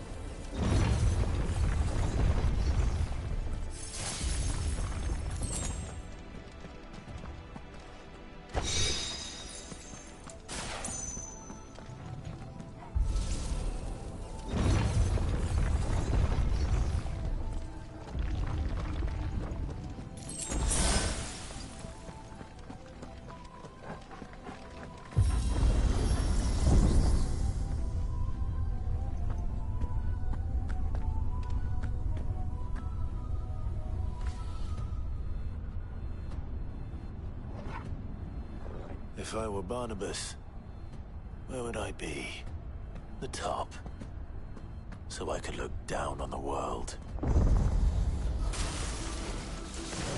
Varuna!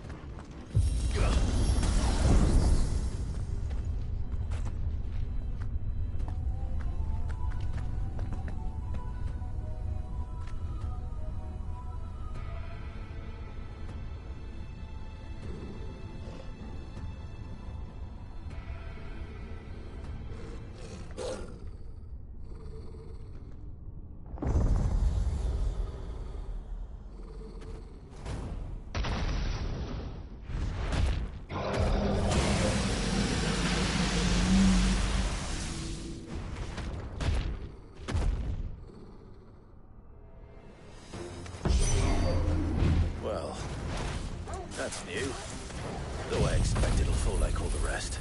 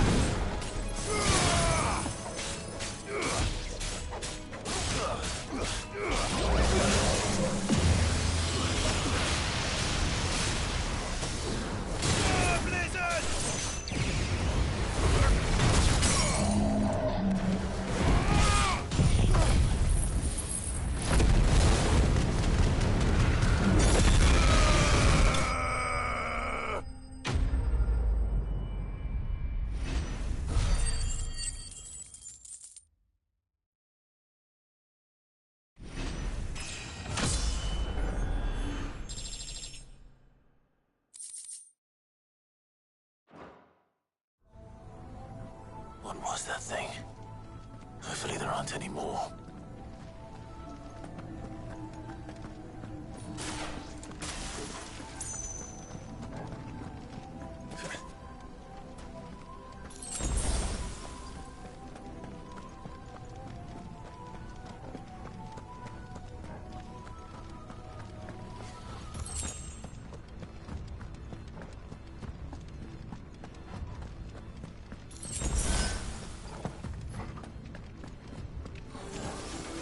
You know what to do, boy.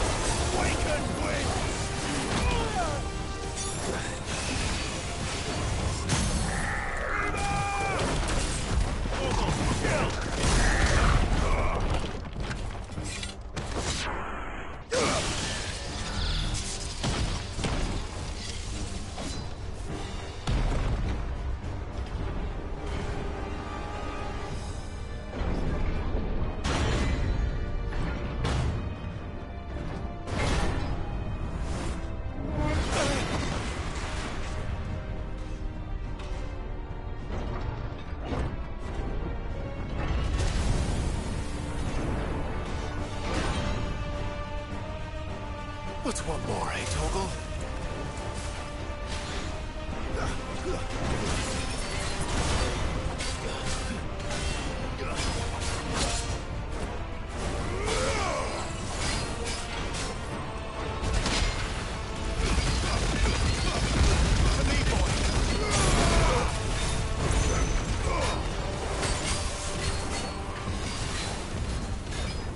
Slow.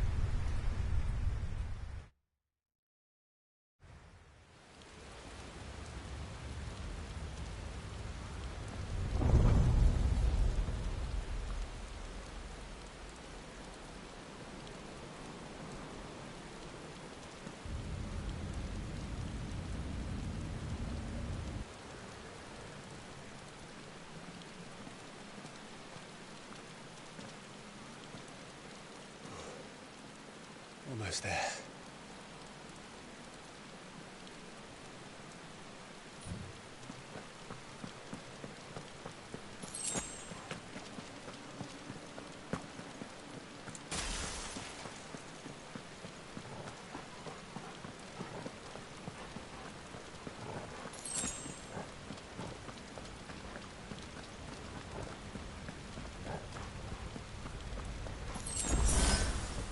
He's here. I I can feel him.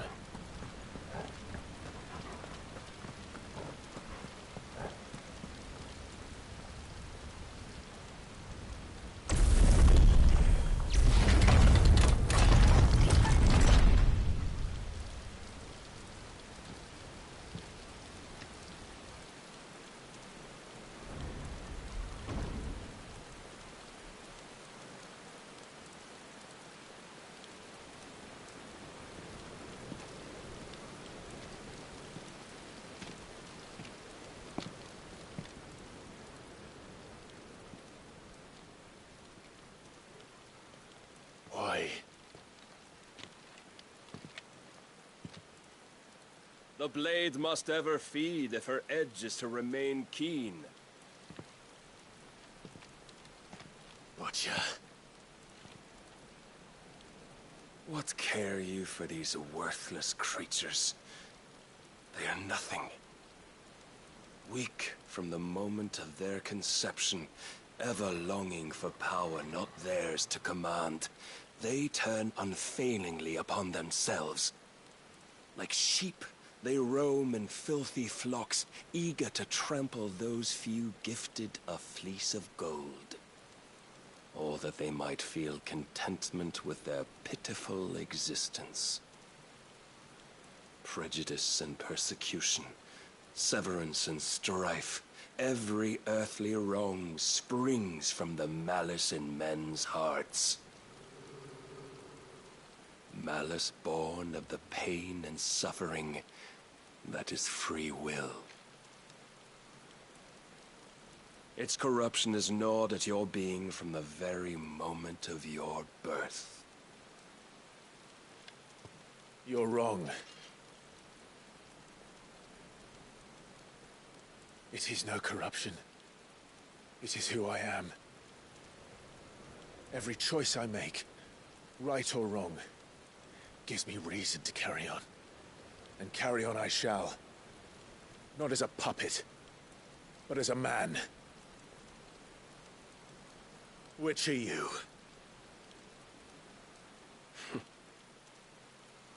There was a time I too thought those the only choices. What? Long ago, God granted man the gift of magic. And with that gift did he build great civilizations. Yet over time, man lost sight of the gift's true meaning, stepping from the path of shared prosperity to one of avarice. He abandoned his creator for sword and flame, and through his folly, beckoned the blight. Yet, there were those few who refused to turn their eyes from the heavens, and they prayed to God that he might lead them back to righteousness. And the Lord, he did answer. Before the worthy shall the gates of paradise open. And so did I spread my arms to the ether, and cast my soul upon its gentle waters. I gave myself unto him.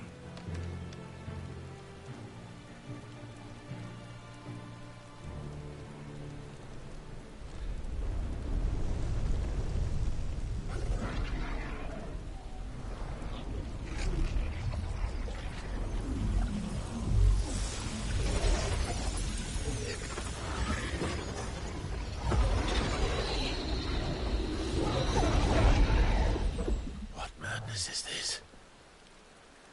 My worth proven, the Lord charged me thus.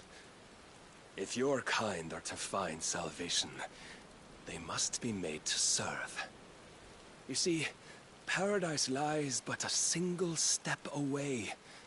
Could we only take it? Could we only leave our transgressions behind? For none save the pure of heart and mind may set foot in the new world. I will save us. But it all begins and ends with you. You are the key, Mythos. And with this humble offering, shall I prove my faith once more. So you forsook your kingdom. You forsook yourself to serve. Tell me, how is that living?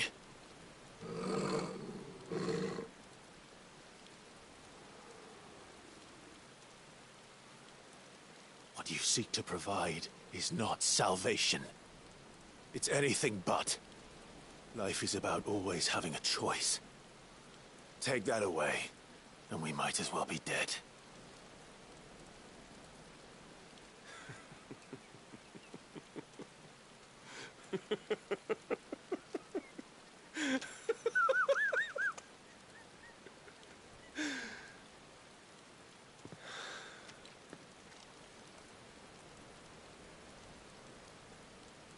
Very well.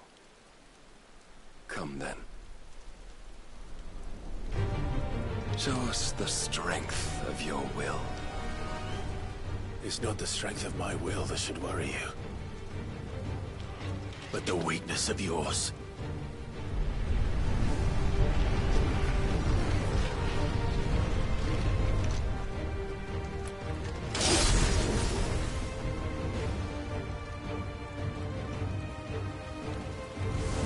If you think your will the stronger, prove it!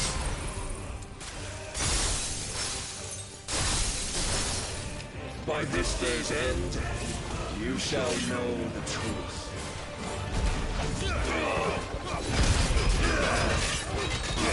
Show me more!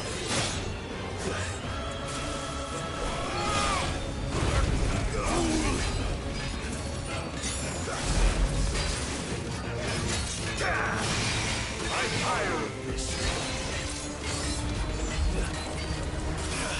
Blessed with the might of a god, yet still you fight like a man. Let's try.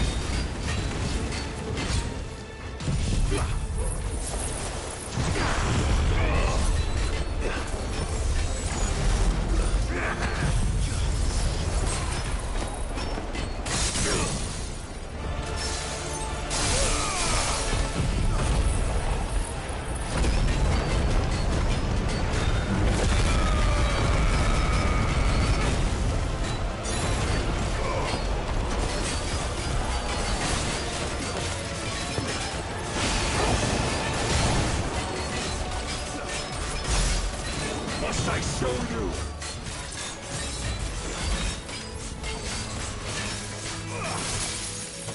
And when you see...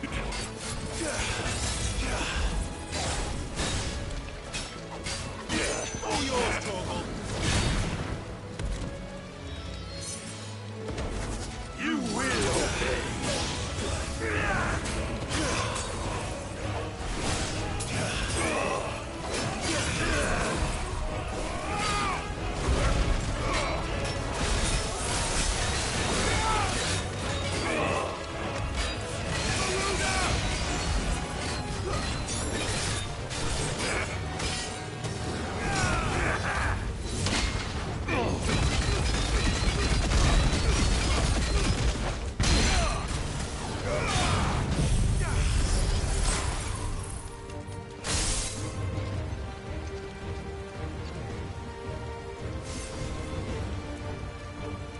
God chose you to serve as his vessel, and you cling to this foolish notion of hope when there is none.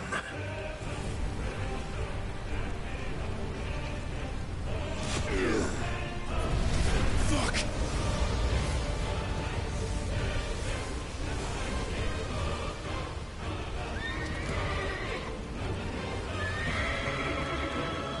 Desperate, are we?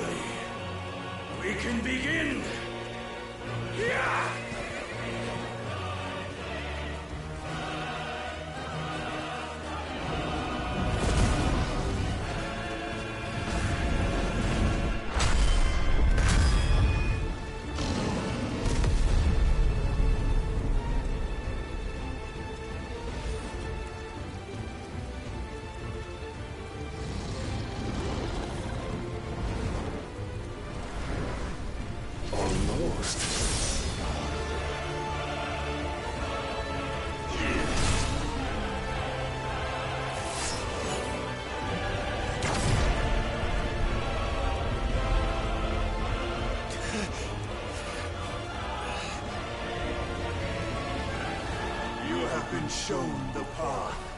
Now you must follow it.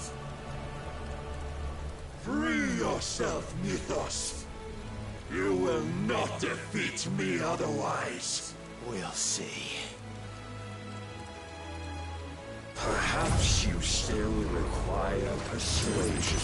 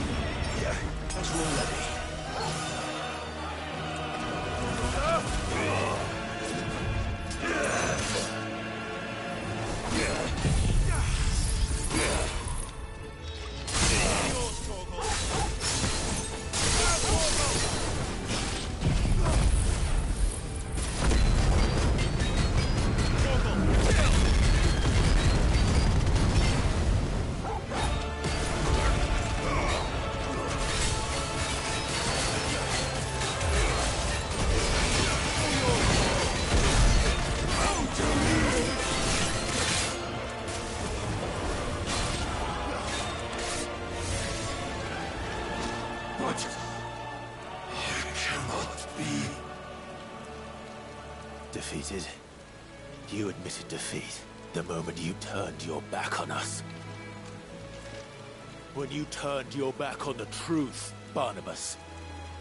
We are not as weak as your god believes.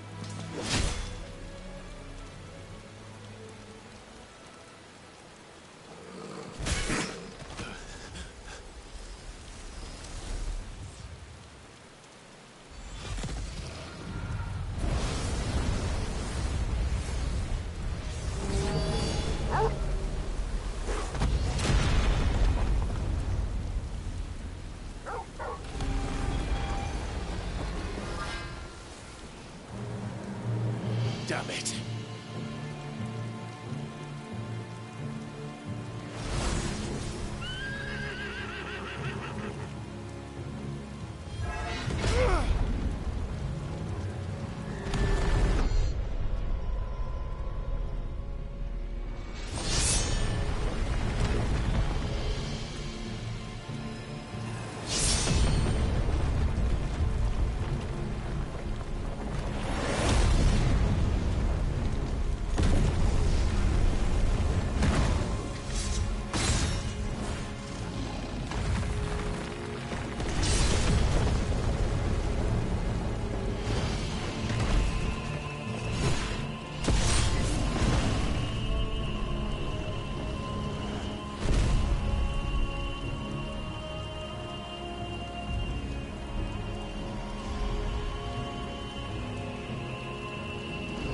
What are you waiting for?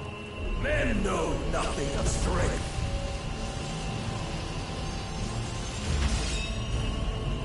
But you will.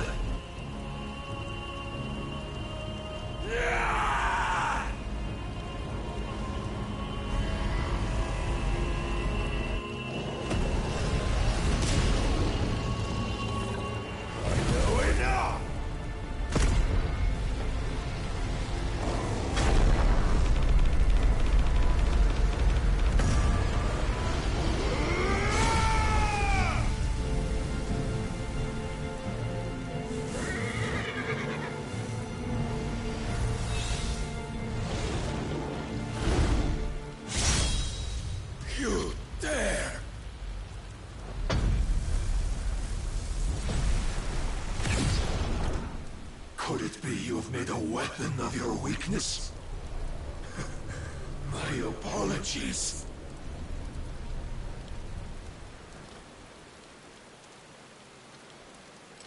You are not the fool I took you for. And so it ends. No!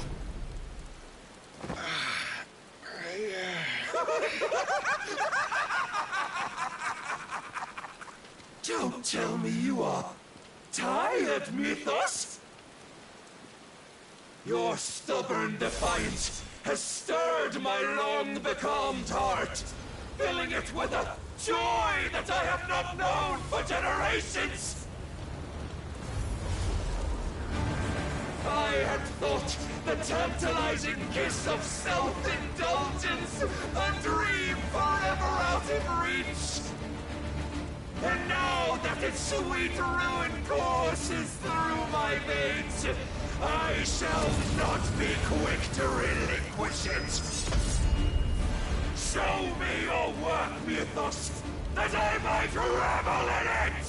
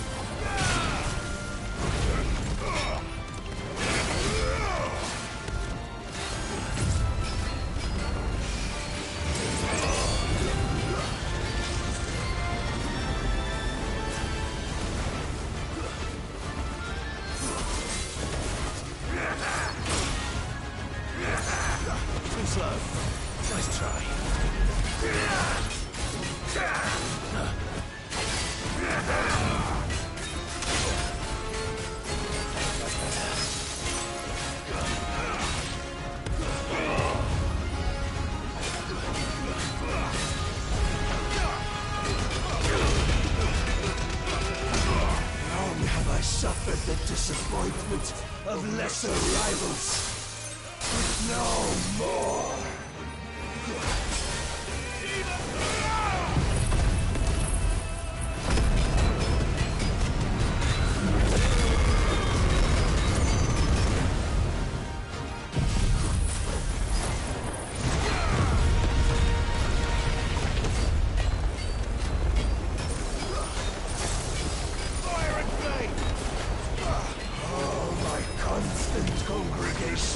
Salvation is come! Rejoice as our souls are granted peace unending! How do you know this day will come? What proof have you? By you, Mythos. Your mere existence is proof of the Lord's grand design. I'll never serve your god!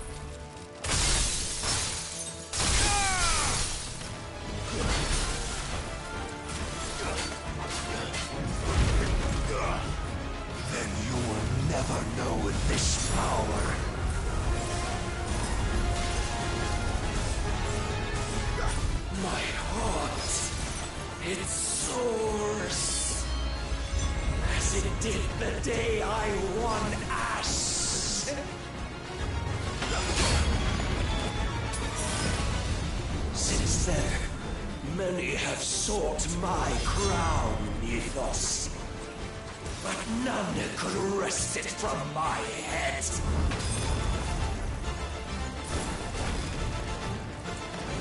Come! Have you the strength? Have you the will?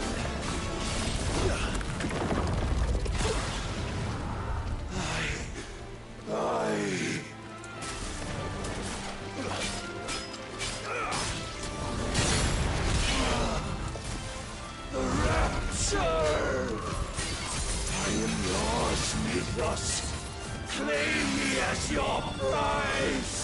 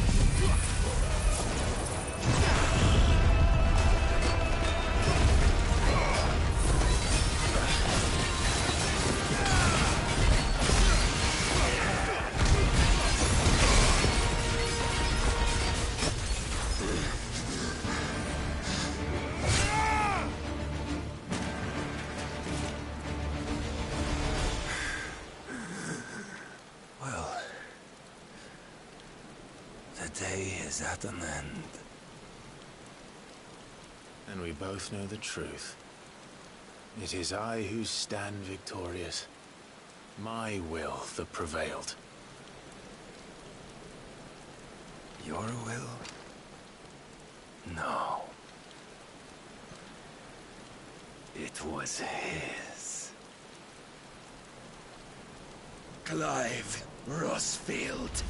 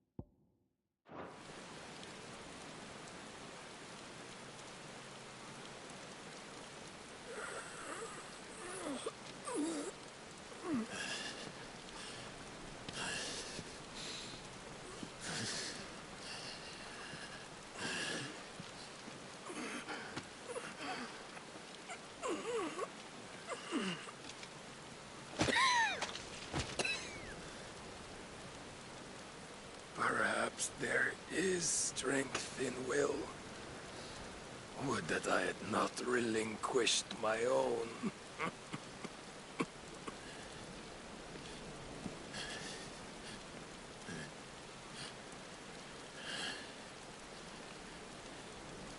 You relinquished nothing. What was it, if not will, that made you strive for a new world? Strive to win your master's approval?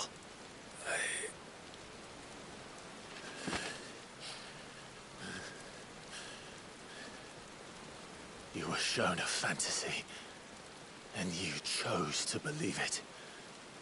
But you were wrong. There is no world, but the one we live in. And that world is worth saving, even if it means killing a god.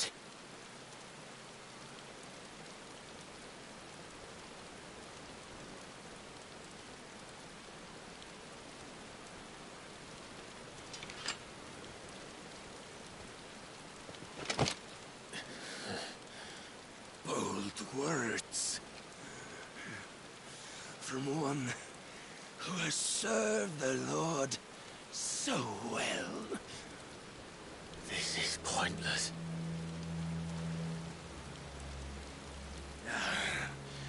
But I almost forgot.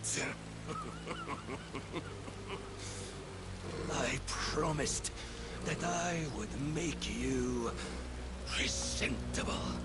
Did I not?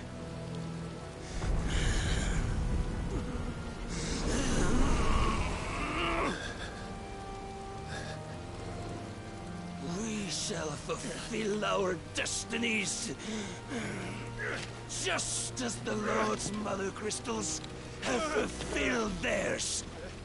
Come, Clive Rossfield, take what is rightfully yours. Become one with God. No.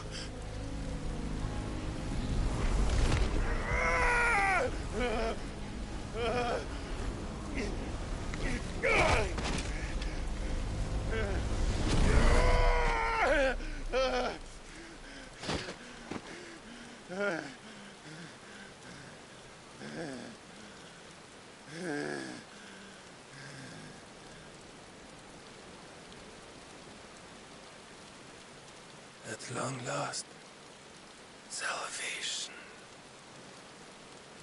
I'm coming home. Mother.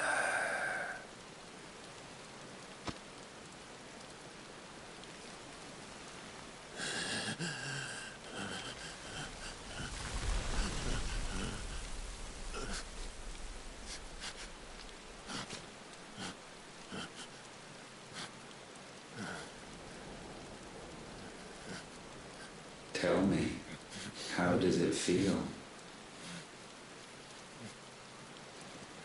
Show yourself! Face me! How does it feel to consume your rival's strength, to gorge yourself on their beam, to edge step by trembling step ever closer to the divine? With or without a will, you are still but a vessel, our vessel. Behold, how your body shudders in anticipation of its fate.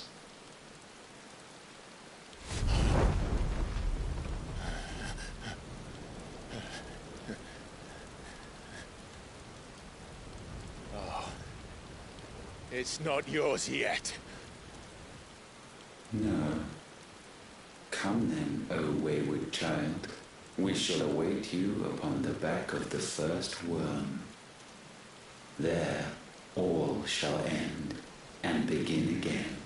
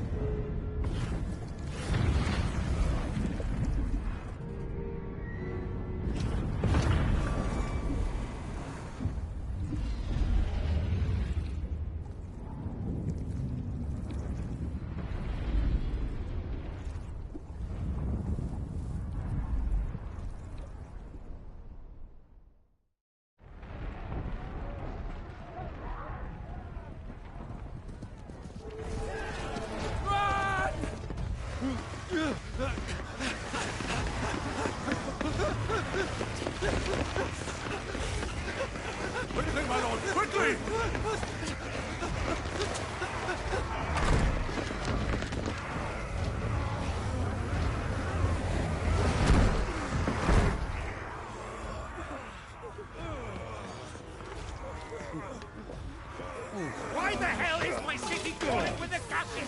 Don't ask me, ask them! Since when was Eugen Hamel one to hide when there was a fight to be had? Since they stripped me of my rank and banished me from the battlefield. Now I'm stuck wiping the backsides of this god while the city burns and my wife tails off with a man half my age! And then you turn up! What the hell are you doing here anyway?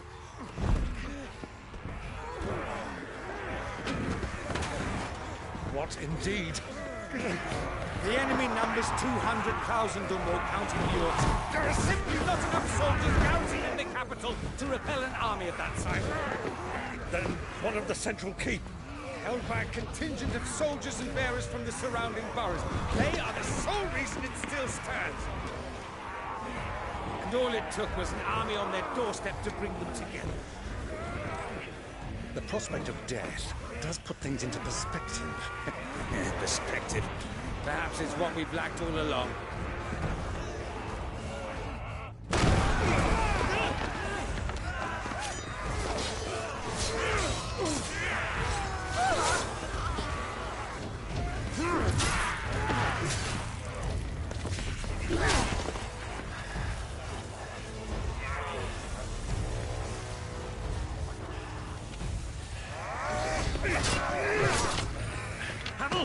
I need you to lend me some of your best men, preferably all of them. My best men? Does it look like I have any more? I admit this might not be the most convenient time, but my nephew's in trouble, and I may have already promised him your help. Your nephew, the outlaw? Never! My soldiers have better things to do than die for nothing. Then you and he are of the same mind. Clive fights for the opposite. He fights for a world in which we shouldn't have to live and die for nothing. And he fights today to give us all the chance of a better tomorrow. Be that as it may, a handful of men cannot stand against a kingdom.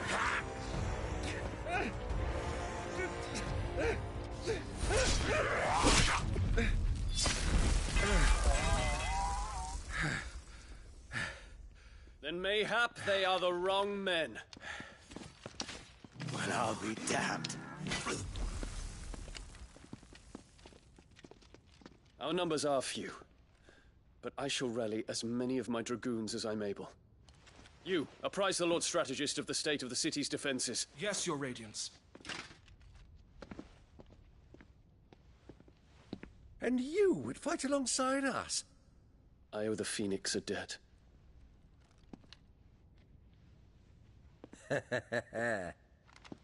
Does this vouch for my nephews? Aye, but I still have my doubts about you. Which we can discuss later. Indeed. You said you had men garrisoned in the keep.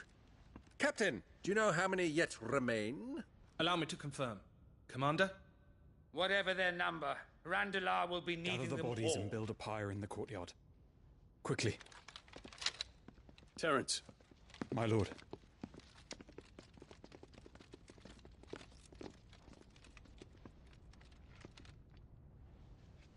You will find a girl there. A girl? We are in the middle of a war. I owe her my life, and I always pay my debts. You are to see that she is provided for. Dion, I cannot leave. But you shall. If I'm ever to be worthy of the forgiveness of our people, then I must earn it. And I must earn it by my hand, and my hand alone. Know that I do not ask this lightly. And know that I will do it.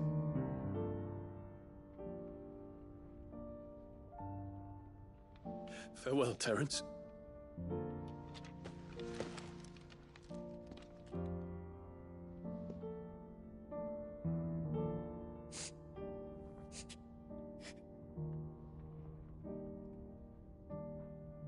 Farewell, my prince.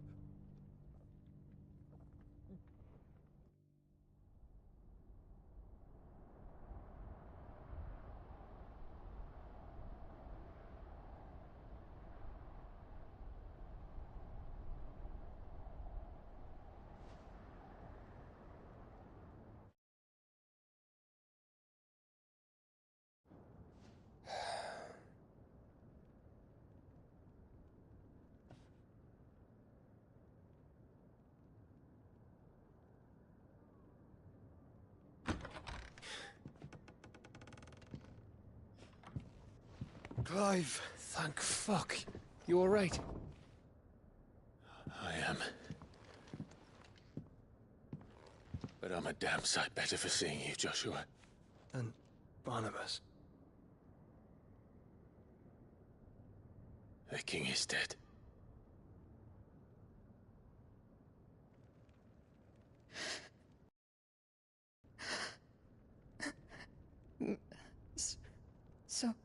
So they're all...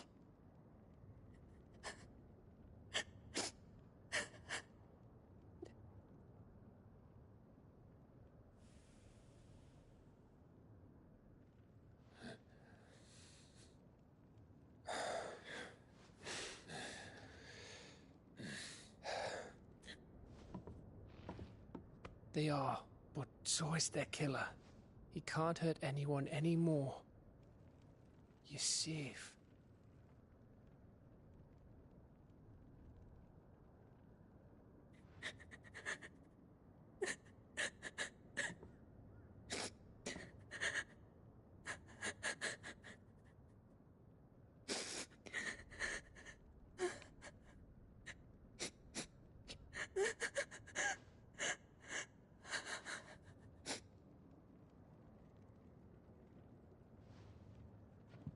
Gav, we need to talk.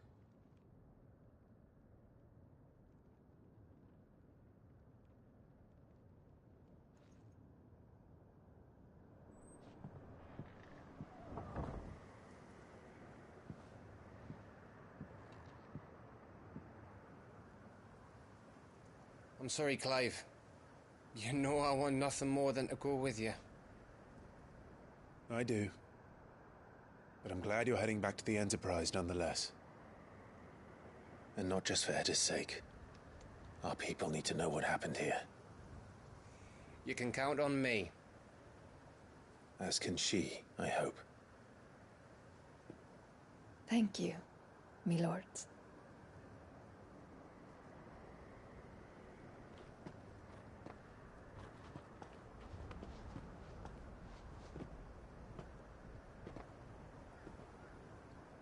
Do you think that was wise?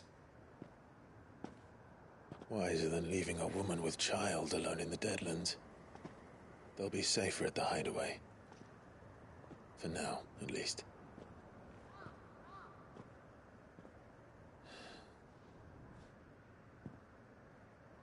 This land is overrun with Akashic. The king himself was long turned, albeit by choice, all to serve Ultima, in his damnable quest to forge the perfect vessel. The chaos Barnabas wreaked upon nation after nation. How many were killed for this? He didn't consider it killing. Or a mercy of sorts.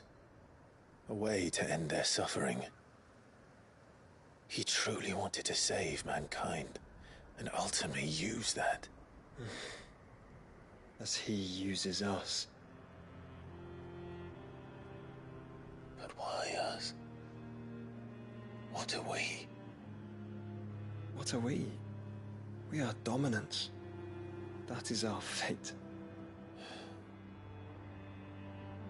But that doesn't mean we have to accept it, which is why we fight. For the right to deny it. Is that not so? It is. For our sins.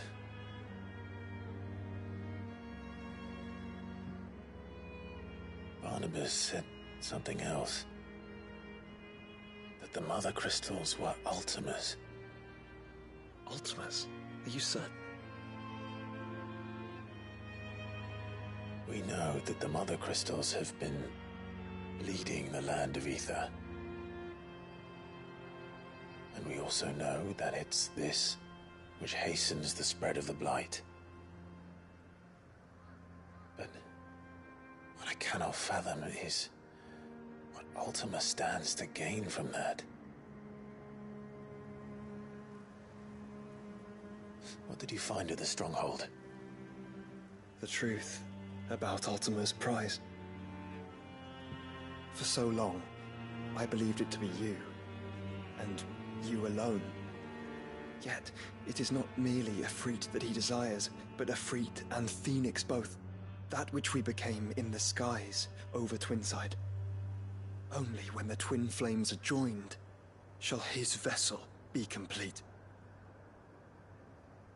Quite why he needs a vessel is another question. Unless there is something he cannot achieve without one. Something his immaterial form precludes. Something requiring an unthinkable amount of ether and a body resilient enough to channel it. If I did not know better, brother, I would think that he meant to cast a spell. A spell 1,000 years in the making. A spell to end all spells. But he cannot do it without us. Nor without the Mother Crystals. But if we destroy them all, we will stop not only the Blight, but Ultima as well.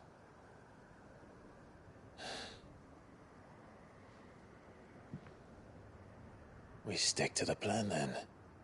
Only this time, we face him together. Well, it's a long walk to Stone here. Let's not keep Ultima waiting.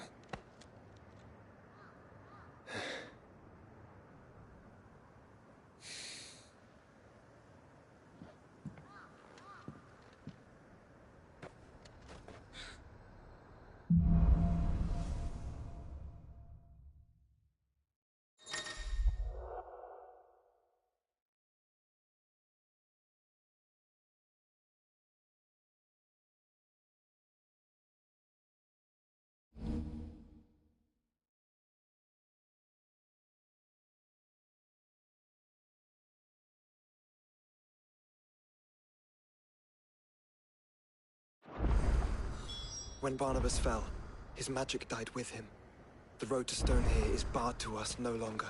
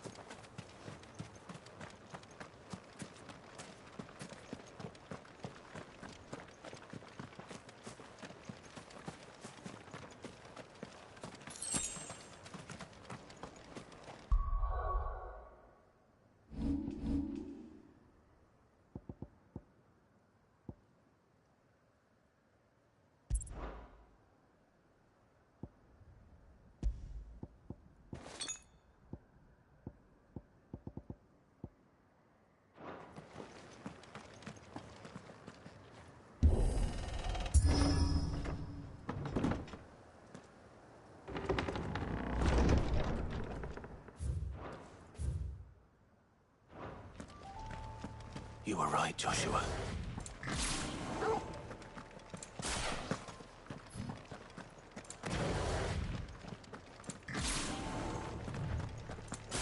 Bodies up ahead.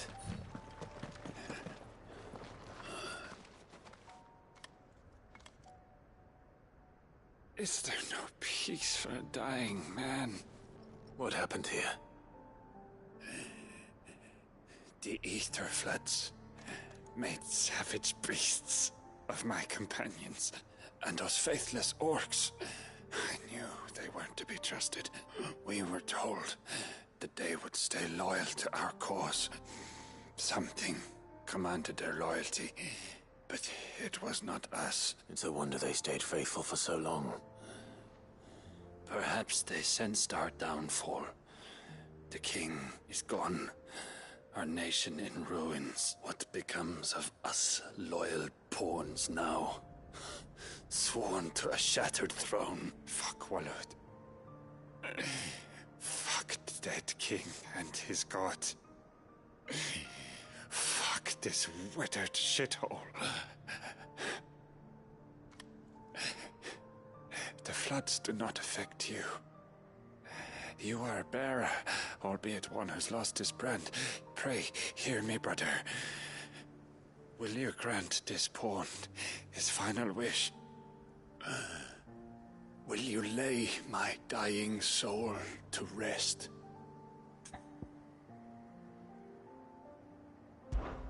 Of course. What do you need? Finally, some luck. Beyond the castle walls, towards Stonehere, there is a forest. Never turn. My parents are buried upon a bluff, nestled amongst the trees. Theirs was the only love I ever knew.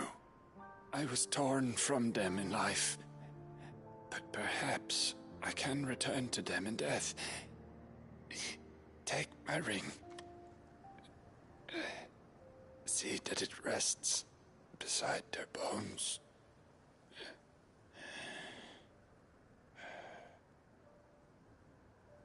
May you find peace at last.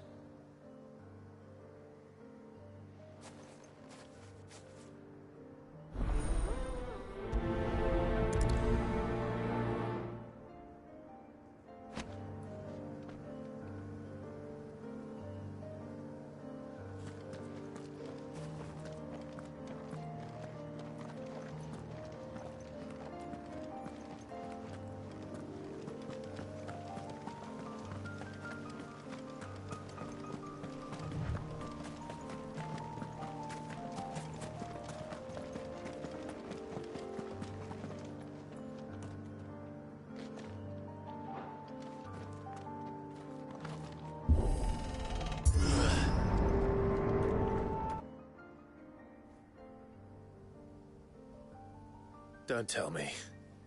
The only way to the capital is through that gate, just as you surmise. There's an army down there, Joshua. Yes, but I don't see any dominance.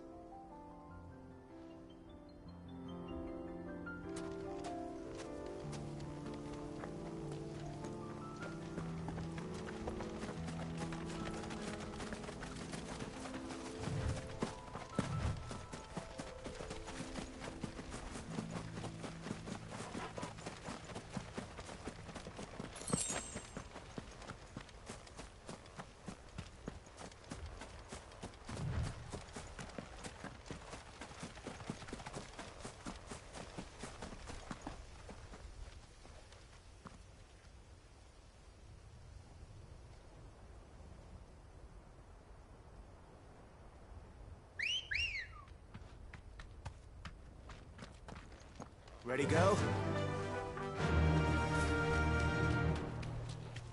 Caution, brother.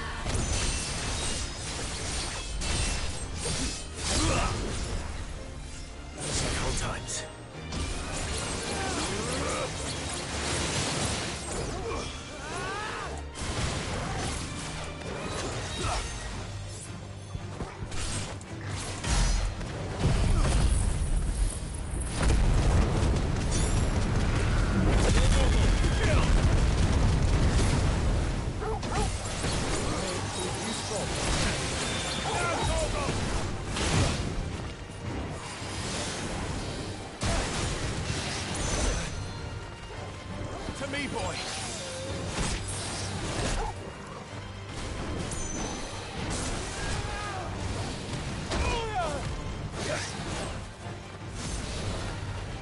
Not good. Help me, boy. I'm hurt, Torgal. Well done, Torgal. Too slow. Concentrate. Nice try.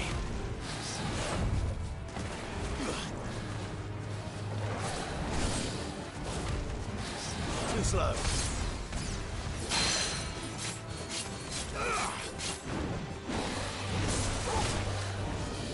Nice try.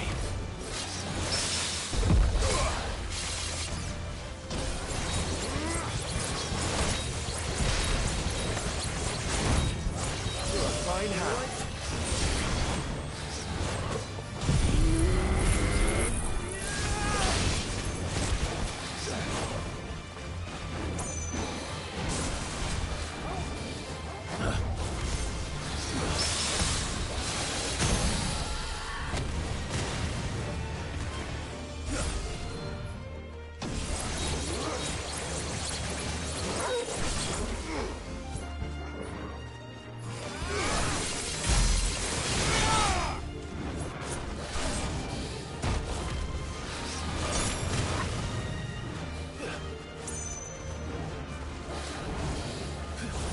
There's a good. Too slow.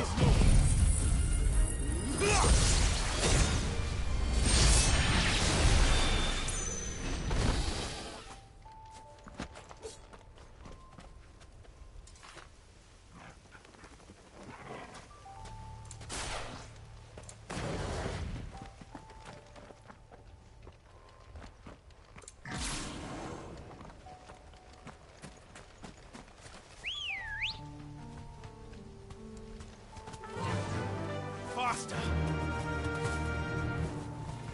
All right.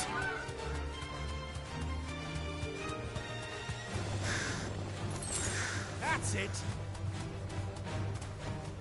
Straight home now.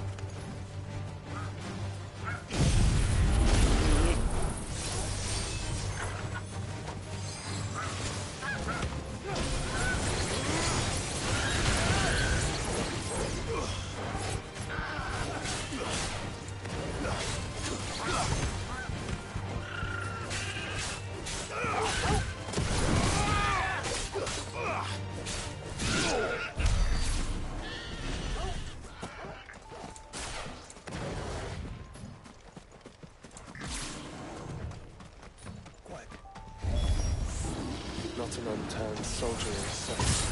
Then we end their suffering.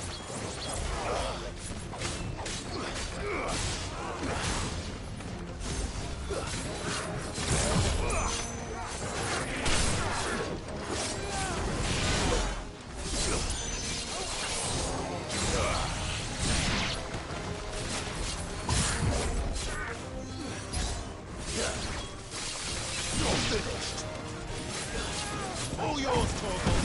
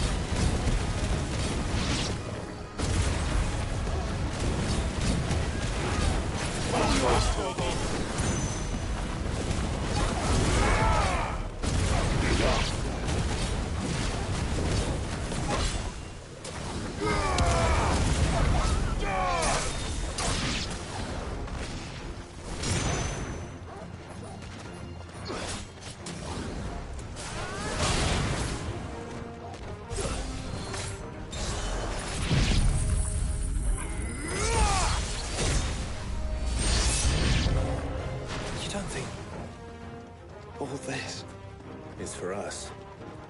I wouldn't put it past Optima. He's made nothing easy so far.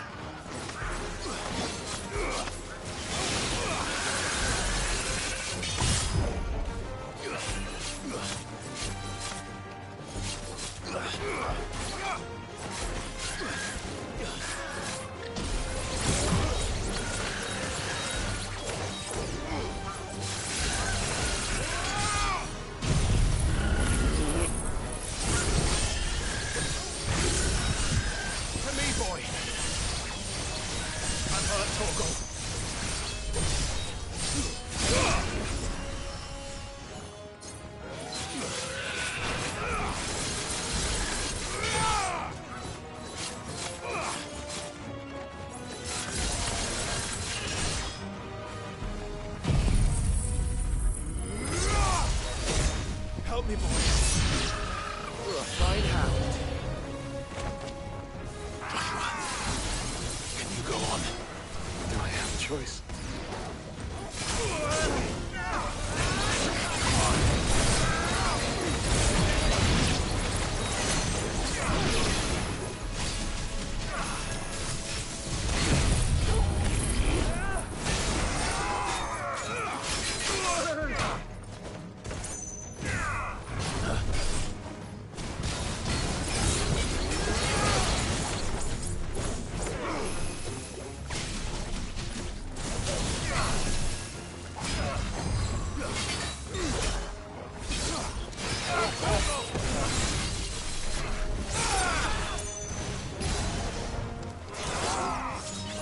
Too slow.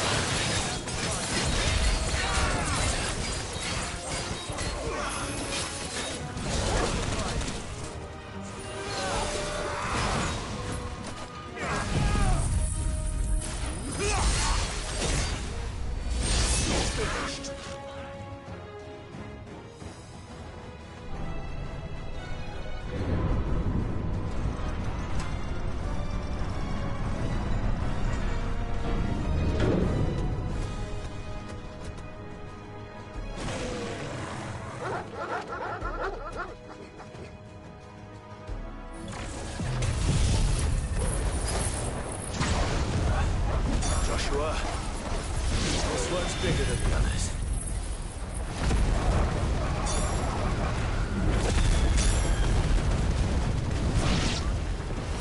There you go, by the look of it.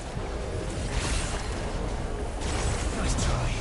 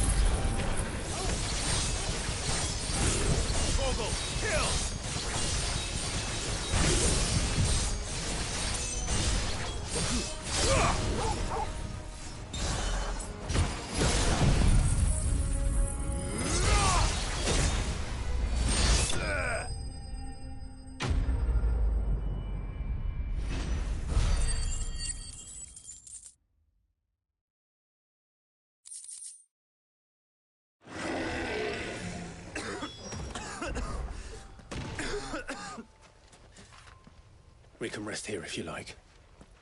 Don't worry. I'll be fine.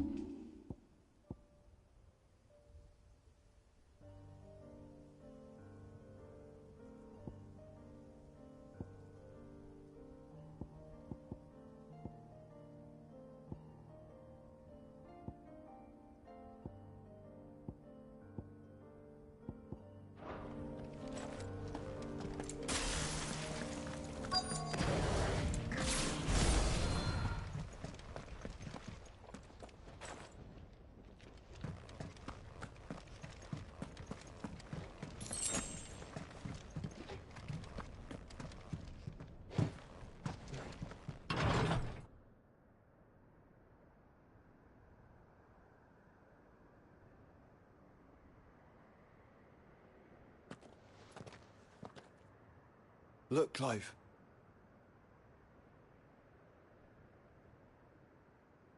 By the Founder. The place is a fortress.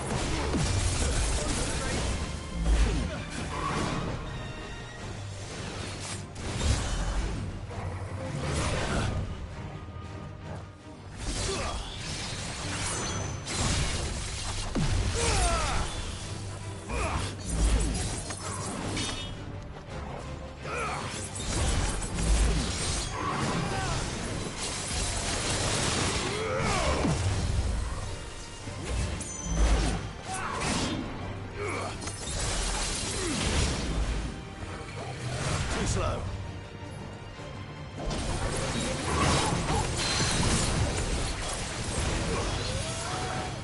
Nice try.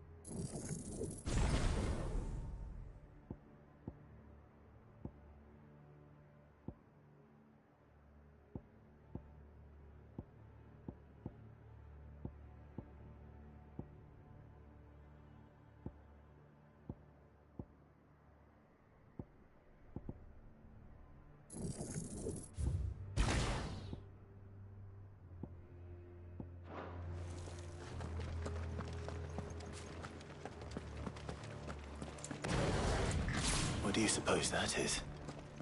It's not on Vivian's map. Probably for a good reason. Right. Just down here.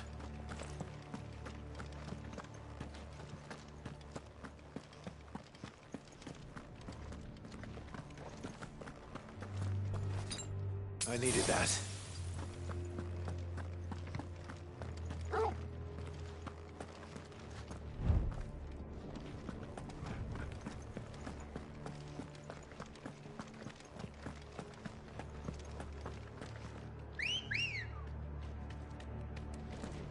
Let's go. Yeah!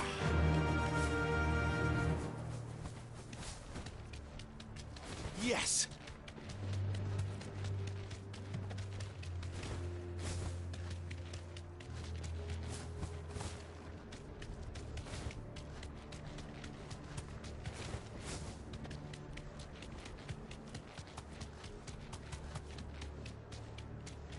No villagers. No knights. Not even any bodies. One could almost believe the whole kingdom had turned to Kashyyyk.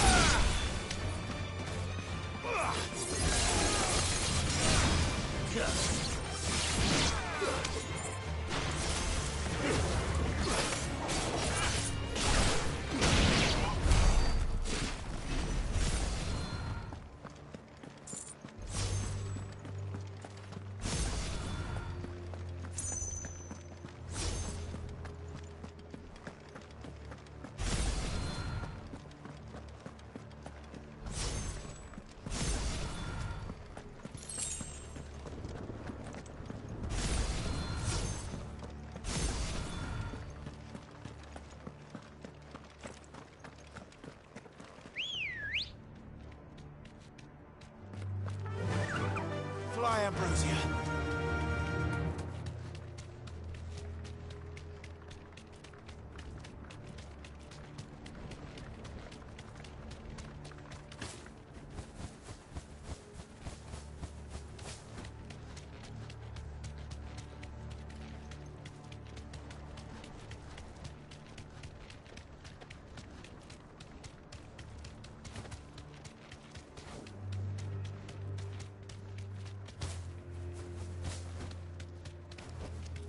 Back to the stables, girl.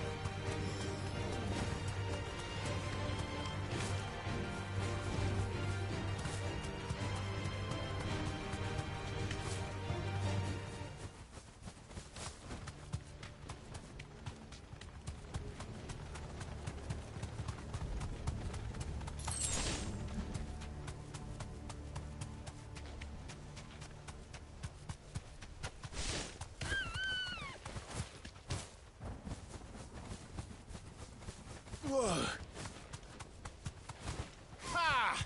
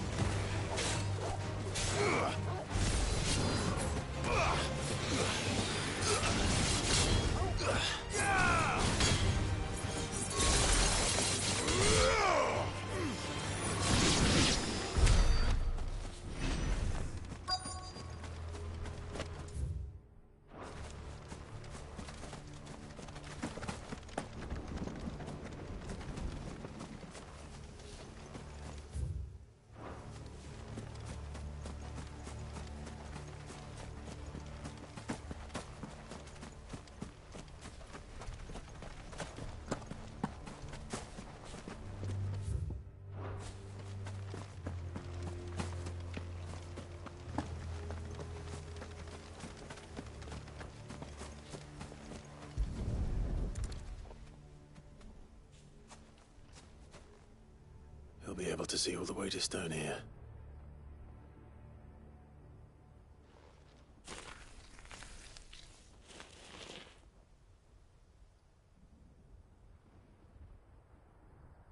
As fine a resting place as any man could hope for.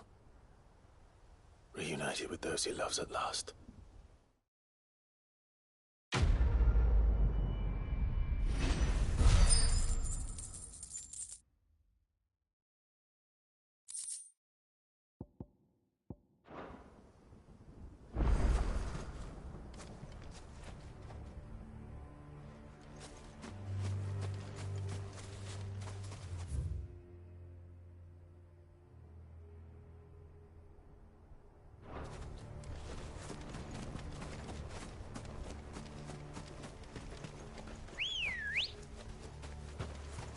Let's go. Yeah!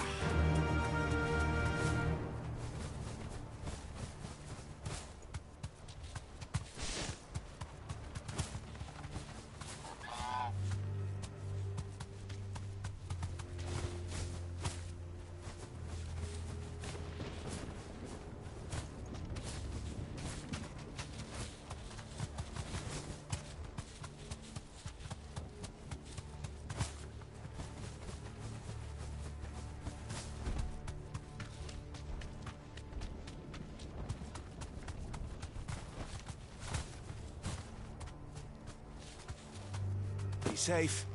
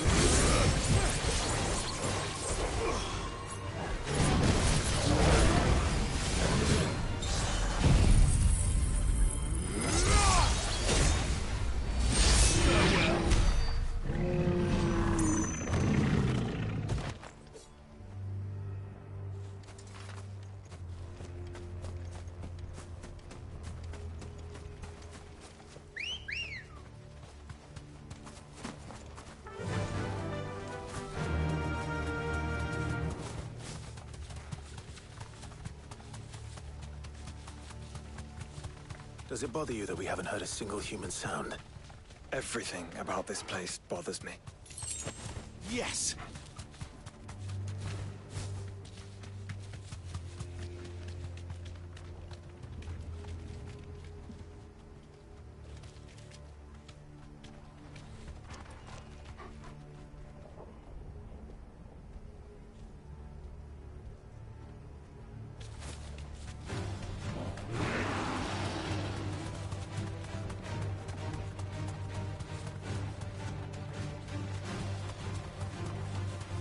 Have care.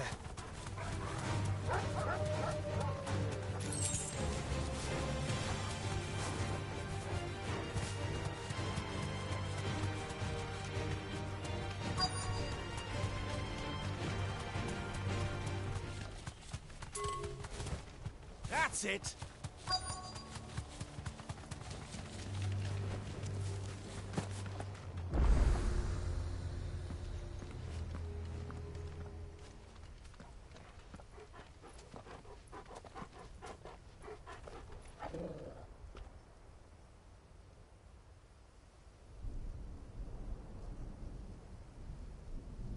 The calm before the storm.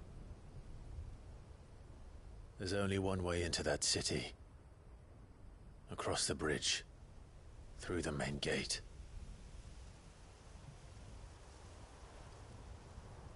Right into the midst of whatever is left of the late King's army. Are you ready for this?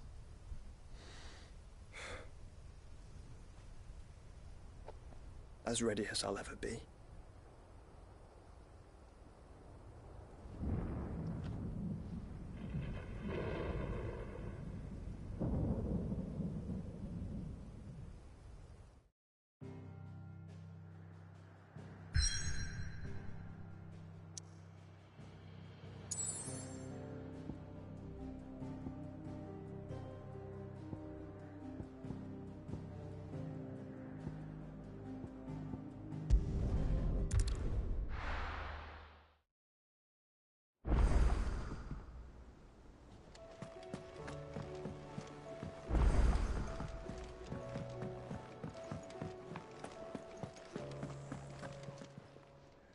Aye, it's a dangerous world out there.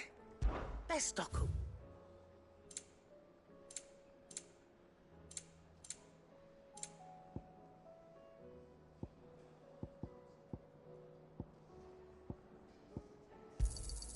It'd better all be here. You're rubbing me blind, you know. It'd better all be here.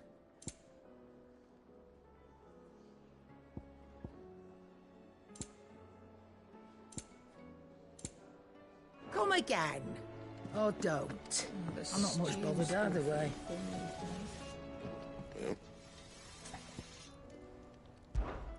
So, will it be?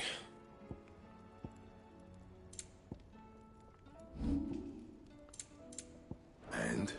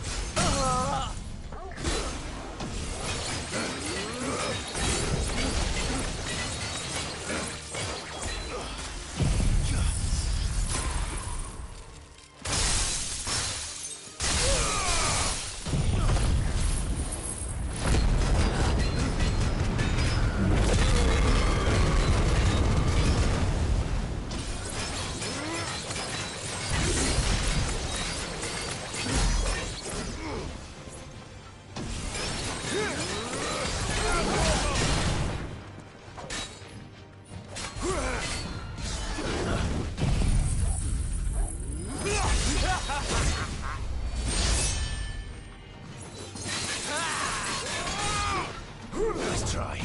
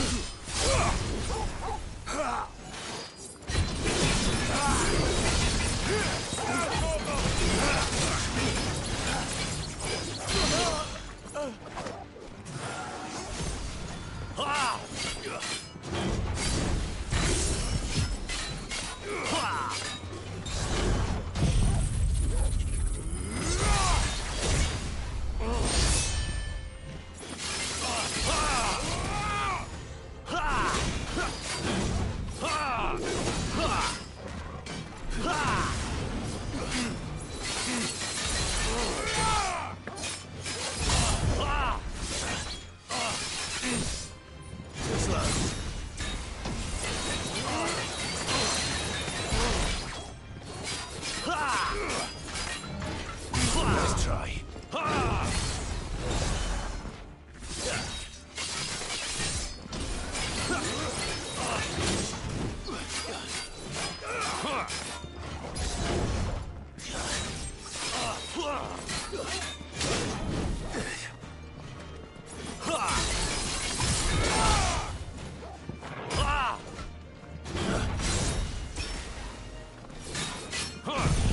All yours,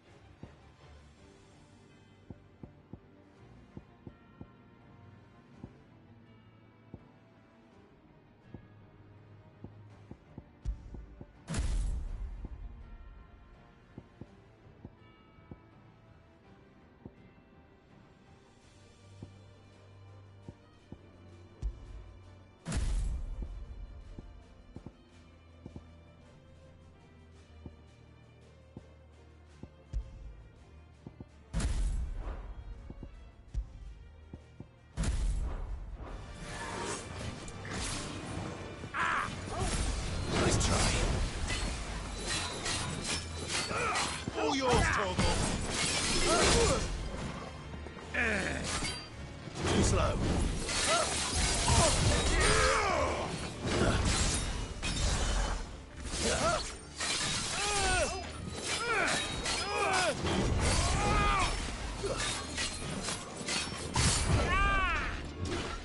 Slow. Nice try.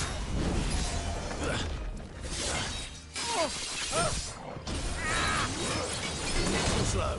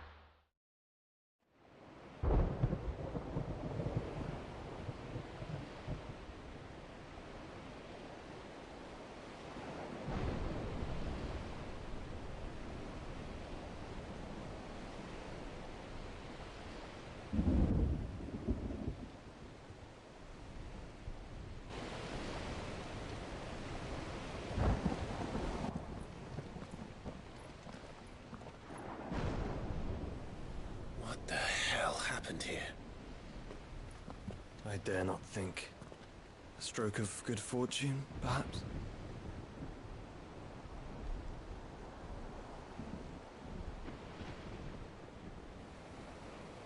I hope you're right. So do I.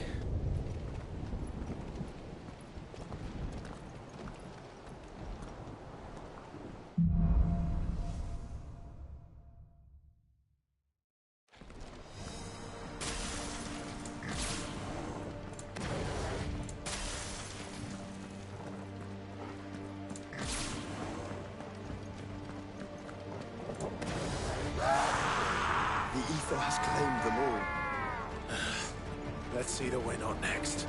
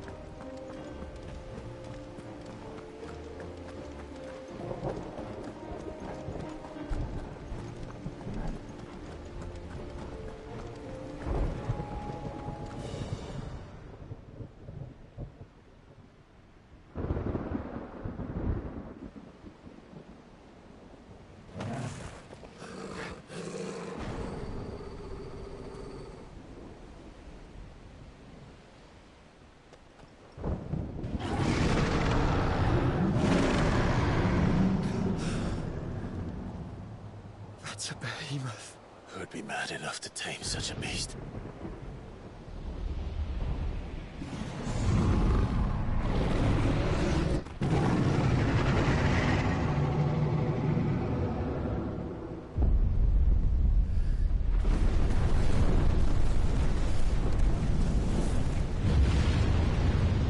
Stand back.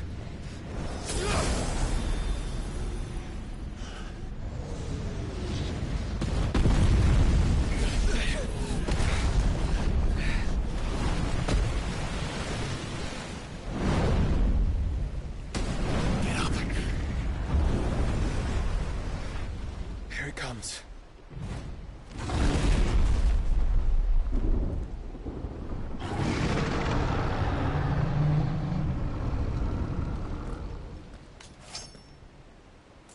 Well, what are we waiting for?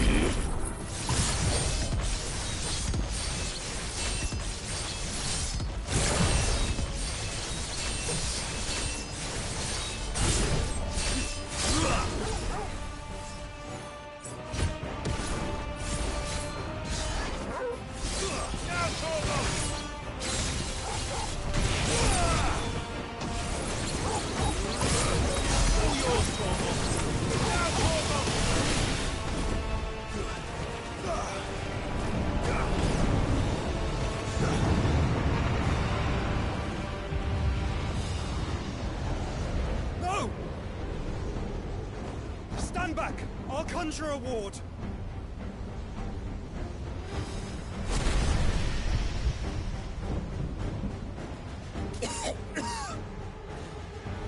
Joshua!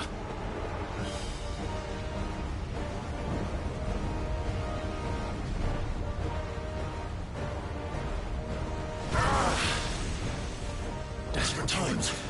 Clive, no! Trust me. I'm your shield, remember?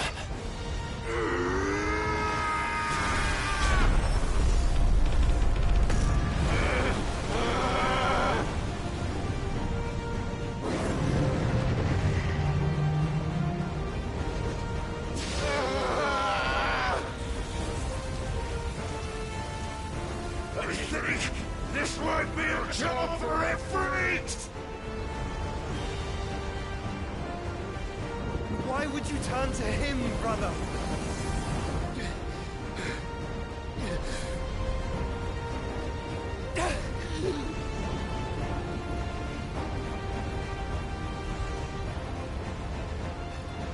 When we fight together.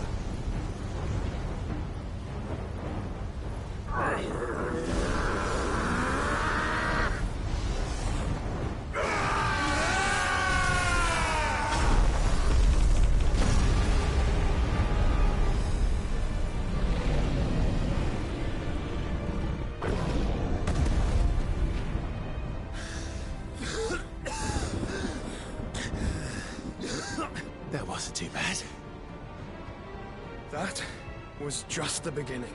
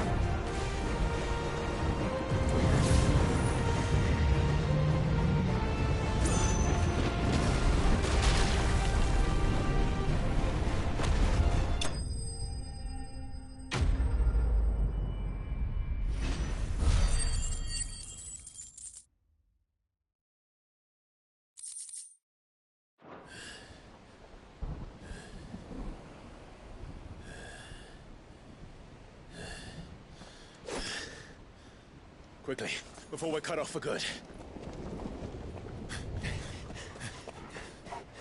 If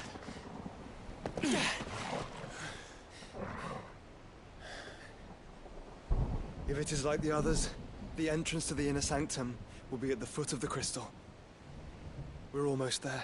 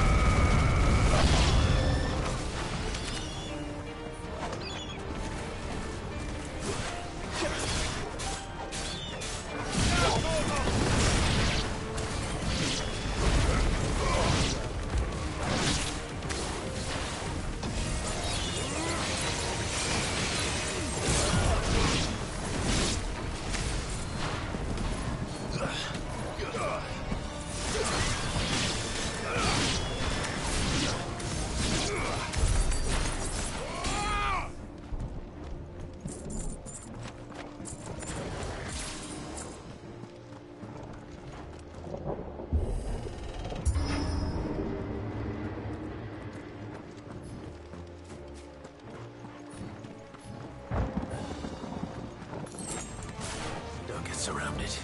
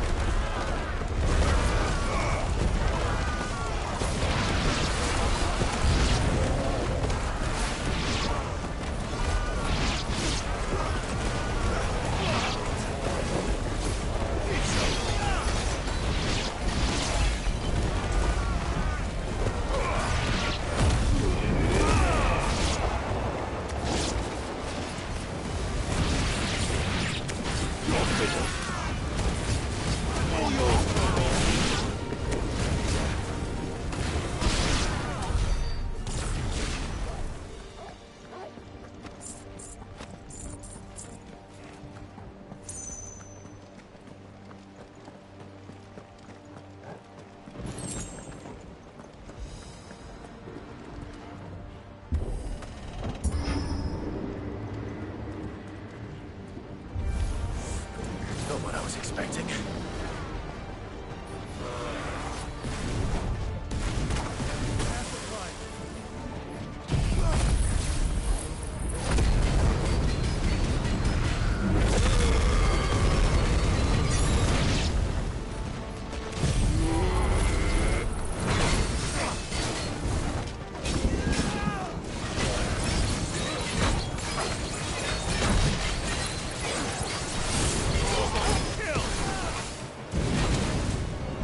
Nice try. Too slow. Nice try. Too slow.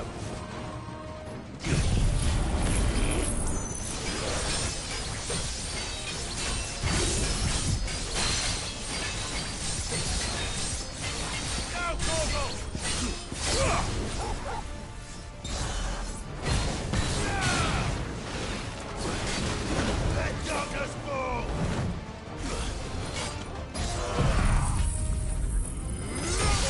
Kill!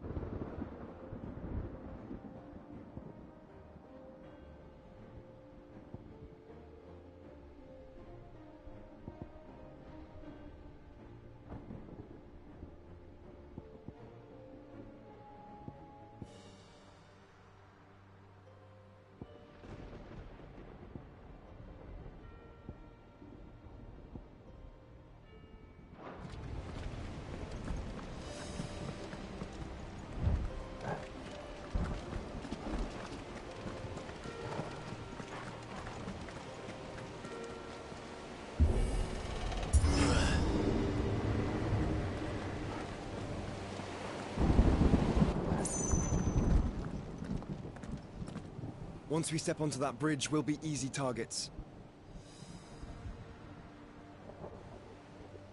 Then we better move quickly.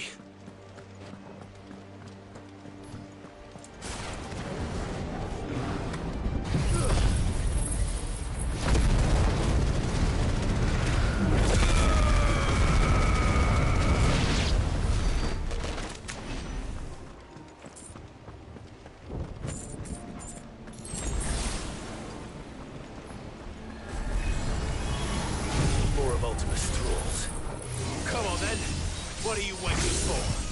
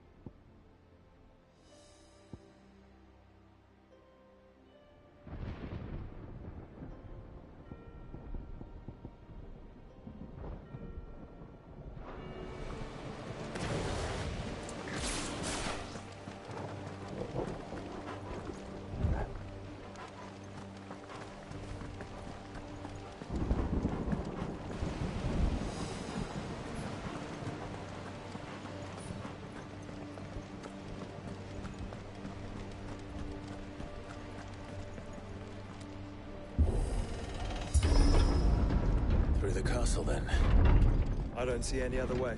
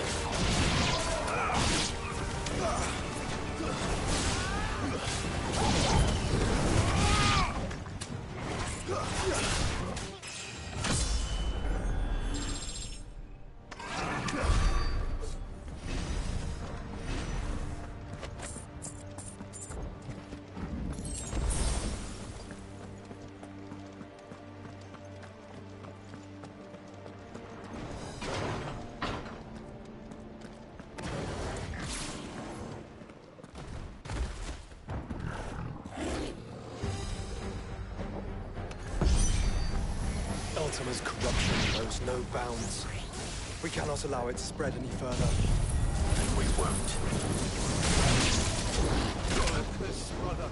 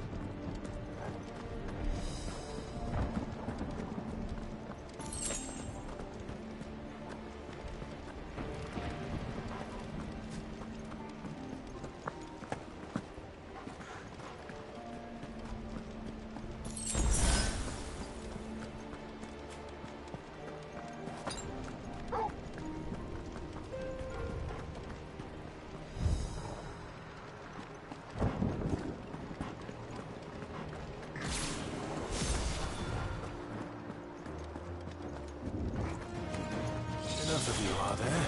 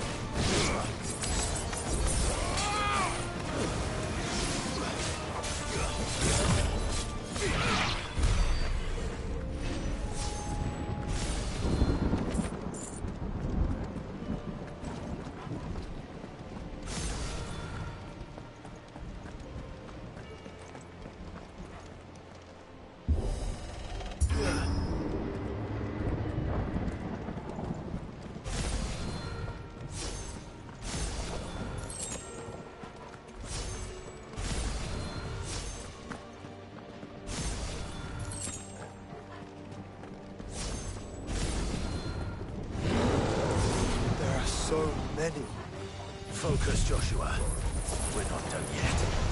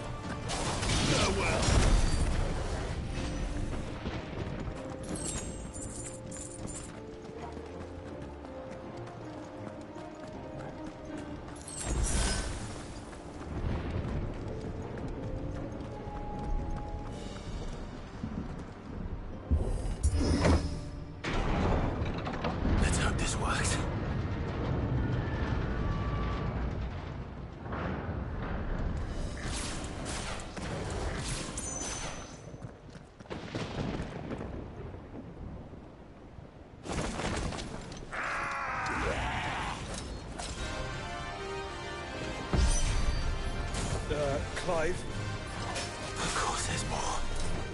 There's always fucking more.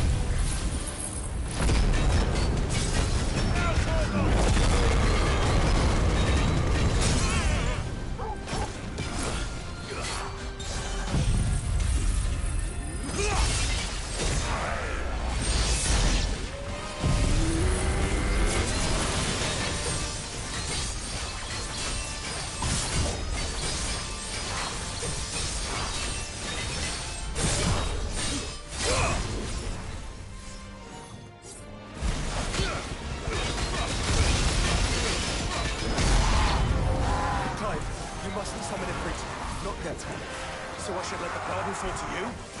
Yes, you should. Save your strength for another control.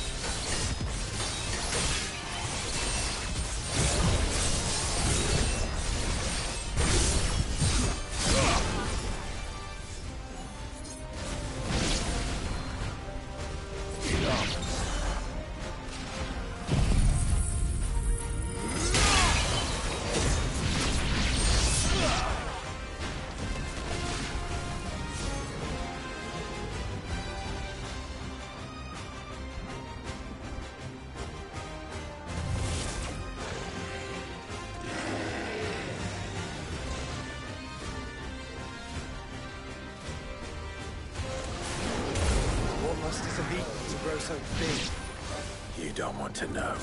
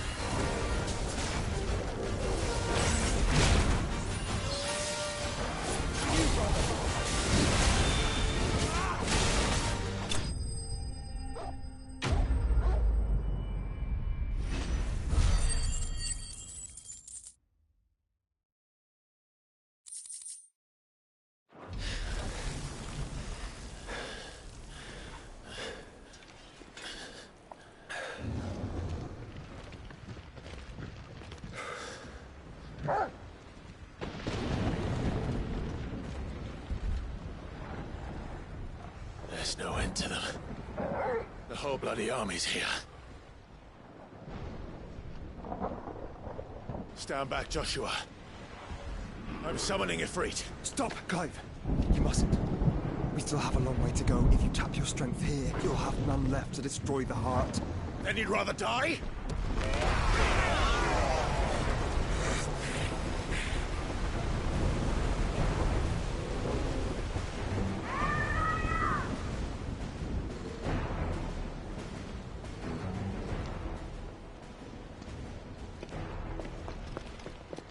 Jill!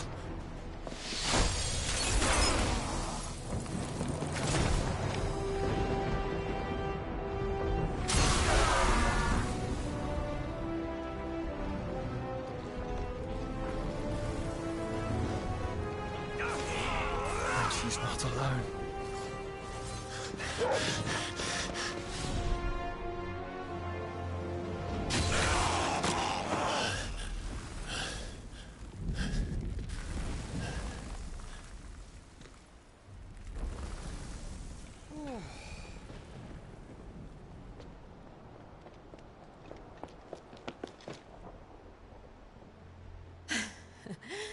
Surprised to see us.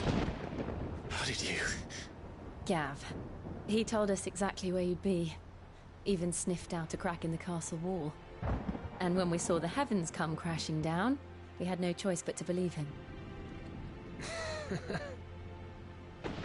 It's been quite a day. To what do we owe this honor? A debt I would see repaid. Prince Dion.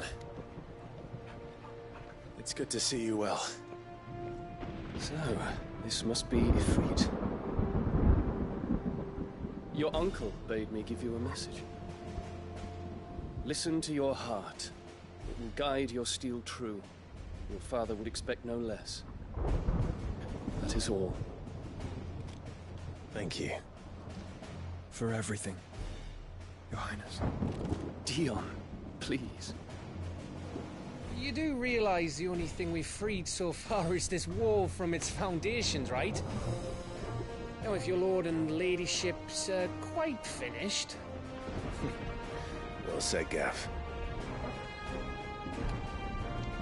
We have work to do.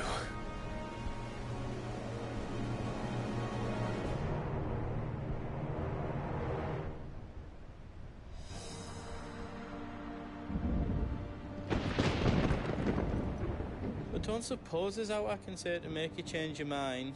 So I'll just tell you to stay safe. Nan won't take kindly to losing her best customer, especially after letting us carry all this stuff all the way to Ash. And we wouldn't want to anger old Nan. You mean, you'll buy some off us? I've got some good stuff for yous.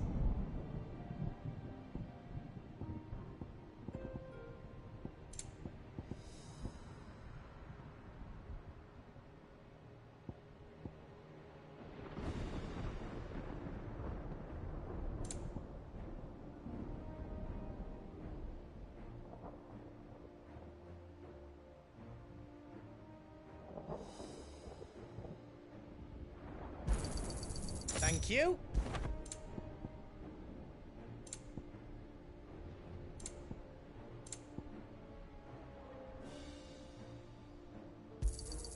Is there else you need?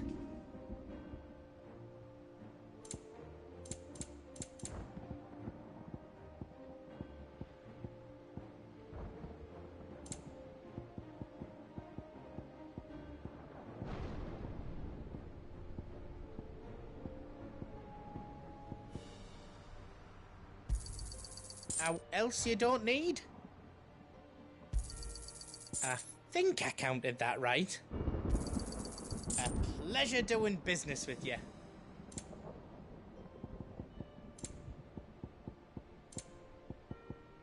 All done then.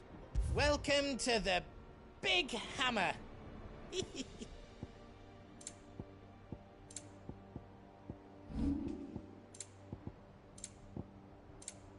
You don't want me to make yous out else? I've got some good stuff for yous.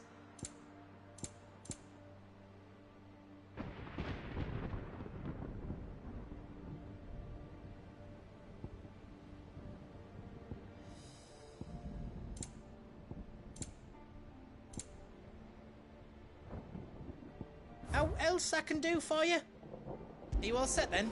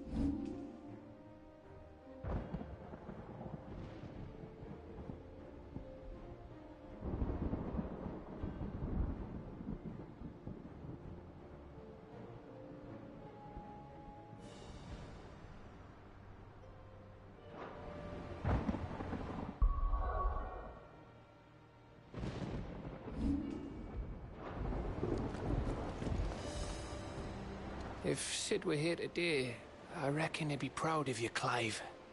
He'd be proud of us all.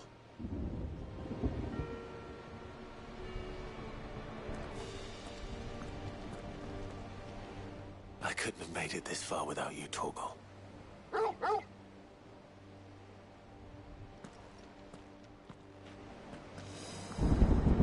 Each parting brings the hope of reunion. I missed you, Clive. I missed you too.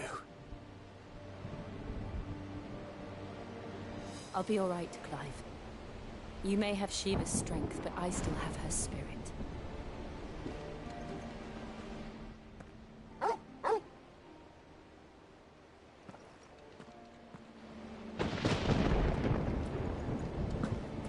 Don't worry about us. We'll hold off the rabble for as long as you need.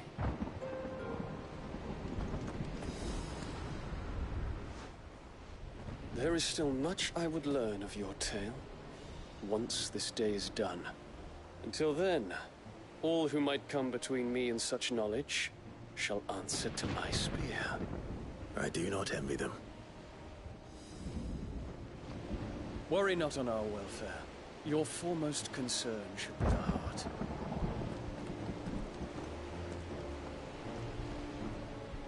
You see, Clive, We're not alone. If we are to win the day, we must all play our part. And ours. Ours lies beyond those doors.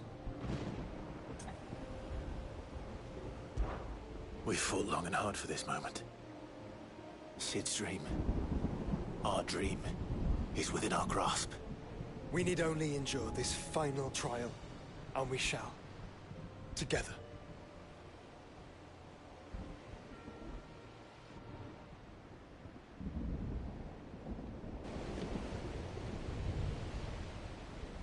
You all know what it is that awaits us beyond this gate. And we shall face it together. Aye.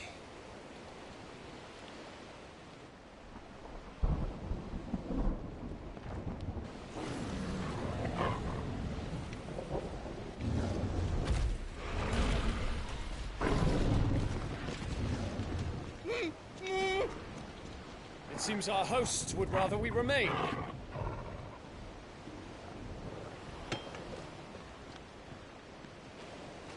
I will stay them. We will stay them. Go! Just don't keep us waiting.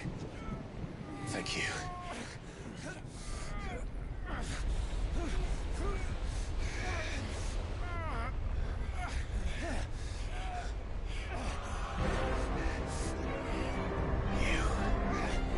Welcome, sons of fire.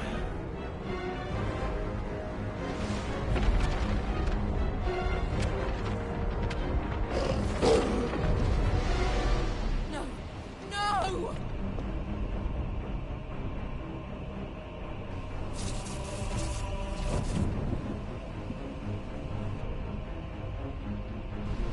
Come back. To arms!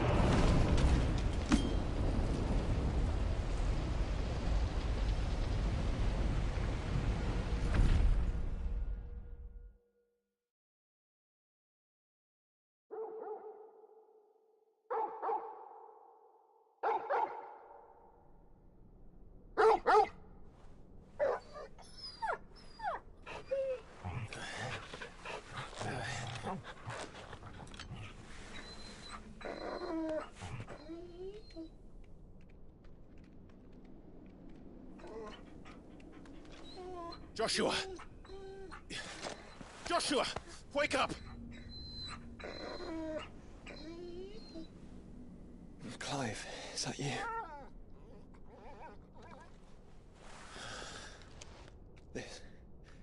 This isn't stone here.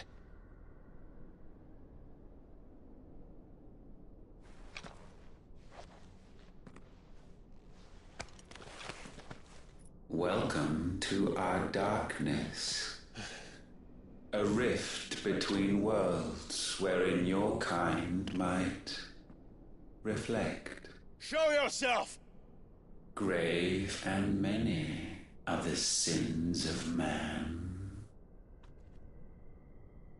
And we would have you know them. All of them. As fate has seen fit to deliver you home, consider this our welcoming gift.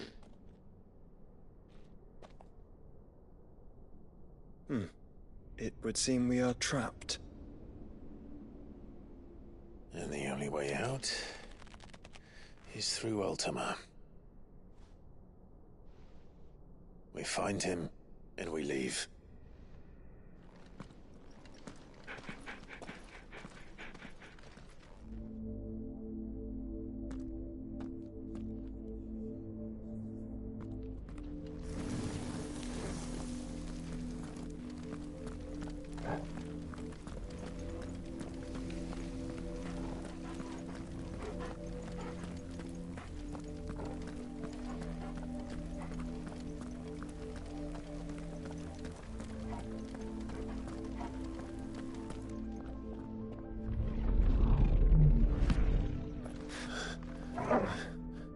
If you are to comprehend the full extent of your transgressions, we must go back to the beginning. When the world was still young, we visited upon it a miracle, magic, and in its light did all life flourish.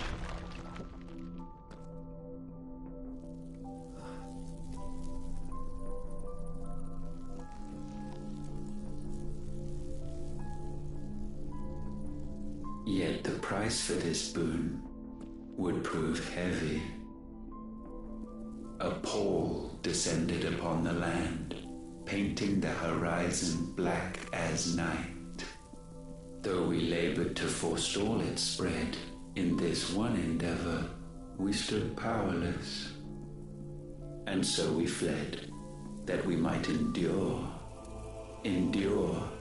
that we might discover a means of salvation.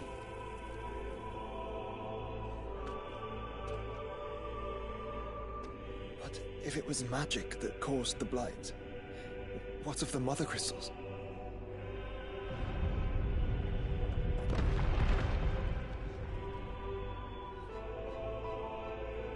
I expect he'll tell us soon enough.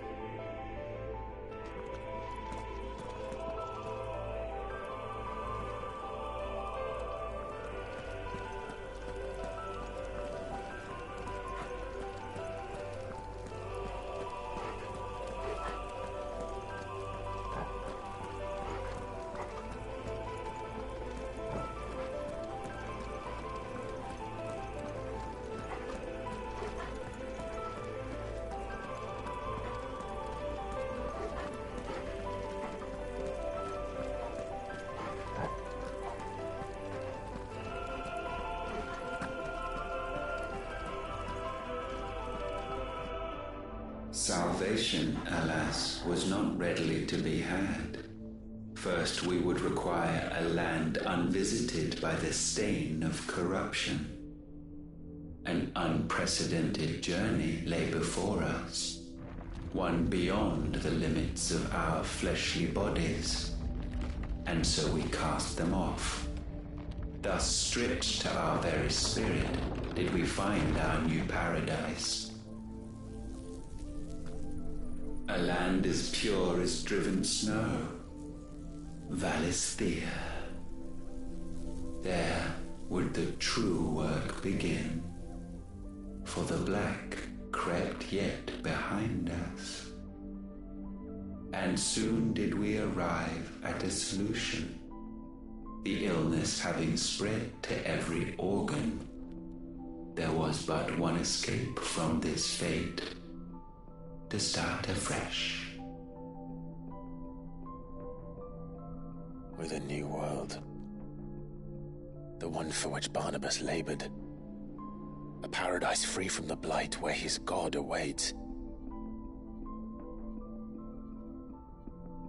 And where, if we only forfeit our wills and abandon everything we hold dear, humanity can join him.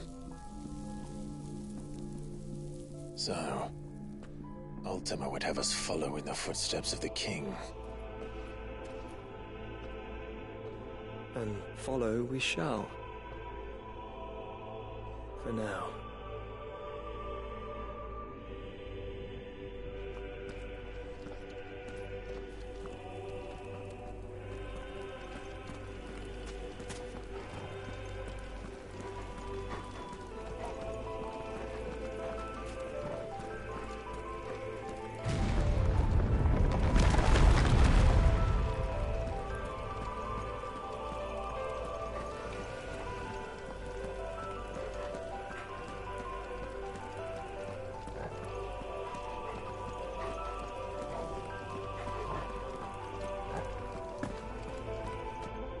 To forge a new world would require not only power, but a constitution strong enough to wield it. Acquiring the first would be simple.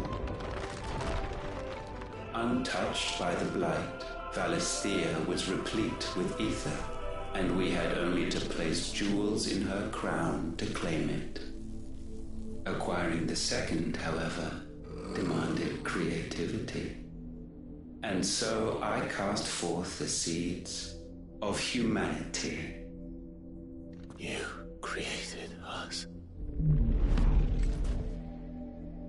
Is that not what gods do? We sowed the seeds for you, Muthos, all that you might one day blossom. And our future thus secured, we thought to slumber, though that would prove a grave mistake. For it was as we slept that man committed his greatest sin. He awoke. Alone in a world bereft of his God's radiance, he stumbled blindly, desperate for guidance. Finding no light, he sought to kindle his own. And from that single errant impulse was his will born. Having discovered himself at last, man turned his eyes inward and found he desired evermore that which only magic might afford. So wars were waged and brothers slain for custody over that dwindling resource, and the land, she wept tears of black.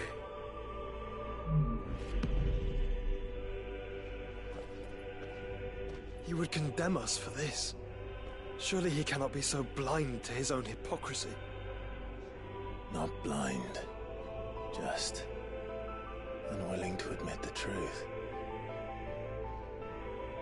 Though we're one and the same.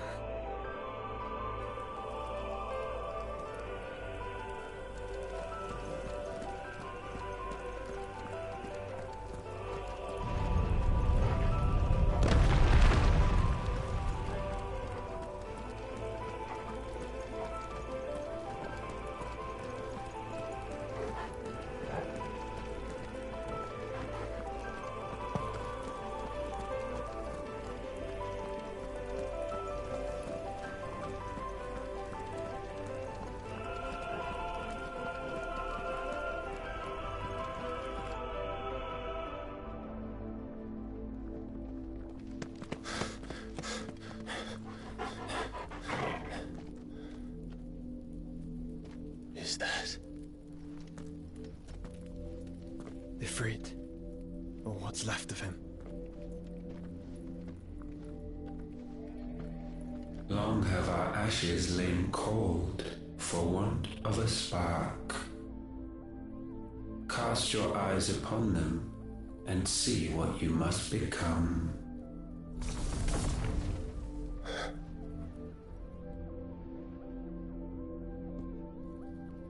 Valisthea cannot endure a second claim upon her being. The avarice of man drives her ever closer to destruction. But she may yet be saved by you. It is what you were born to do, why we nursed you and fed you, as your own mother should have. And now that you are fully grown, our Muthos, it is time at last for you to serve your purpose. To right your wrongs. If our sin is wanting to survive, then you are as marked by it as we are. The fault is yours. Our wills were born because you abandoned us. And now, you would have us forfeit them. All for a place in your new paradise. Do you imagine yourselves worthy of one? Mankind has no place in our world. Is this truly so difficult to comprehend? We only ever require you, Muthos, when the time comes to bid this wretched realm farewell. None shall follow, none shall remain. What do you mean, none? This is our world. Once the land's rebirth is complete, humanity will have served its purpose. Why would we continue to suffer that which has caused us so much vexation? Because the land doesn't belong to you. It belongs to us all!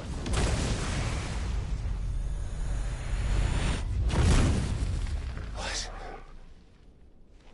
That is where you are mistaken. You own nothing but your precious will.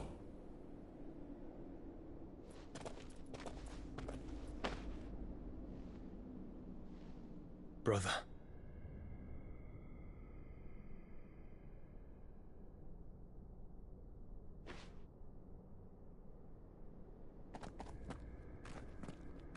I can't do this alone. And you don't have to. I grow weary of your dissent. Now you must learn that this master will not tolerate disobedience.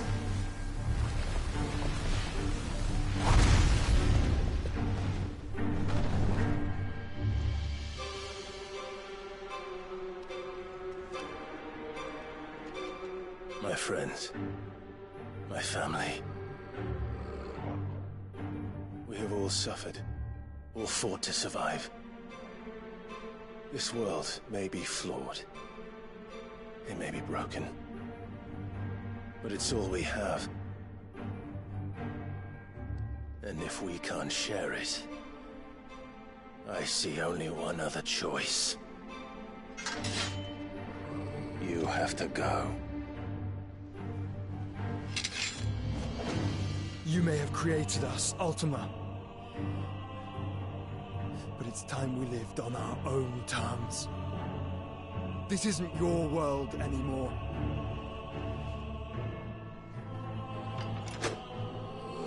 It's ours. Bow down, offenders, hearts be-stained.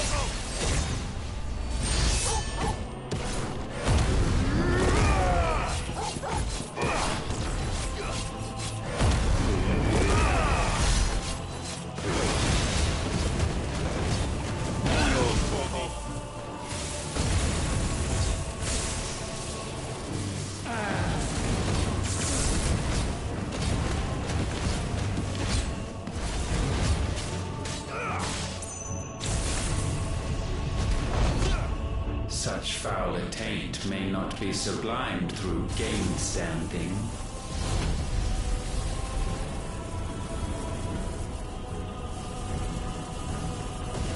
Only with heads hung low is penance paid. O wretched mortals, incapable even of contrition, in fitting season shall we reap our harvest.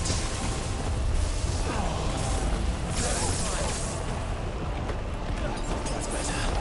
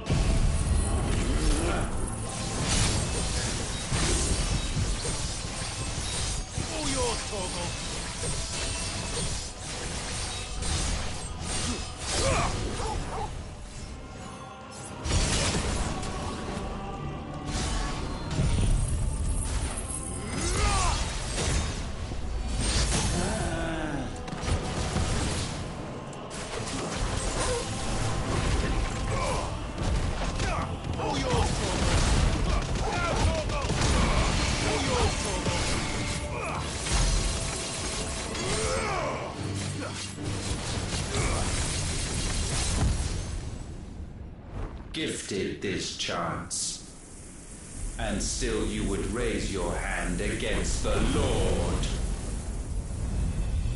What now? The darkness bends.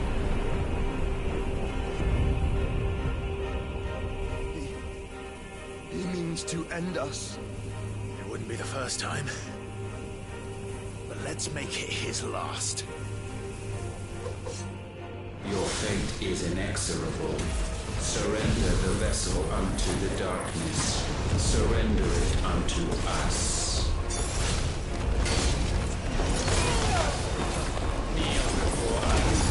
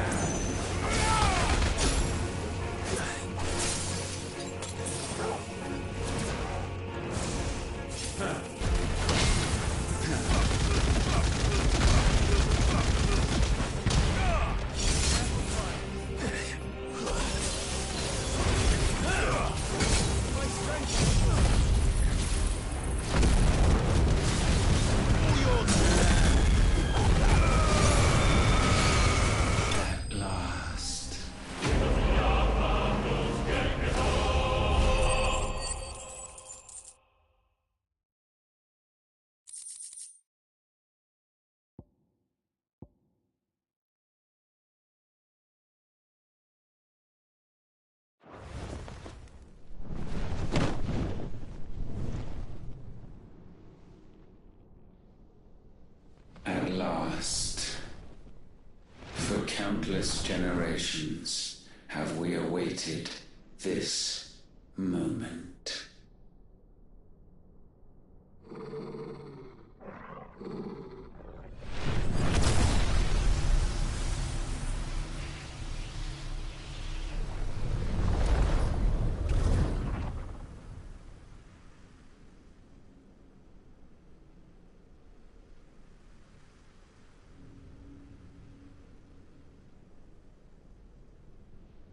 Your struggles have made you strong, yet your soul remains heavy with sin.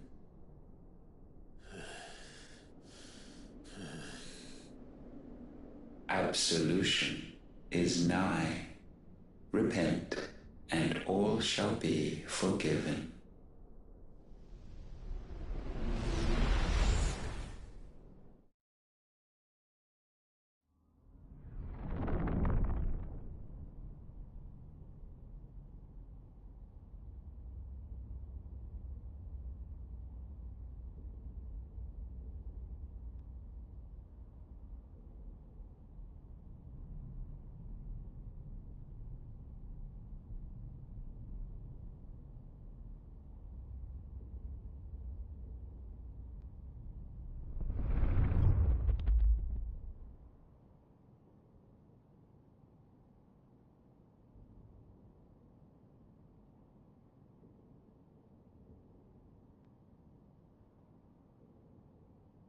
Tell me, Clive, how many lives have you saved since taking my name?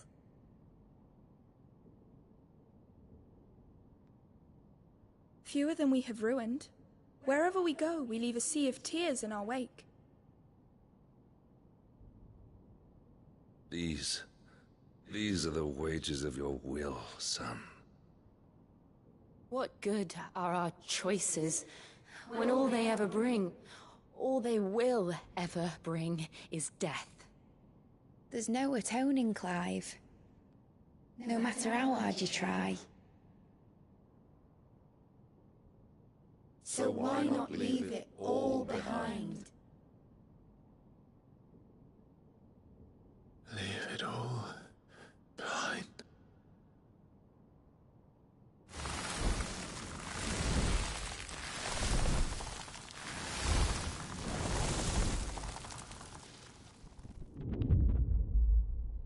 Clive!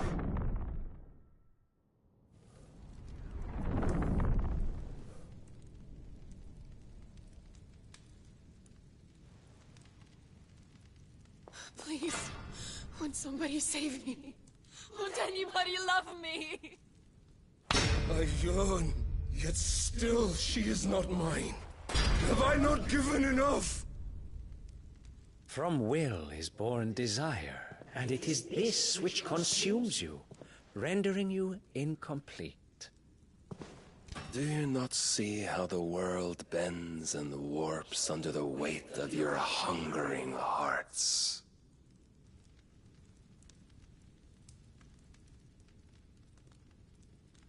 What if it could all just go away?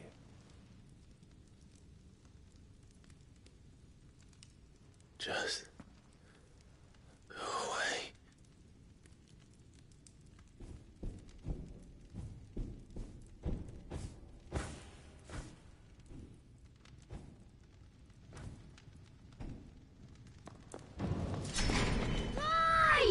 Clive!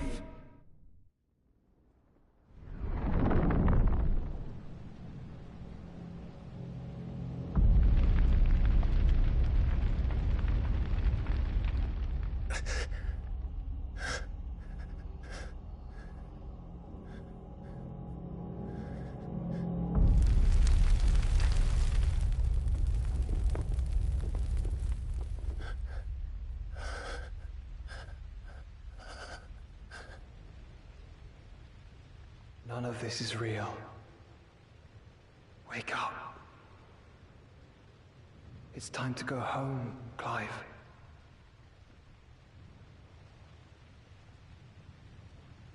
Clive. That's right. You're my brother. Brother.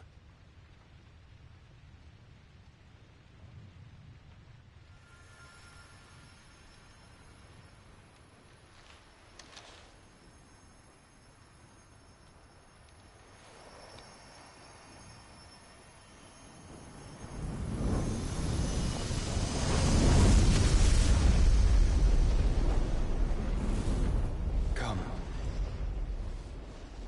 Remember who you are. Clive.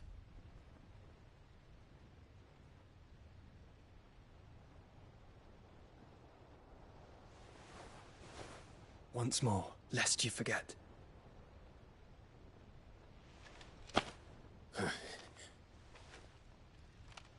My name is Clive. Clive Rosfield. Look, Ultima.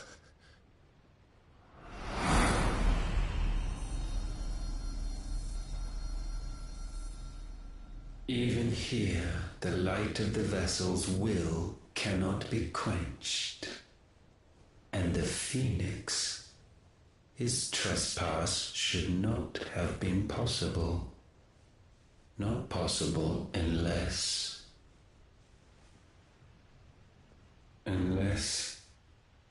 he has been with Muthos all along. The mark of the Phoenix, emblazoned upon his heart, made manifest by the power of will alone. The power of creation. Can it be? Are their wills truly so potent? Are you still talking?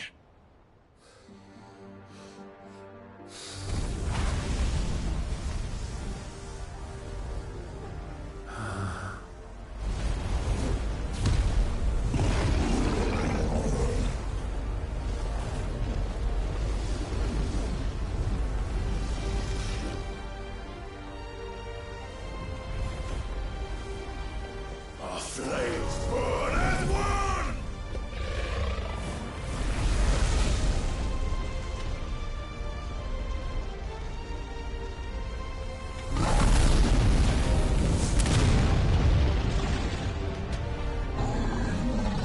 This is no mere evolution, it is deviation. And herefrom does Logos rise.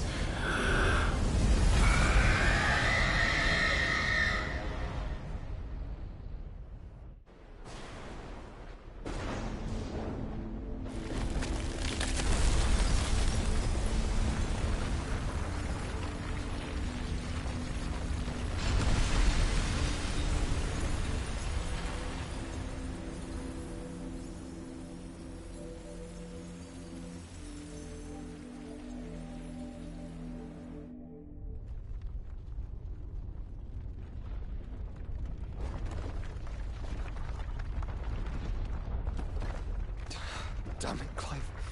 Wake up.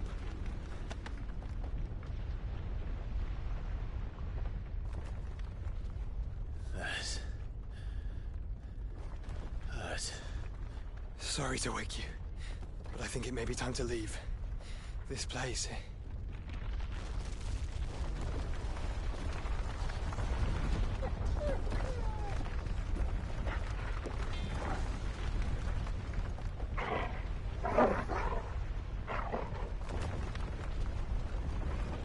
And once again does my creation stray from the path laid before it. Steeped in conceit, you fancy yourself a god. You embrace Logos. But we will put an end to this hubris. What are you talking about? In the halls of origin does our true power quicken. And there shall you be made complete. Soon, Muthos, soon you will discover How little you know of suffering.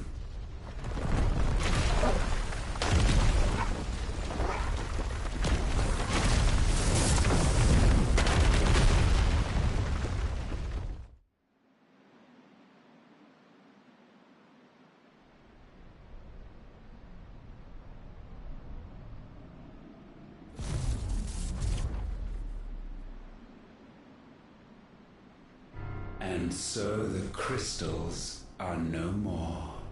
Yet in their silence, a new song rings. Its chorus building, a crescendo as it enters its final movement, stirring those long aslumber to waking. And back to their origin.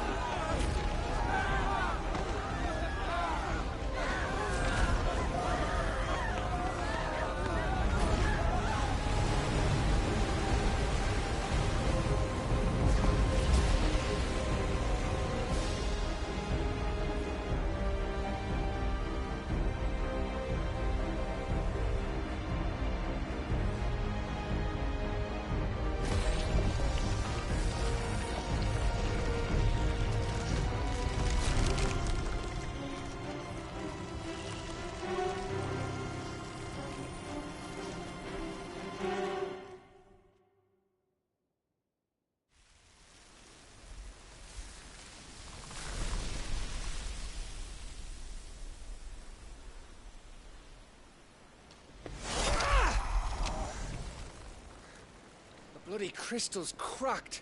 So where the hell are they?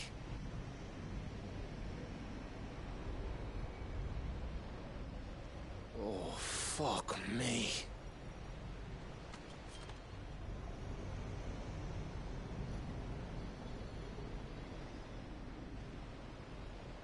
Is that ether?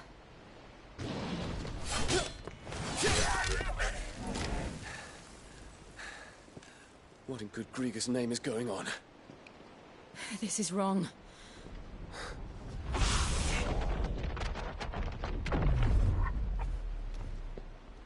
Are we back? Clive! Joshua! Jill!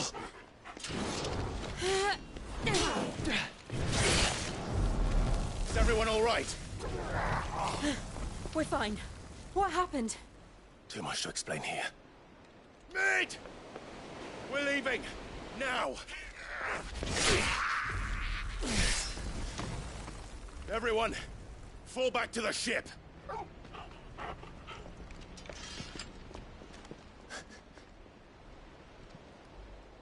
I will be with you anon. Thank you.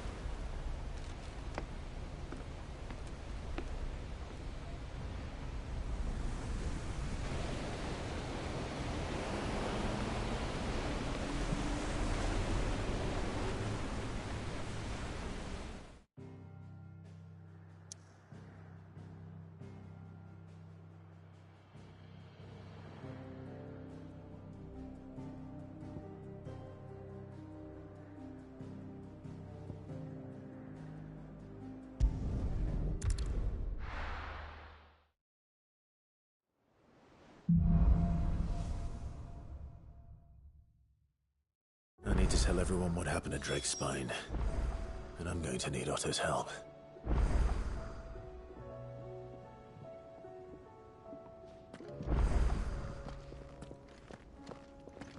origin, he called it. But the origin of what?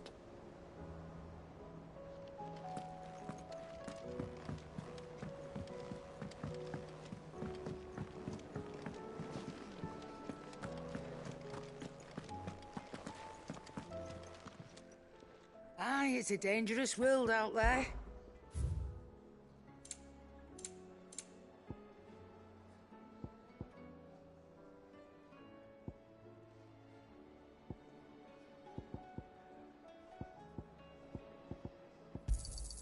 It'd better all be here. You'll not find a better price than that.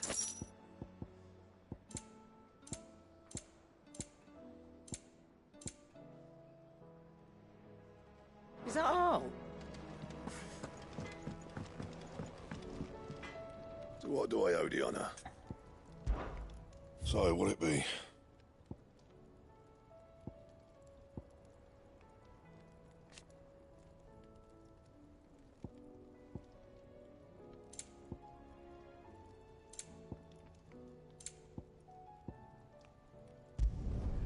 Not bad, if I do say so myself.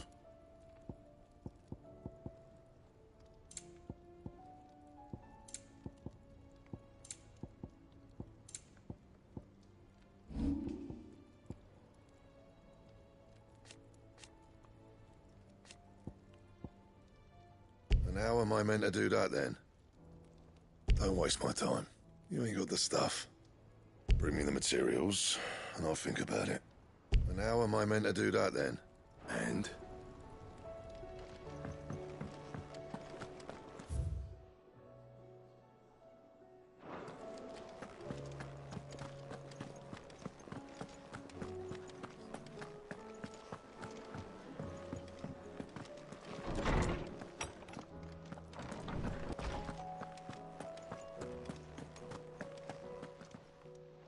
I was wondering when next you'd visit. I have compiled some new entries, if you would like to see them.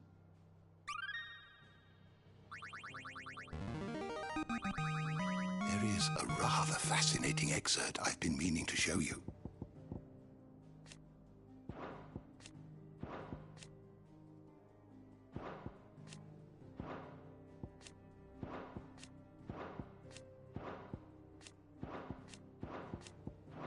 If you have a question for me, I should be happy to answer it. Good morrow to you, my friend. If I may observe...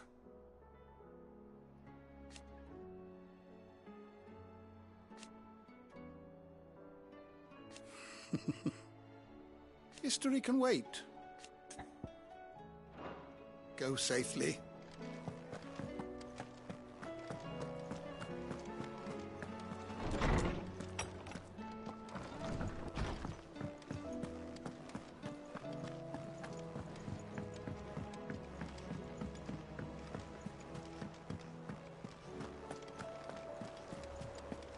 There's something about it.